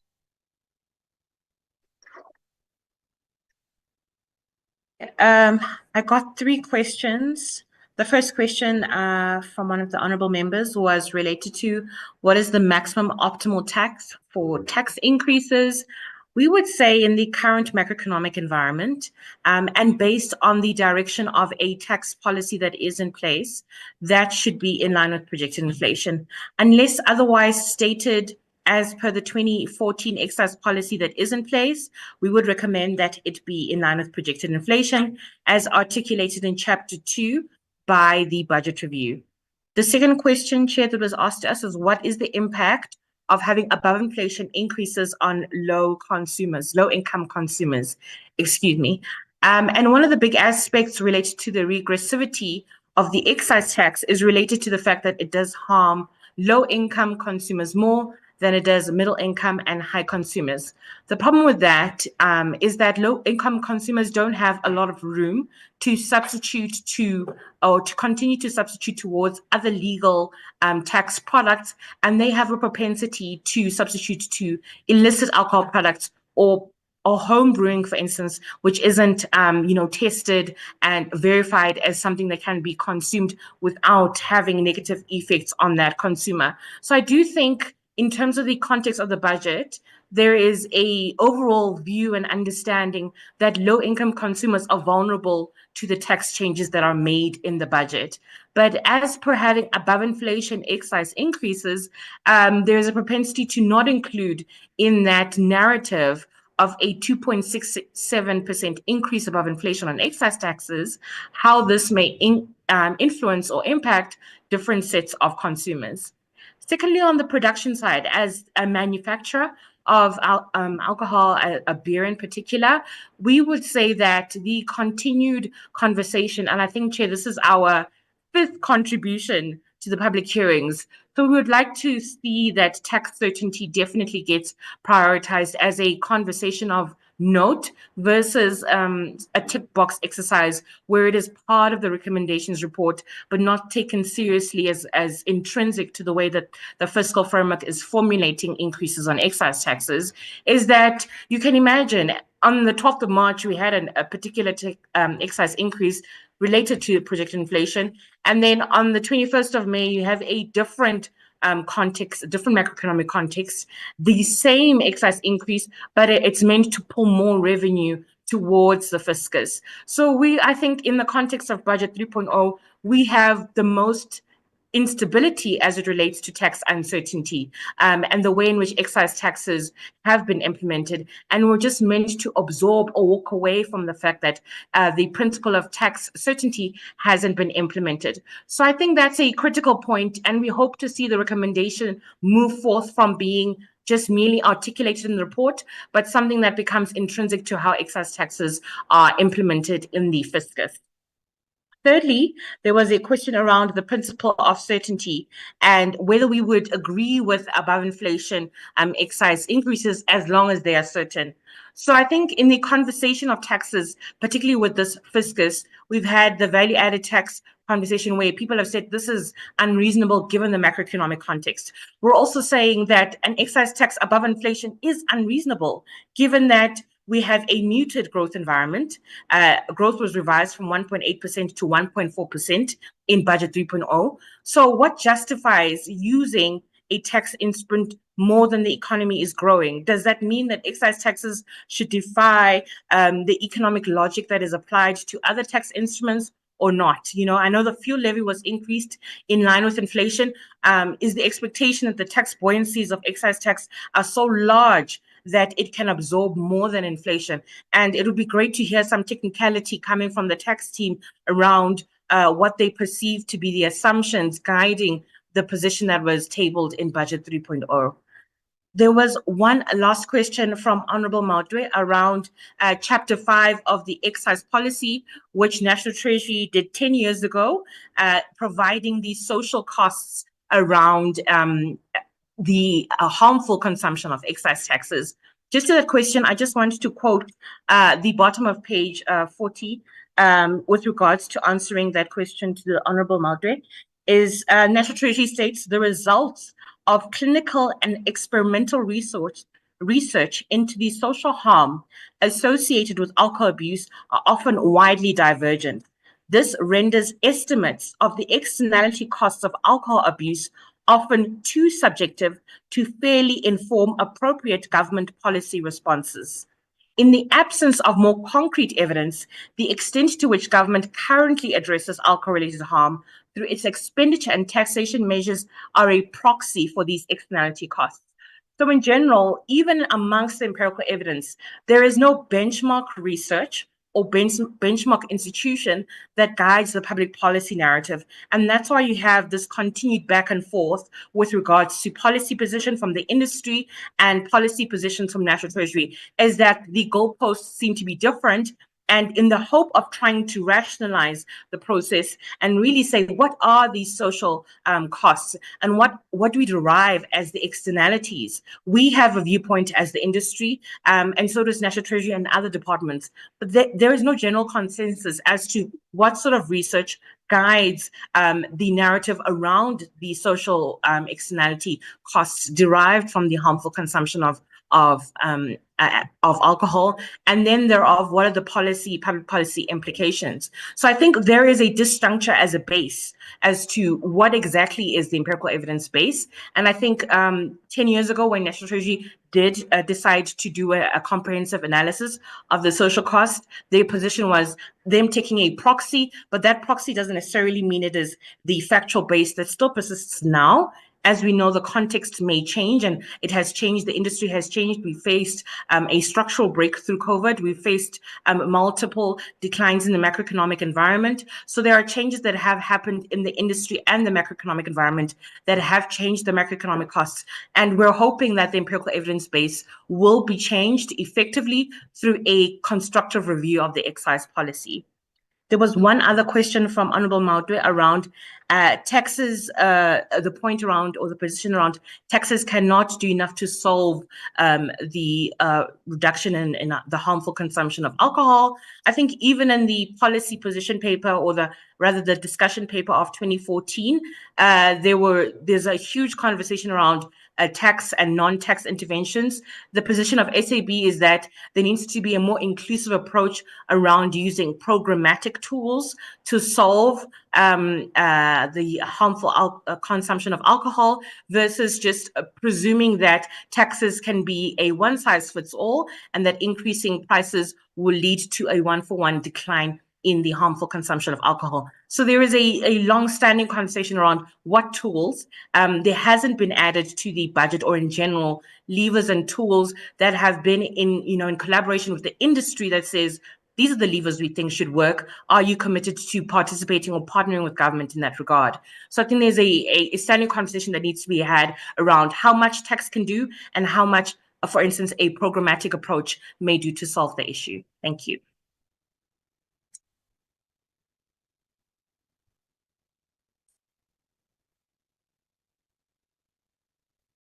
Thank you, Fatsani. SA Brewers, next. Comrade Matthew Kosatu. Okay, no, thanks, Chair. Thanks to members. On the issue of SARS, Chair, for us as COSATU, we really felt the number one issue on the tax or revenue interventions was to capacitate SARS. We think that SARS has done really positive work in the past couple of years of rebuilding the institution after the decade of state capture, hiring additional staff, investing in infrastructure, removing corrupt elements, etc. And we think we should simply give SARS a task to increase revenue from 64 to 70% over the MTF period. That will give us the revenue required, an additional 120 billion rand. Whether it's the debtors book of about 800 billion rand, whether it's illicit goods, customs enforcement, or cracking down on tax evasion by wealthy persons, that's for us a smarter option than introducing new taxes or squeezing workers. Chair, to Honorable Malife's question about privatization, unbundling, no, we oppose it. We think you can fix the state, you must fix the state, including SOEs. We think SAA, ESCOM, even Transnet have shown that we can turn things around, but we need to give the necessary support. And unbundling, for example, Chair, for us, we think it doesn't deal with the fundamental issues of corruption, of cable theft, etc., etc. Chair, on the fuel levy, that has been raised for some time, Chair. I think previous Minister Jeff Gadebe in 2018 made a commitment to review it. I think the current Minister, Gwede Mantashe, also made a commitment in 2022. But I think the point is, Chair, we think there is space to review, to reduce the fuel taxes. There's about 5 or 6 of them, including the levies, which consume about a third of the fuel price. That would give relief to workers, to consumers, etc. Chair, also simultaneously, if we get Metrorail fully operational, that provides a cheaper form of public transport to workers. If you fix Transnet and get a fully restored capacity, that helps to protect food and other goods from inflation. We need to see how to give support to the taxi industry, etc. Chair, on the issue of the PIT, look, one appreciates the pressures facing the Treasury in terms of balancing the fiscus, but we do think it's a mistake for 2 years not to adjust PIT brackets for inflation, because you are beginning to erode workers' purchasing power. Workers already drowning in debt, and really, it's not sustainable. We need to give relief to workers, not to be squeezing them further. And again, capacitate SARS. Chair, Honorable Malife raises the fundamental point about Eskom debt to Eskom, sorry, municipal debt to Eskom. And, we had done the Eskom debt relief, 253 billion rand roughly, to give Eskom breathing space. But that's not going to work if we don't deal with the issue of municipal debt. And, the last 2-3 years is more than doubled from 40 billion to over 95 billion. It's going to continue to increase. And yes, there's about 10 or so municipalities who are amongst the most guilty culprits. We need to find a fundamental structural solution to those, because some of them are very poor and small, like Maluti, Pafong, etc. So the Eskom solution to some municipalities is helpful, that they can assist in ensuring electricity bills are collected. They can help build municipal capacity. But we also do need, as the budget provides, for shifting everybody to prepaid electricity. And this is not an issue of poverty, Chair, often. You often find it's large companies, even state departments not paying Eskom the money owed to it. So you need to resolve that issue, because we can't continue to give Eskom debt relief if we're not plugging the holes. And of course, the issue of illegal connections. And Chair, there is a serious issue of law enforcement there, because often municipal workers go to deal with illegal connections and they are threatened with their lives. So we need to deal with some of these hard issues. But it can't be sustainable, Chair, that, Kylie, people pay, but then you have state departments not paying or wealthy businesses not paying. Chair, on the issue of productivity, Chair, look, productivity will suffer if you have a 60% vacancy rate at Home Affairs, if you have a population doubling, and yet the teachers, the nurses, the doctors, the police to society ratio hasn't grown in 30 years. In fact, the police headcount had decreased by 15% in the last decade. It's now being turned around with additional hiring. But also, if you have aging infrastructure, if you have an IT system at Home Affairs which is forever offline, it's going to decrease. If you have one nurse doing 2 or 3 nurses' jobs, she's not going to be able to reach full productivity. If you have doctors working 48-hour shifts, again, in the police service, if you have about a third of the vehicles not working, if you have detectives using computers, Chair, which were produced in the 1990s, using a paper-based system, etc., then we can't be surprised when there's a productivity challenge. I think for us, Chair, the philosophical point has to be to invest in the capacity of the state to deliver quality public services that working class communities depend upon, that businesses, the economy depend upon.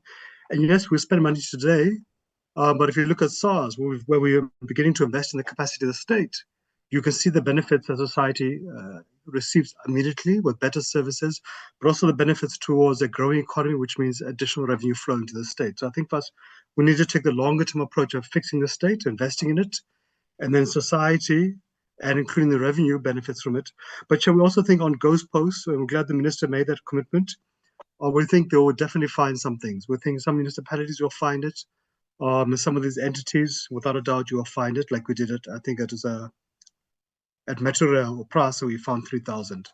But also, Chair, we do need to cut some of the fat on top. It can't be correct that a CEO of a transport entity can make more than what the President of the Republic makes. So we think there is a space to do some of that wastage.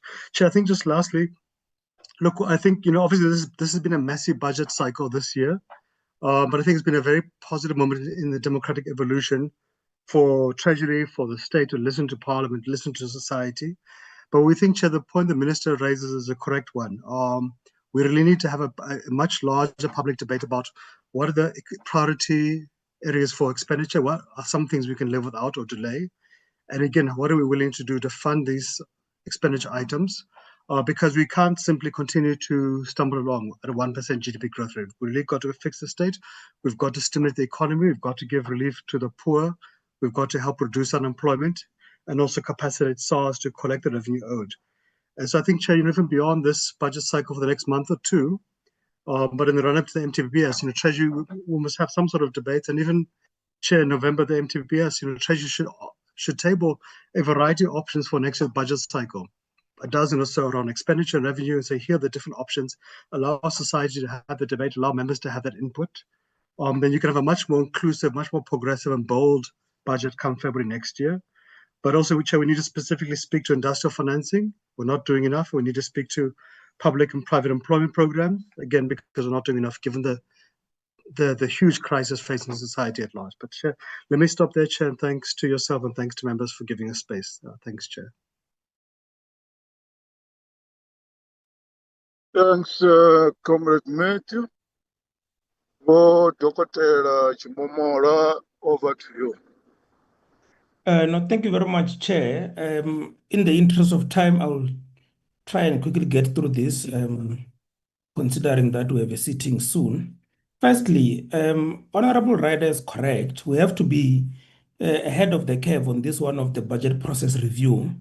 And our view is that we don't have to wait for the National Treasury to do anything. They should have their own separate process to review how they put together a budget. But the National Treasury has very different responsibility than Parliament, and Parliament has to begin to take a far much greater responsibility around budget process. And as things stand now, a proper and correct reading of the rules and the money bills amendment procedure will tell you that we have a standing committee on finance that must deal with the money bills. We don't have a portfolio committee that must play an oversight role on the National Treasury. So we may not even have to amend the money bills for this particular recommendation that there must be two separate committees that deals, one with the money bills, the rules, Rule 230 and the Section 4 of the money bills already provide for what we're doing now. What is missing is a portfolio committee where the DG and the Minister of Finance must come and account for what they do, not to formulate budget. And I thought that's important. We tend to give the National Treasury far much greater responsibility than what it should as a government department, like all other government departments, sports, arts and culture, human settlement and justice. So we have to rethink about how we deal with the budget as the core and the main responsibility of Parliament in passing legislation. And going forward, some of these things should happen here. The Treasury can do budget review. They are currently doing some institutional review of how municipal work. But the problem with the Treasury is that, and these are reasons beyond their control, they have to be obsessed every day with the budget in front of them, which is usually a year and maybe 2 to 3 years beyond the current budget. But Parliament has a greater responsibility to look at the future of South Africa, which the Treasury has proved in the past 30 years that they're unable to do. All they're able to do is to focus on the budget. And this brings me to my second point about Vulindlela, Operation Vulindlela 2 and 1 also. We wouldn't necessarily consider that an economic strategy in our view. Simply put, it's a pamphlet which the Treasury used to illustrate to bondholders, not so much investors in the productive sector, to demonstrate that they will be entrusted with borrowing money and then they'll be able to pay in future. So as a strategy and as an economic policy, South Africa arguably does not have one which is coordinated, and the Treasury will not be the best place to do that. What we are missing, and in answering the question about whether we should go to the gold reserves to continue taking money there like we did in the last budget, what is missing with the current budget, and we talk about fiscal policy, independent of the monetary policy, we have to get to a point where we combine both fiscal and monetary policy to be able to put together an economic strategy. And the Treasury will not be able to do this because they leave the Reserve Bank alone. They don't want to interfere. And it becomes a problem when you want to combine the two. So that responsibility is somewhere else. And the conversations can start in Parliament already to say, what is the role of the monetary and the fiscal policy in putting together a consolidated budget? And that budget must be dependent on a sensible and logical long-term economic strategy, which is not so much concerned and bothered with immediate issues of rating agencies, of deficit. And the Treasury has not always had a role in the past to play that leading role in terms of planning. That only happened recently in the last 25 years or so, where they have now this full control and responsibility of economic planning. That responsibility used to lie with different institutions within the state. And perhaps that's a mistake which we made during the transition, to entrust one institution with so much responsibilities. And then the last point, Chair and members of the committee, just on the other revenue proposals which the members of Parliament and the supporting institutions, PBO and the FFC, we have to begin to have a greater responsibility around the conversation of, in terms of the tax policies, where are we with the wealth tax? Because we need to introduce it. This had been proposed by the TRC a long time ago. The EFF is proposing that we consider a once-off taxation on all trusts which were formed before 1994, and we're calling it an apartheid tax, once off, in a manner that there's never been reparations or retributions financially from those who benefited from the apartheid economy. And Parliament must have a discussion about that. The other forms of taxation we're looking at, which we're proposing to the committee for further discussion and deliberation, is the one on luxury land holdings. Someone just sold a piece of land yesterday in Clifton in the Western Cape for almost 90 million, a vacant land. And it's likely to sit there for speculative market purposes, and they will go and be able to raise capital with that piece of land.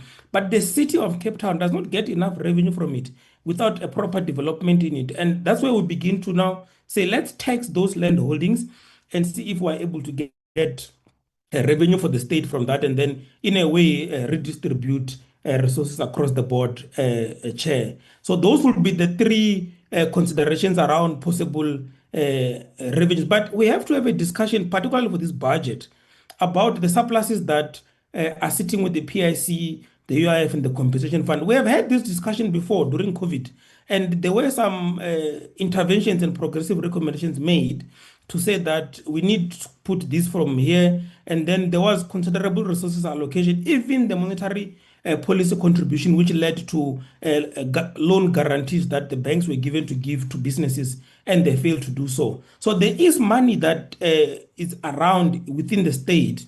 The idea is to put the state at the front of this development and reviving the economy, instead of this obsession with reducing the state and inviting private investment into essential and strategic services that should be delivered by the state, municipal, provincial, and national government. And the last point, I agree with the presentation that was done earlier. This idea that we're going to have infrastructure spending of about 1.4 trillion over the next 3 years, in a way, to summarize it, Chair, it's a pipe dream. It's not going to happen, and there's ample evidence empirically to demonstrate that unless the state is spending the money that they know they've allocated, then whatever that is promised by the private sector is unlikely to lead to any substantive infrastructure development. Thank you, Chair, and members of the committee for the opportunity to engage.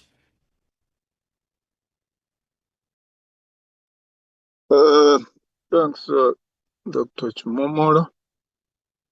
I think we have come to the end of the submissions and questions. Let's move to the second last. No, let me get announcements first before I adjourn the meeting. Mangwin and Alan. Yes, Chair, thank you. Just to announce that the meeting on Friday, we'll create and send the link out sometime tomorrow. So the meeting is scheduled for Friday morning. Thanks, Chair. Okay, thanks. Thanks very much, honorable members.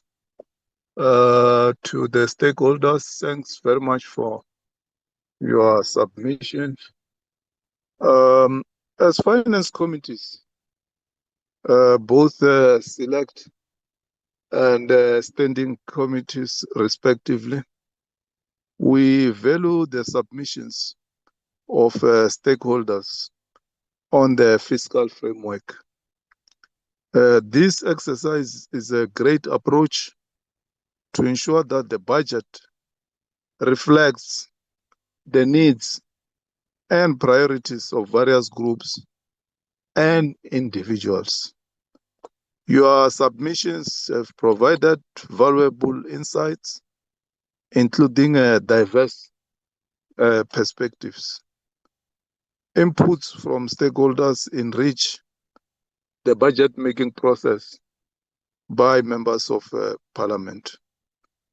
Your submissions have provided data-driven analysis, research, and recommendations, helping members of Parliament to make more informed decisions. By valuing your submissions, we are demonstrating a commitment to encouraging open and inclusive participation in the budget process. As Parliament, it is our responsibility to promote responsive governance, reflecting the needs and priorities of stakeholders in budget decisions. Moving forward, Secretariat of the committee, let's have a meeting with the law enforcement agencies. You'll have to draft a letter we write to the generals of the law enforcement agencies. Stakeholders can't keep on raising the issue of illicit counterfeit goods in the society, and we are not seen to be doing anything about it as Parliament. At some stage, there was a task team that should have reported to us before COVID. That task team has not reported as yet.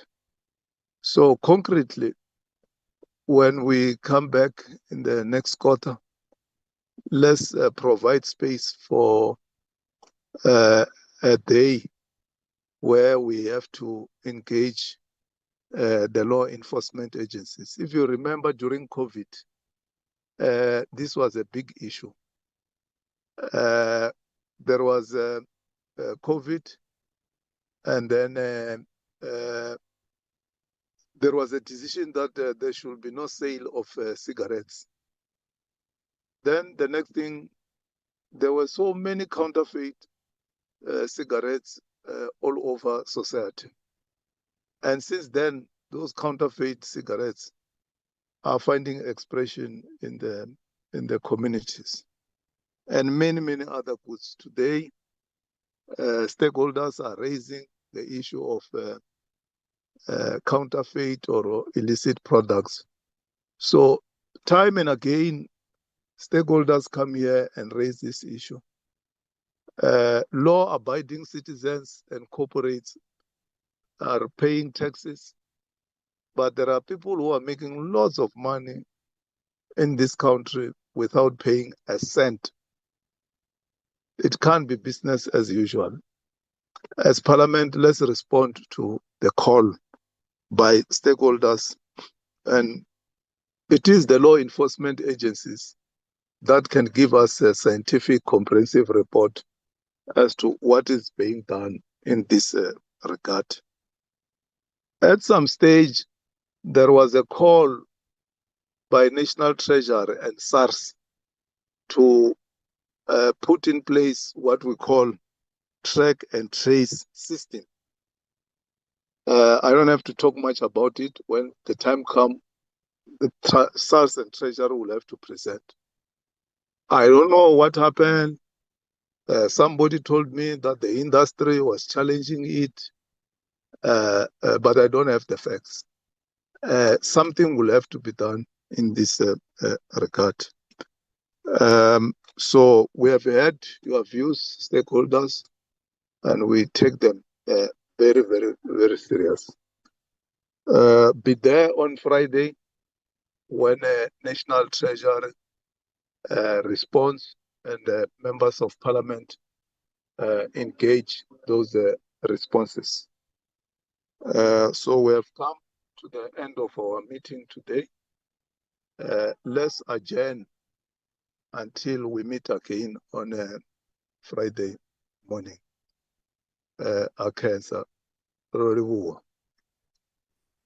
Long live the chair. Well done, Chair. Thank you.